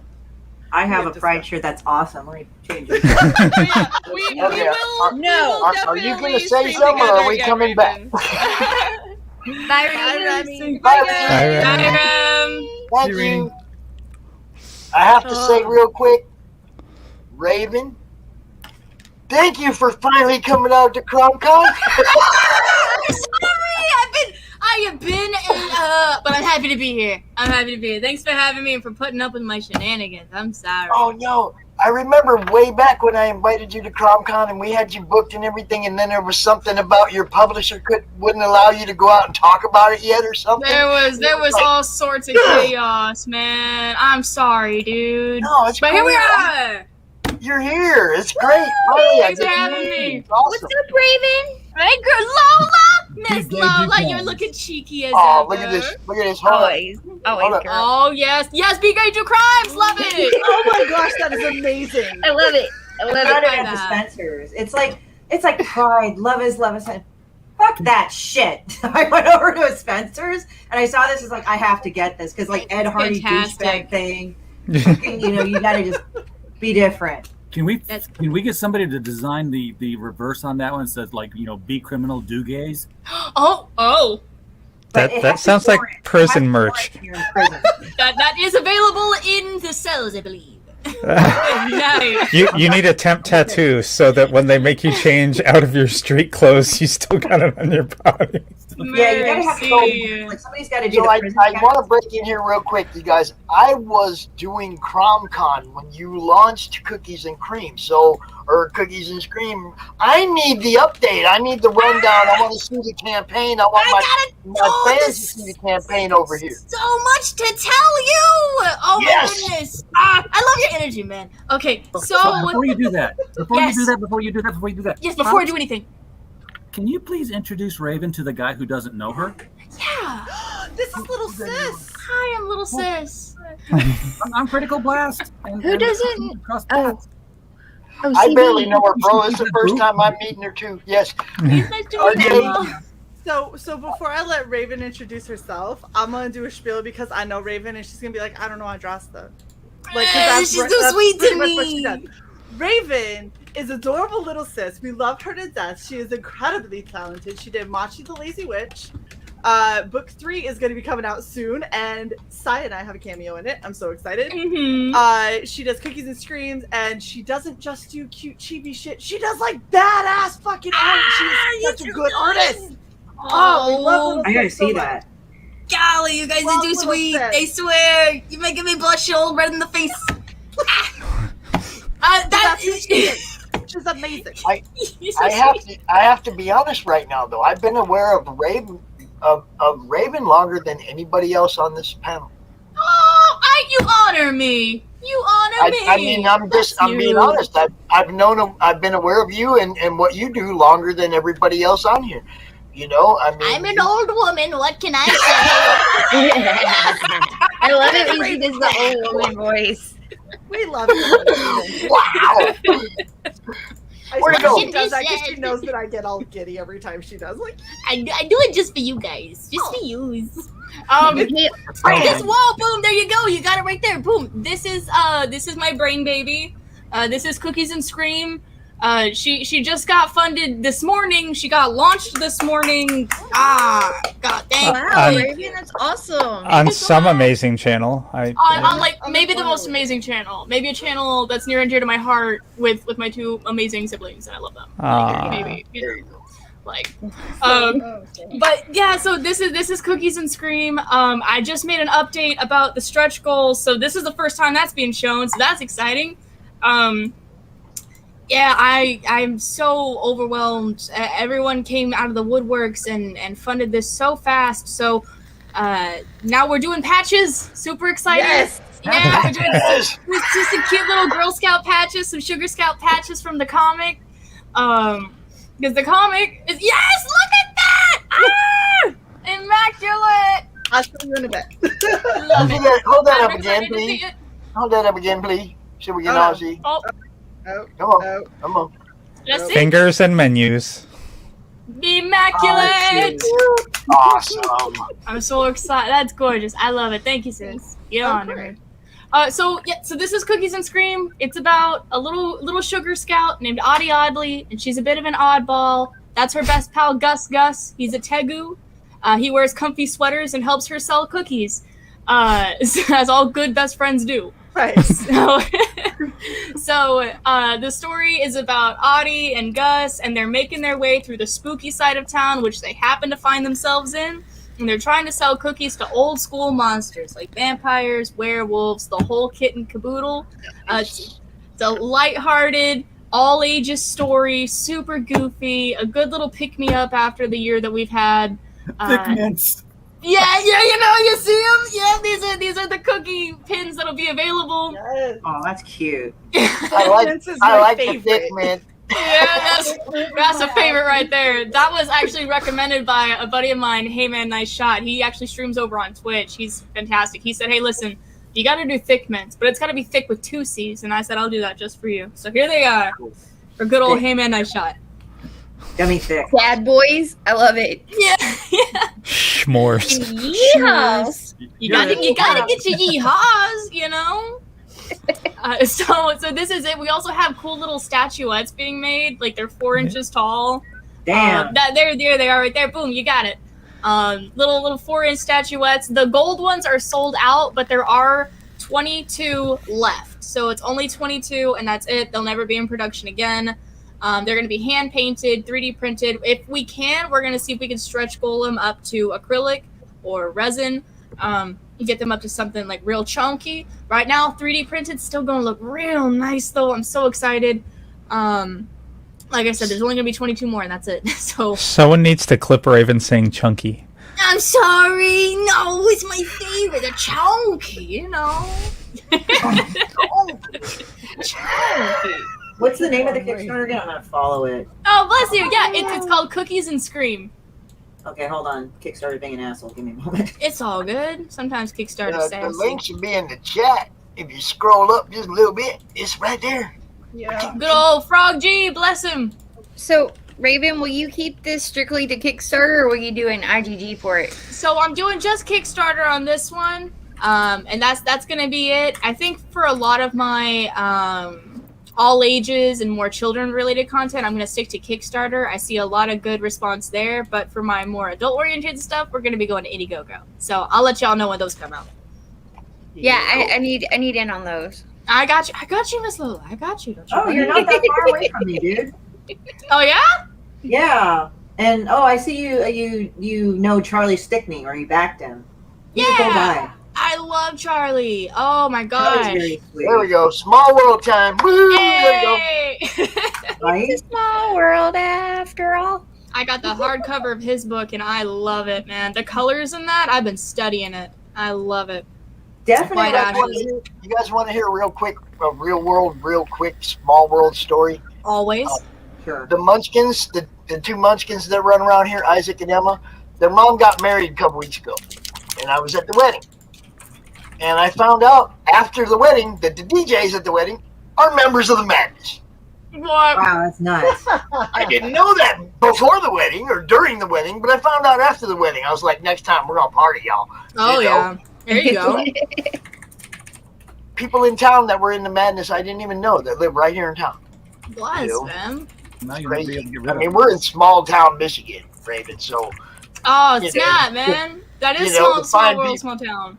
yeah, when you find somebody in your Facebook group that's, lives down the road, you're like, damn, I didn't know you were down the road.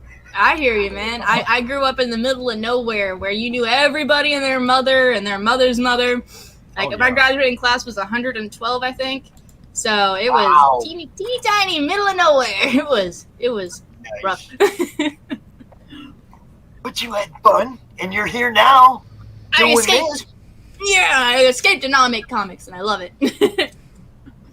It's been good. How is everybody doing tonight, though? What's going on? I've been sleeping kind of all day. I know that sounds me the laziest fucker on the planet, but it's like this. Like, I'll mentally go for like a week or 2 weeks. I'll sleep and shit. I'll be fine, and then just like a day or two, I'll just crash out because like sometimes people have gone on my streams and they see how much I draw. Like, I'll go there, bam, bam, bam, bam, bam. Like, Pops has been on my stream. Yeah. I'm trying to think. RJ, I don't think has, but you guys like I do a lunch hour every 12:30 to 1:30 p.m. So I'll just draw stuff with the exception of Wednesday, and then I'm on Artist Alley Shopping Network for about a couple hours. So, it's like I'm constantly doing stuff, and there are times I'm like, fuck, I ran out of stuff to draw. Sheesh, you getting it? Yes. If you watch her, I post her stream in the madness almost every time she's on. Oh, nice. I'll keep an eye out. I gotta see this. The lunch hour is great, but I'm just letting you know ahead of time. You be ready. Be ready. Look, don't. She entertains. Okay, she entertains with her art and her wit. Okay. Very fair. He's trying to act like Raven's some delicate little flower. I was in the Marine Corps. I'm warning everybody. I'm warning RJ. I'm Raven warning. used to be a Marine. She just looks adorable, but she's super delicate. Right on. Just like See, that's the thing. It's weird because people I will say this, Raven, appearances deceive. Yeah. Because it's like one of my friends, we were good friends, and then we were talking and said, yeah, somebody I know, one of my relatives has tats, right? And she just looked at me and she said, I thought you'd be the one to have those. I'm like, why? I don't have tats for the record. I'm like, why? I just got a new and she one. says, yeah, I never thought noticed it either, but I live in LA. So it's random fucking people have the most random fucking things. But yeah, they thought, well, you have tats, right? Because you're edgier. I'm like, I'm like the most tatless person. I don't have a personal issue with tats. It's like, it never ended up happening for me. This is how I'm being edgy. Yeah.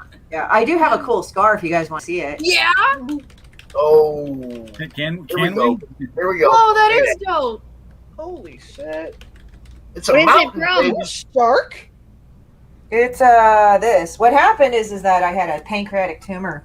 Howie. Oh wow. It was 6 inches big too. So it made me.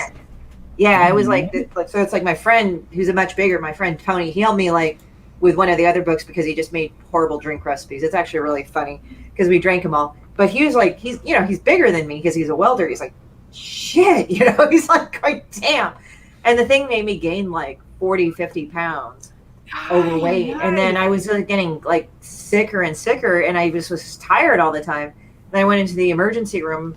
I mean, I wasn't collapsing, but I just felt like shit. I gotta go and get this. I thought I had I needed antibiotics. I had my lower back was hurting. How we can get kidney infections. So you're familiar with how it feels. So it felt like that. So I went to the emergency room and they ultrasounded me, and I was like, "How? What does this kind of hurt?" And it turned out that I had a mass in my pancreas. Scotch and NyQuil. Oh Jesus! That's double alcohol. So do a fucking NyQuil bomb in a thing of scotch. Just kidding. Why would you ruin scotch? That's what Mr. J.K. said. Ugh. Yeah, don't do that to the scotch. That's bad. Yeah, that's not good. No, but what ended up happening is that, long story short, they removed the tumor. They had to remove the bottom part of my stomach because it shared the blood vessels with the head of the pancreas, which had the tumor. They pulled my small intestine up and attached everything and removed my gallbladder and rewired everything. So that's what happened. Dang, you've been through it. Yeah, That's I mean, intense. it's just when COVID hit, I'm like, psh, whatever. Did they let you did you get to take it home? The surgeon and I have actually become pretty good friends. He sees me every so often because this is an ongoing process of healing. It's been about 2 years roughly. Right. But I've improved a lot. It's just your digestive system, when it gets pissed off, it's slow to kind of get over things. So when I was going in the thing, I said, "Hey, can you take a picture of it when you remove all that shit?" And he just gave me this weird look at the time, like, what? But it was funny because there was a time where I actually felt depressed, and I felt depressed because I was missing my gallbladder, which was the weirdest thing. And apparently anybody who's been through a transplant, I know Debbie of Chimera Press. I don't know if you know her, but Debbie actually was saying yeah, because she had a double lung transplant and she got to touch her lungs. And I was going, fuck, I'm jealous. And but it's if you've been through something fucked up yourself, I had a double lung transplant, and you're if you're not going through it, you get this weird thing of oh God, that's fucked up. Because I said that to her, she says, whatever. But when she heard about my thing, she's like, oh my God, that's terrible. And I'm like, whatever. There you go. See, it was flipped. Yeah, it's you get this weird sort of sense, but I told her yeah, for a while it was really sad, I didn't know why, and then I realized, oh, I missed my gallbladder. She's like, no, I went through the same thing about my lungs. So it's like weird missing parts of your body you had almost all your life. So Postpartum depression thing. yeah, you're just kind of laughing about it. It's like funny how I'm laughing about it because I think how that would relate to a trans person. RJ makes a really good point. Like, that's why postpartum depression is such a big thing, because you carry something in your body for 9 months, 40 weeks, whatever. Yeah. And then it has to come out, and you're like, oh shit, I'm missing a part of me, something that was moving around inside me, and like, so yeah, like it makes sense. Yeah, it was like weird. Like that's why I say to people on people's birthdays, Happy Womb Expulsion Day, because no matter how much your mom loves you, you gotta just get out. Sorry. That's fair. You have to leave. That's fair. You signed a lease that was a very limited term. It's a 9-month lease. Like, no matter how much she loves you, you just can't stay in. Hey, once you hit that 9-month mark, you're ready for him to come out. You're like, I'm done with this. Get it out. Just get it out, or I'm taking it out myself. Damn, Lola. That's pretty metal, to be honest. Yeah. That's where I was, like, with both my kids. I was just like, just give me the scalpel and I'll take it out myself. I'm done. Oh, dang. One of my friends, like, she had a third baby. When she had a third baby, she had two other, and she was like watching. And she's like, "Oh, I don't know." Like, I think she was just thinking, I need to take my other daughter to gymnastics. How we're gonna? It was getting close to like popping out the kid. It's like my other kid has gymnastics. My son has this. I don't know. And she got up to go to the bathroom. The baby just popped out, and luckily her husband was there to catch it. Oh, I've heard so many stories. The like baby that. said, "What's your schedule, Mom? Okay, I'll make it work." I can go right now. It's now good. My bags are packed. Let's go. Go, go, go, go, go, go, go. Yeah, exactly. I'm just picturing this paratrooper bailing out the side of a plane. The green light goes off. What were you saying, RJ? What I hate is when there's squatters. I don't hate it. I love my son, but basically, my wife woke me up at 3 a.m. and said I need to go to the emergency room because I think there's something wrong with my bladder because I just peed a bucket in the bathroom. We went to the emergency room and they put her on the scale and they said, they lifted her shirt up, and right about then, like right out of Aliens, her belly just swole up because this baby that had been hiding behind her ribs for 9 months dropped. Yo! So she didn't even know she was pregnant? Did not know she was pregnant. She was 40 years old. All the other signs of being pregnant were also signs of being 40. That's true. That's very true. Like, with our first one, I would have never known that I was expecting if I hadn't went into the doctor, like, to get my birth control. Too late. Yeah, it was a little too late for that. The lady was like, sorry. But like, I would have never known because I didn't have the signs and symptoms. Like, I didn't have the morning sickness. I didn't have, all the other stuff. Like, did you have a boy or a girl at that moment? We had a boy. Boy? Oh, okay. Yeah. I mean, I called. Look, there's a comic book there somewhere. RJ. I called all our friends up and said, "Hey, we're at the hospital." They're like, "Everybody okay?" It's like, "Yeah, we're taking home a little human being," and they're like, "Were you on a list?"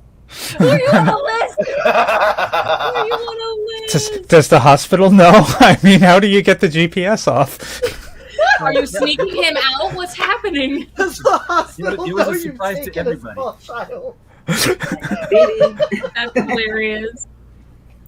I was just wondering if it was a boy or a girl, because like I've noticed, like, and I'm not saying this is an absolute, but a lot of women tend to get more morning sickness with a boy than a girl. But I think because it's like the hormones used to kind of not change, but kind of put the whole things into fruition at that moment, kind of I think messes with a woman, because like women have a certain level of testosterone, but it's like it's very small compared to estrogen and all that other shit.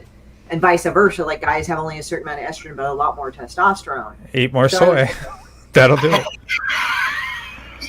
Mercy. Yeah, but it was just like weird. I just was like, that's why I was wondering, was this a girl or a boy? Yeah, it was a boy. He damn near killed me too, or saved my life. I don't know which one it was. But it was like 3 months feeding time. 3 months old. I'm feeding him at like 3 a.m. again. And I put him down on the carpet, and my wife's like, "Why are you doing that?" I'm like, "So I don't fall on him," because I've been having chest pains and facial numbness and everything. So I'm just going to go lay down. I'll be fine. It's been like this for a couple of days. She's like, "No, you're going to the hospital." And my blood pressure was 250 over 200. Oh my God. Whoa. Yeah. Wow. So I was like, this close to stroking out. Dude, you're lucky you didn't, man. That's insane. Everyone on this panel's metal, dude. Everyone's metal as heck. Oh, hell no. Mm-mm. Oh, it all come froze. on, Shae. You've been through some things, girl. Come on, you metal. Not metal things. I had metal parts in me for a while. I broke my ankle. I even asked them, "Hey, can I take that home? Because I paid for it." So they autoclaved it and gave it to me. They really said, actually, you did pay for this. Here you go. Yeah, like I literally went out the same day. I just went in. It's funny because when I recover from general anesthesia, it feels like I drank a whole bottle of Jameson. It's just so weird because like when you come out of general anesthesia, if anybody's gone through it, at least for me, I feel like, wow, I drank too much and I just woke up from sleeping it off. What the fuck? And it felt like I drank a whole bottle of Jameson whiskey. Like it was very like specifically Jameson. Yeah, like it's weird. Like I got actually pretty fucked on Jameson a couple of times when I was in my younger stupid days when I drank a lot more. But It would have been really weird if they told you that you couldn't have it because they'd already sold it to somebody else. well, then when you get older and you can actually buy good alcohol, you don't do that shit no more. Plus the hangovers hurt way more. As you get older. True that. Yeah, Shae, you've been through some stuff like when you broke your ass. Oh, Lord. You can break your ass? So I sprained my was. coccyx because I flipped my car in a ditch. Oh, fuck. And had to climb out of it. So it was in England. So I flipped my car. It fell over on the driver's side because it was in an American car. And I had to climb out of the passenger door, drop down in the ditch, and then run because I didn't know if the car was A, on fire, or B, going to roll on the hood and crush me. And then after I got about 10-ish feet away, I realized the smoke in my car was just from the airbags, thank goodness. So it wasn't on fire. And it was pretty solidly up on its side, so it wasn't going to fall over. But I had sprained my coccyx. I had sprained all the metatarsals in my right hand because my hand punched the dashboard. I sprained, I bruised up my knees and gave myself really mild whiplash. And then last December, I fell on black ice and landed on my tailbone for a second time. Oh, it gets better. So it's been hurting pretty much since December. So I went, thank you, Frog G. So then I went to the doctor and they did an x-ray and they were like, so it's not broken and it's not chipped. And I was like, okay, cool. And they go, but you do have degenerative bone in that area. And I was like, did you just say I'm a degenerate ass? Is that an actual diagnosis? Damn. So yeah, I have a degenerative ass because We need to get that on a plaque for you. Did you it's on a t-shirt in the Red Valkyrie store. I mean, when you get older, I made myself a shirt and it says degenerate ass on it, and then If Pops were here to share screen.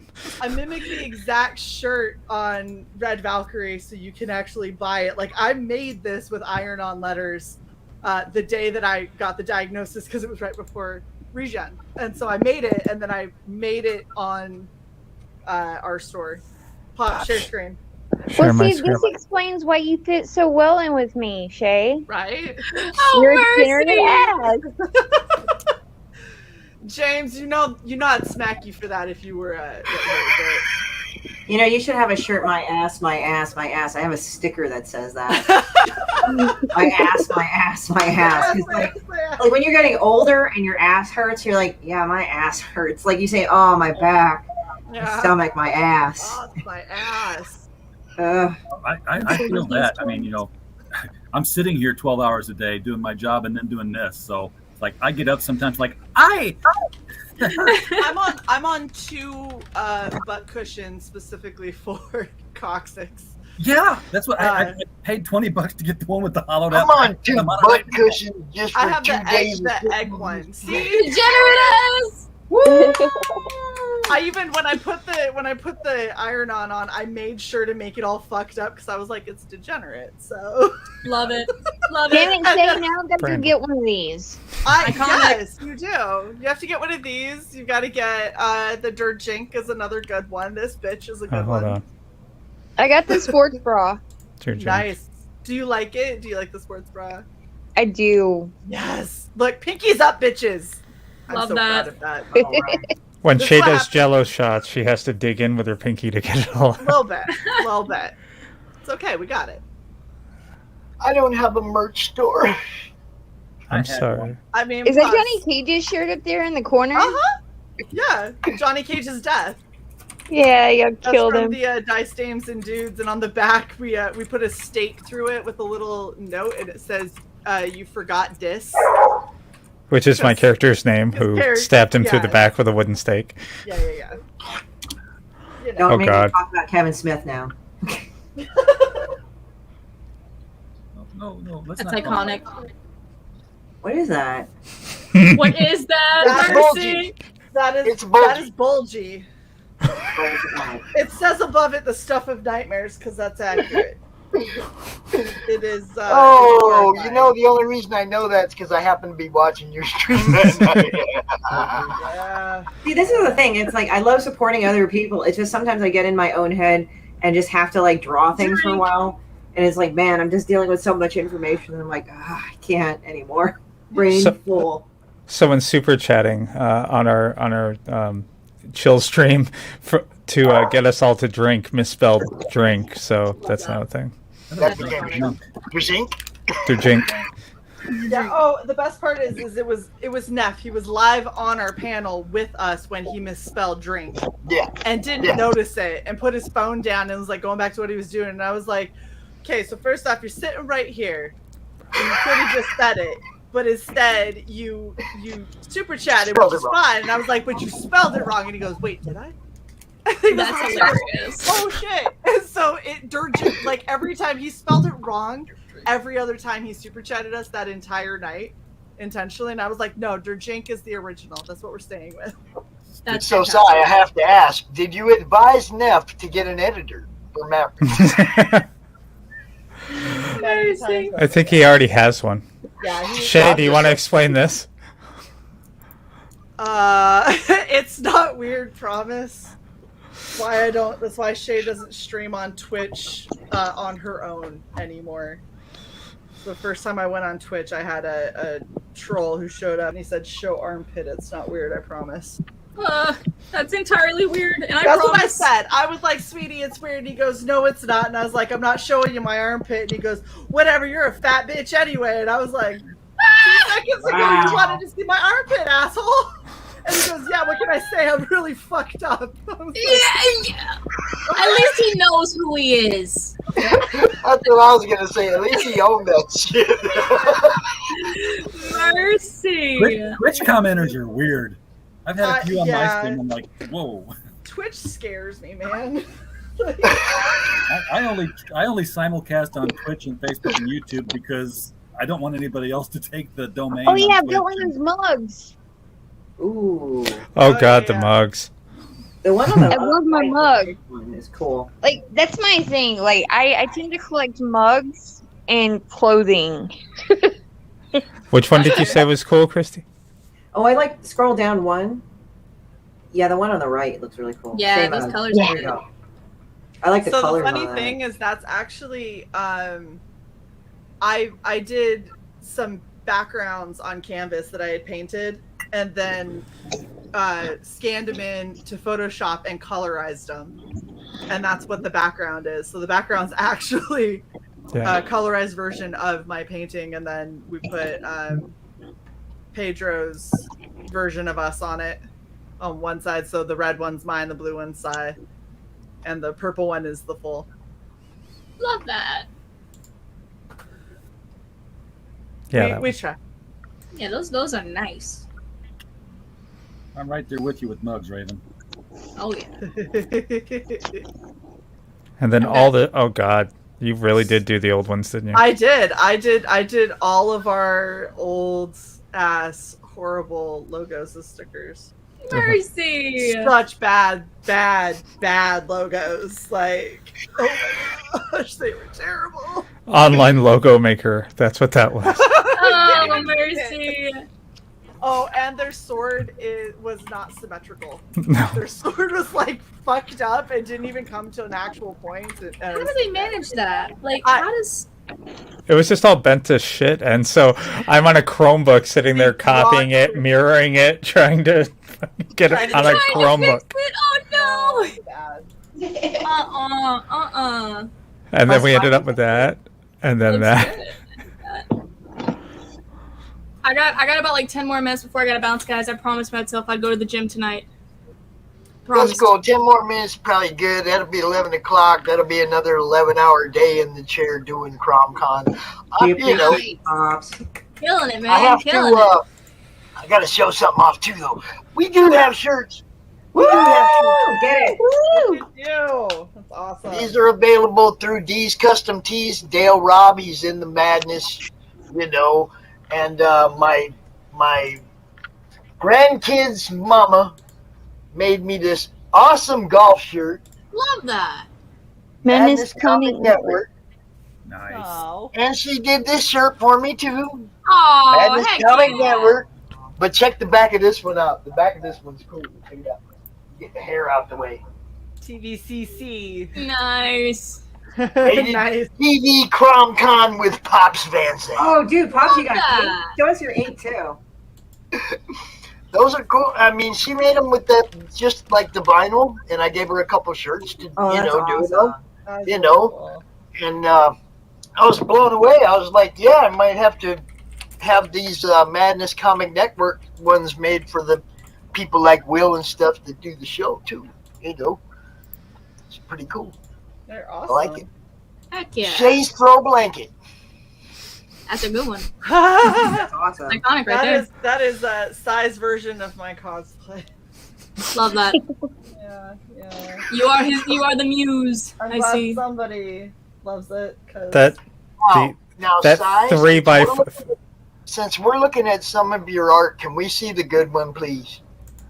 which is the good one? You know what I'm talking about. Bulgy. No, you know what I'm talking about. I gotta find a picture of it.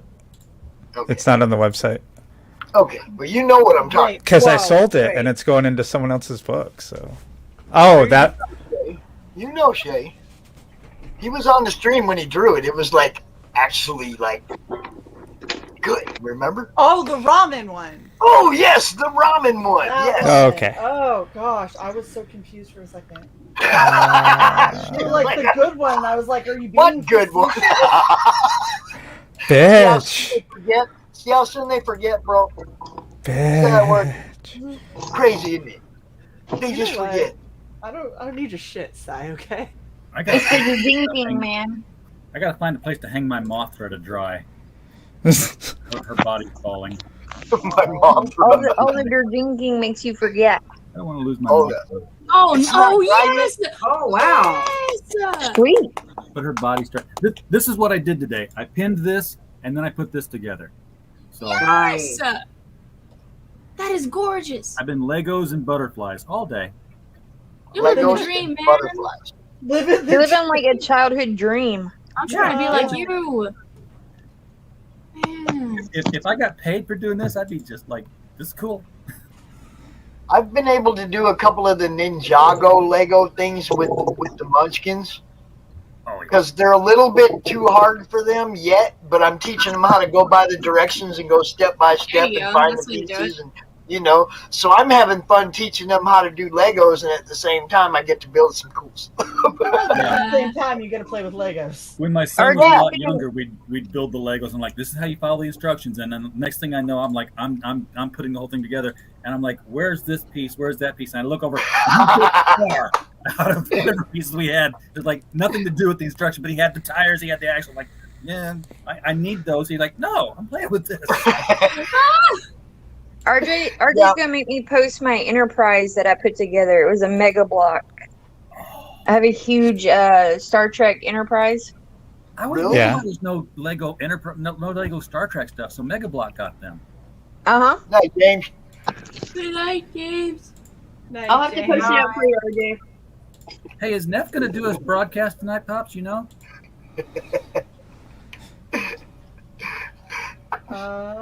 Pops is in his own world.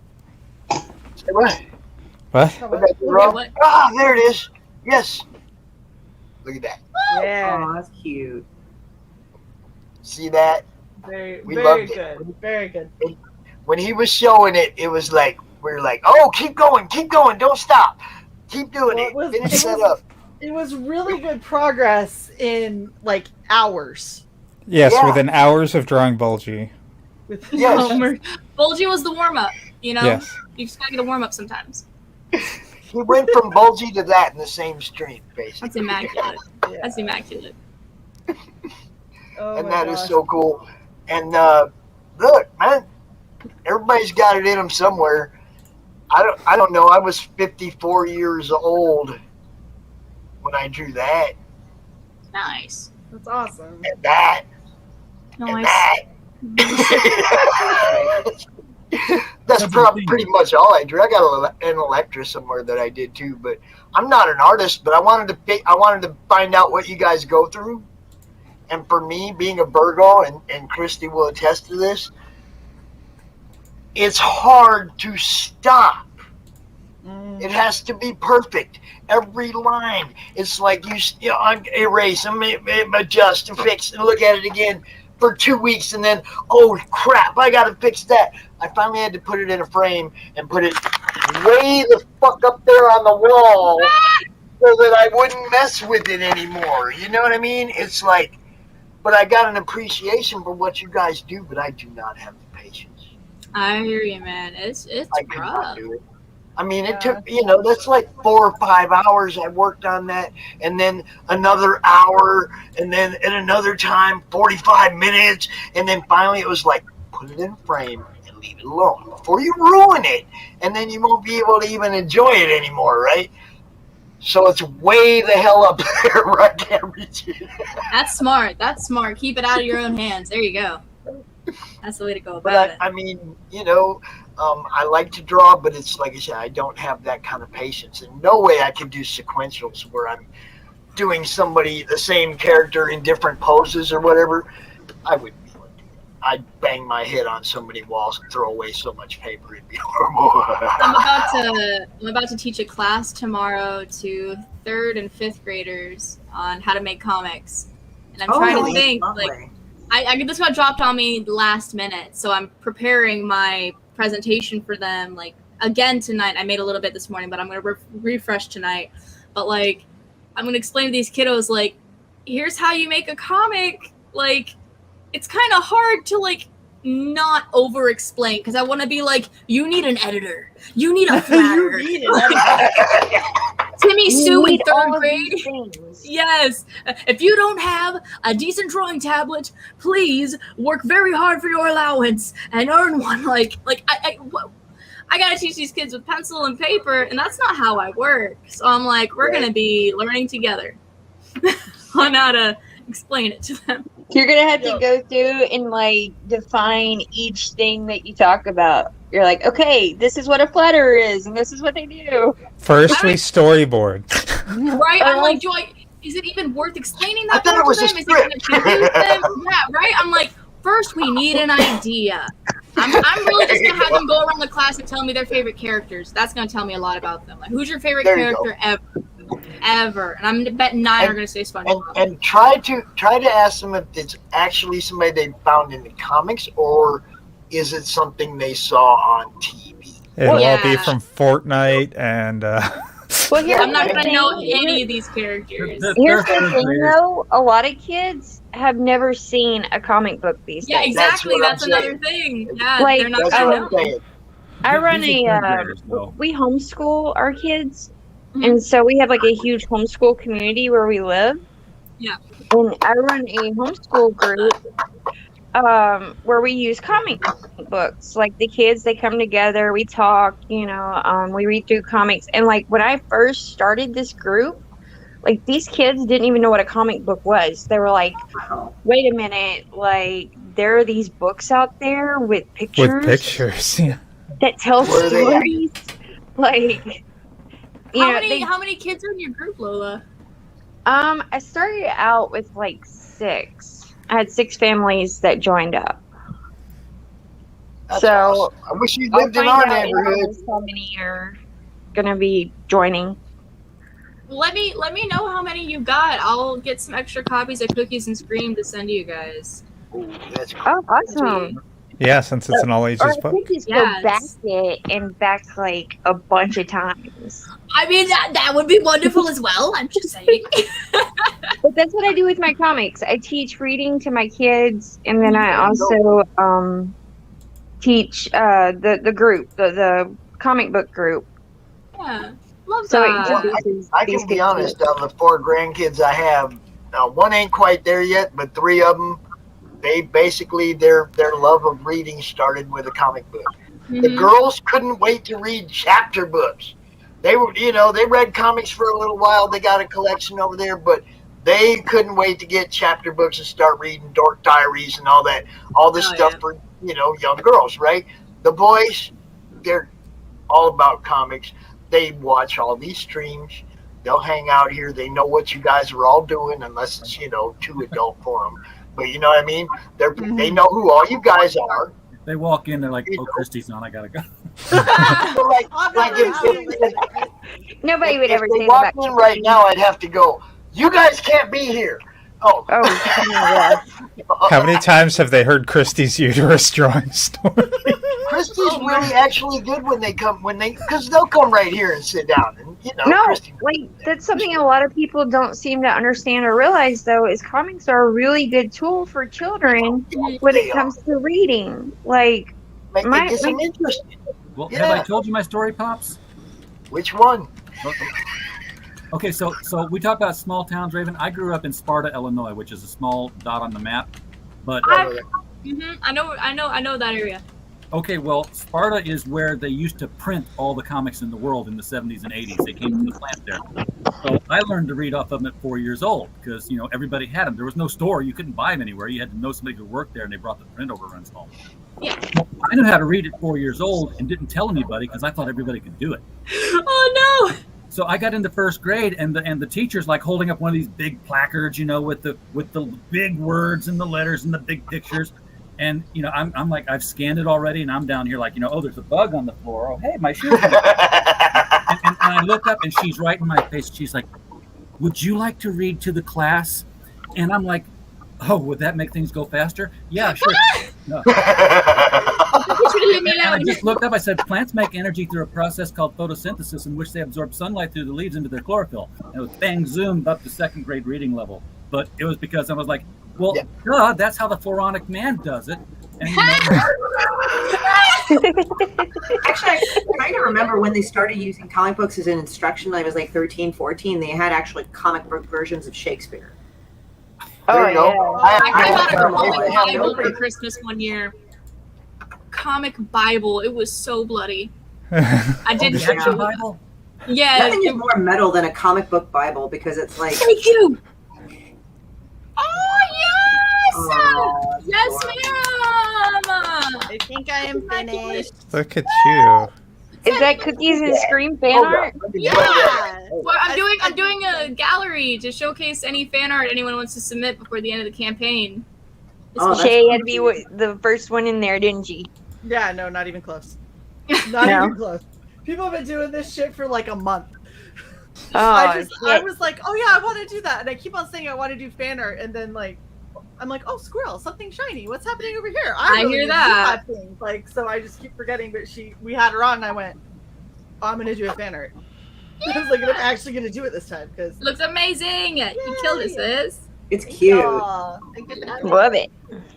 Send me a picture of it. I'll put it in. Oh, I will. I'll send you the highlights. So, check that out. Damn. Oh, nice. Nice. That's awesome. I got all kinds of stuff like that. But Spoilers, is John Wilkes Booth in the end of it? Spoiler, he dies at the end. How could you, Lola? How could you tell him? Oh shit, that was good. That was good. That was good. I like They that. teleport him away to the future. No, I mean, RJ makes a really good point, though. Like, comics are really good for teaching reading to small children, and it really does work, and it does help. Like, one of the first things we did with our little girl, like, our first one, is she had a comic book at 1 year old. Like, she I would was go going to say, through- littlest umbrella right in her hand. Do what? Littlest umbrella, a copy goes right in her hand. No, like, seriously, we put those comic books in her hands, and, like, when she got to where she could talk and actually articulate her words where you could understand them, like, she would tell the story of what she thought was going on. So you'd get this long, drawn-out story of what she thought the comic was about, but as she's gotten older and bigger, she's been able to sound out the words and put the story together that actually goes with it. So it really does work. That's fantastic. What? See, that's why I love comics so much. Like, there's endless potential with them. Yes. All right. So in the interest of this not just petering away into nothing, everybody, I know it's about that time. Let's everybody say where they can be found. Say goodbye to everybody. Let's do this and end this all at once without being, I like it. You know. I hear Let's you, do Pops. this right. It's Let's go, Pops. CRoM Con 16. We're coming to an end. Shae, let everybody know where people can find you. You can find me at Gaslight on Twitter, or over on the YouTubes for Red Valkyrie. We've got all kinds of amazing stuff over there. We're on a bunch of other platforms that we simulcast too, but I'm not going to lie to you and tell you that I check those because I don't. The only time we really check them is when we get Twitch spammed during the Wait, did stream. you say boobs on Red Valkyrie? Let's make you grow. What was that? Did you say boobs on Red Valkyrie? Did I? No. I don't believe so, but there are. They're there. I mean, I take them everywhere. You I can also go to redvalkyrie.net and Like luggage, huh? Like luggage. You got There you go. always. There you they're go. always there. well, I got to remember to pack mine, but still, I mean, chances are there's between 2 and 4 boobs at any given time on our channel. More if we have a guest. So 6, And you man. can pretty much, you can find Sai at the same place you can find Shae as far as this channel goes, but where else can they find you, bro? at Cyborg Valkyrie 1 on the tweeters. On the tweeters. On the twatters. I say it like Carla. On the tweeters. The tweeters, tweet the people. You know, we had a Justin Knight on earlier, and he has a novel that Carla did a cover for. Yeah. Yeah, Niggas I've talked to War. Justin Yeah. a lot Yeah. about his writing and stuff like that. He's actually one of the first people that really encouraged me to try and do my horror anthology. Justin's awesome. Yeah, I didn't know Justin knew you. See, small Yeah. world shit. Here we go. Here's some Oh, more. Pops, I know You know? almost everyone at this point. Like, you I would think that too, but I know everybody I after a didn't know while. before now. I keep thinking I know everyone too, and I keep running into more cool people. You know, I mean, it just keeps happening, Raven. I'm just happy to be awesome. here. And now, Cookies and Scream, y'all. You see Yeah. it's on the ticker down there. Mhm. Go back it. Go check it out. Bring the kids. I appreciate you, man. Where else can they find you? I am on Twitter at SketchyRaven. Also available at raven.m.illustration@gmail for commissions or inquiries, or I don't know if you got some business stuff you want to talk. That's where you can hit me up. But yeah, Cookies and Scream, man, it's going. I just want to say thank you to the universe right now. But Don't forget, you're on Raven, I'm going after Webtoons. this stream and getting my copy of Cookies and Scream. I'm gonna blow you kisses from over here, Lola. Lola. I swear. She's also What's the, looking for Twitter streams to go on. Oh, Sketchy Raven, thank you. Oh, Bless, yeah, bless I you. might have name dropped a couple of people. I'm winking back at you, baby. I know. Winking I back. see the butts. You see the cheek wiggle. Yeah. I'm like Don't Lola's blow me a winking kiss, back. that's all I Everybody's Don't winking in. Don't crack me up. But There we go. Oh, crap. Come on, Raven. We'll have a show for you. Yeah. Yeah, let me know. Just let me know. I'll climb on in there, you know. Well, Hit me up, girlfriend. that's a good thing that you're Pacific because she streams fucking late. Oh, that's perfect. Lola streams late. Christie's on the West Coast. You guys can all hang out together. See, Hey, if you'll have me, I'll bring the cookies and the tea. Yeah, come on by. Like when you're in LA, let's go do shit. Yes! Like any of you guys. Bet. Yeah. Bet cash dollar bills. Bet. Just like. Yeah, just get some boba or something. Make it rain, baby. God, they're going to. You're in LA. We'll go do shit. Yes. Yes. Christy, where can they find you? They can find me at www.horrorstudios.com. There are direct links to my social media. I have the little icons for that. Love so you that. can click on and follow me. It's because I have two. I have one for Horror Studios, which should be simple. But the other ones for Demon Bitch, they vary because Demon Bitch was already taken. So Twitter is I am Demon Bitch. And on Instagram, it's Demon Bitch Official. I'm also on Twitch as Horror Studios too. But I mean, like doing that huge like link tree thing. I already have the icons up on there, so I'm good. Yeah, she's everywhere, y'all. Demon Bitch, look. I like that you got going. Demon bitch? What? Oh yeah, I am Demon Bitch. Mm-hmm. I am Demon Bitch. I got that idea from Cream Heroes, this Korean cat channel, and said I am Dee, and it's like I was like I am Demon Bitch. Love that. I'm just like sad that I never thought of it. I was like, damn. Lola could be like, I am thick That's ass. a really good one. And Frog, you want to drop the link for Lola's YouTube in the chat, please? Lola, tell everybody where they can find you. I'm snowballing 2020 on Twitter, on the Twatters, and I'm Lola Meats on YouTube. I'm all around. Everybody knows me around here, so We love come hang, Lola. come chill. I'll let you on. We'll have a party. Yes. Let's do So it. where are you guys at? I know she's from Raven's in California like me. I didn't want to disclose the specific area, but if she's in California like me, or kind of near my hood. What about you guys? I'm Tennessee. I'm Tennessee girl all the way. Get it, girl.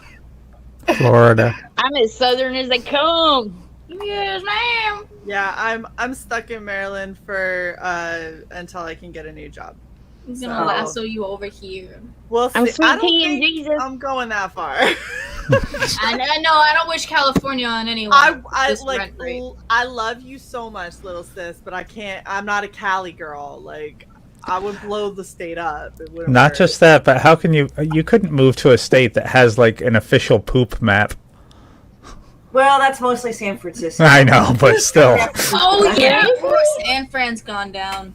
Yeah, it's like that pissed me off. I was like, Look, go to Colorado. I'll meet you there, and we'll bring Let's Sai go. Let's over. go to Colorado. I'm gonna go to Colorado. Let's get in the van. Everyone in. We're leaving. at Arizona sunset. or Vegas. Arizona or Vegas. I actually have always wanted to visit Sedona personally. Arizona's nice. Sedona's beautiful. It's beautiful, but it is a snobby art town. I could. I love you, I'm from Sedona. Be nice. You guys know what I'm talking about. I'm just gonna say the Tennessee Hills beats any of that ego.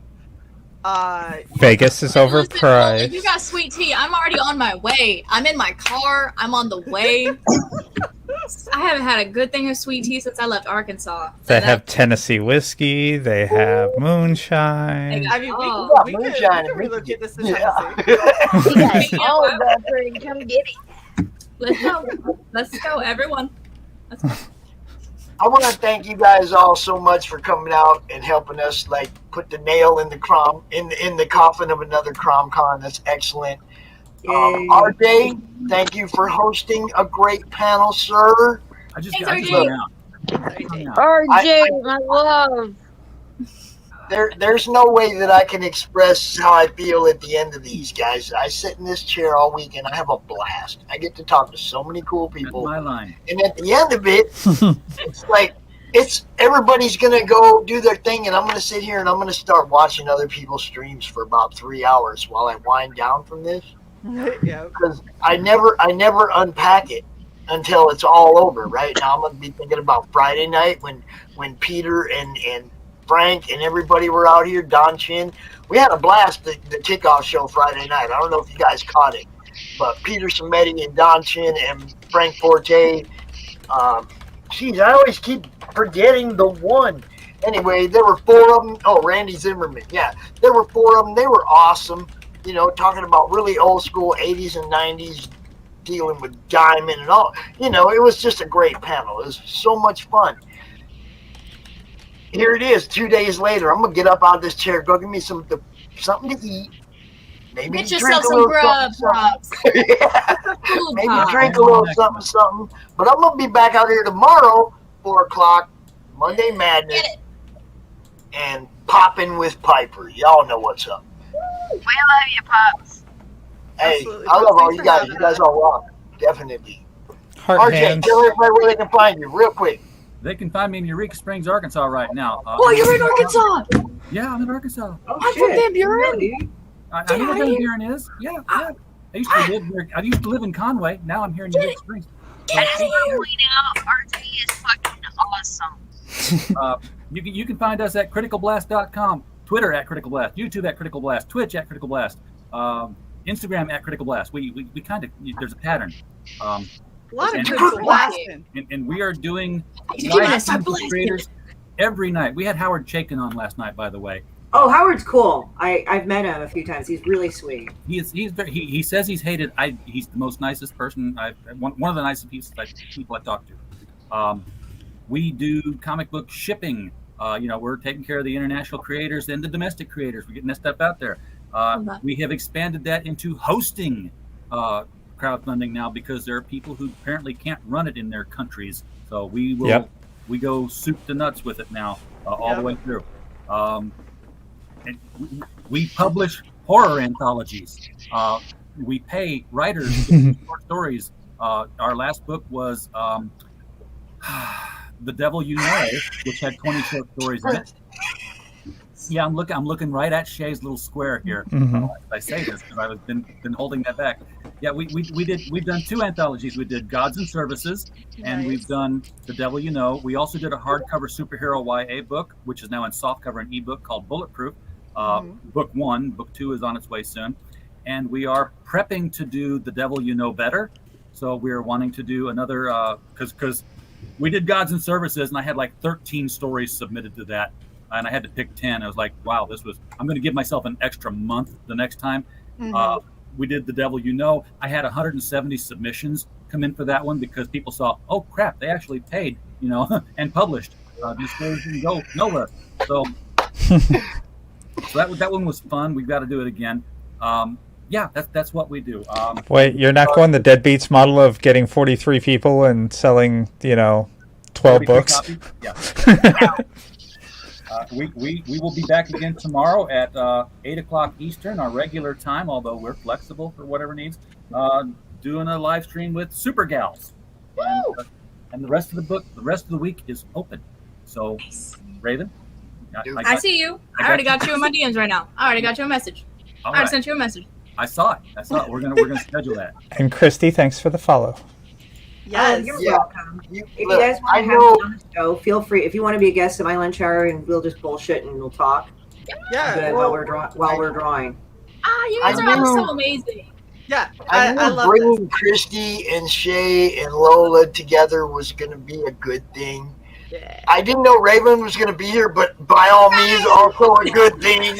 Look, my whole thing is bouncing everybody's fan bases off each other. Right? Yeah, man. Okay. When I get somebody like Christy that doesn't know Shae, Shae's got this awesome channel with Sai that they do, and they launch people's campaigns and all kinds of shit. They got a bigger following than I do by far. Okay. when it comes to the YouTube and the Twitter, you guys are out there ahead of me. Okay. We're closing in on Critical Blast. But it's not about that. It's about bouncing it all off each other. Yeah. I want all that money from other people in my Facebook to know about all you guys. I'm the longest running channel that nobody watches. Yes. Well, hey, we're the best shit show on YouTube. So we feel good. When RJ got it 2000, it was like I was right there on board. I joined his. Pops was my first member. Yeah, first member of his. The Critical Blast Club, whatever he calls it. I don't know. It's the Hat Club. The Critical Blasters. The Blast Brigade. Awesome. Oh my God, RJ butt stream. There you go. It's a butt stream. Oh, right below Lola too. That was perfect. It was Love doubled it. up. Double cheeked up on one. So this is what our members get. Yeah. Nice. Yes. And they get the. And I do have mine. It's right over here. Oh, I and need you know it. what I need RJ it for my did? hat. You know what he did to my sticker so that I can't put it on anything? He wrote member number 1 on the back of the sticker so I can't peel it off. Oh, it's a collector's item. I've got to send him Yeah, another. I can't peel off the back and Gotta stick get it on one of anything them now. It's like, protective case things, dude. I wonder if did you do that for member number 2? No, I didn't. You're number 2. Aw. Eventually, I will ship you a comic book from somebody. Y'all and I'll need make to sure check you out Critical Blast. Y'all need to check out Critical Blast. Go and like subscribe. Oh my God, you're so tinny, Lola. what happened? Moved away from her phone. Check out all these wonderful people. All of them. Love to everybody. Love everybody. All of them. If there's somebody here and you can't find them and you're looking for them tomorrow, let me know. I'll hook you up. You know, these are, man, I have so much fun with you guys. You guys rock. Thanks for coming to my show. Absolutely. You know, appreciate you guys all. Christy, I know you didn't feel good when I sent you the link. I'm so glad you came out. I hope you're feeling better. I am. I did take some medication for it. Yeah, stomach stuff sucks. Yeah, I feel you. I was in a very similar boat. Almost didn't make it, and I was like, nah, I got it for Pops. Yeah, because I literally, you feel like, oh man, I don't feel good. Maybe I'll just pop and say hello, and then all of a sudden you're like, oh, I feel much better. Yeah. They don't suck. It's so much better now. Yeah. There you go. That's what I'm talking about. People don't suck. You all have a great evening. I'm gonna go ahead and play this I gotta play my sponsor spots and stuff, and then my CRoM Con video, and then I'm gonna be gone because there's food waiting for me somewhere upstairs. I'm going to go find it. Get your supper, Bob. Nice. I am definitely hungry. I've been sitting here since noon, with not much to sustain myself. Here we go. I love all you guys. Thank you for watching. Thank you for coming out. All my guests, everybody who watched, everybody who comments, shares, likes, all that stuff. We love you. Have a great night. Author Cindy Kep is writing on the edge. Books include Remnant in the Stars, The Loudest Actions, Lines of Succession, Mindstorm,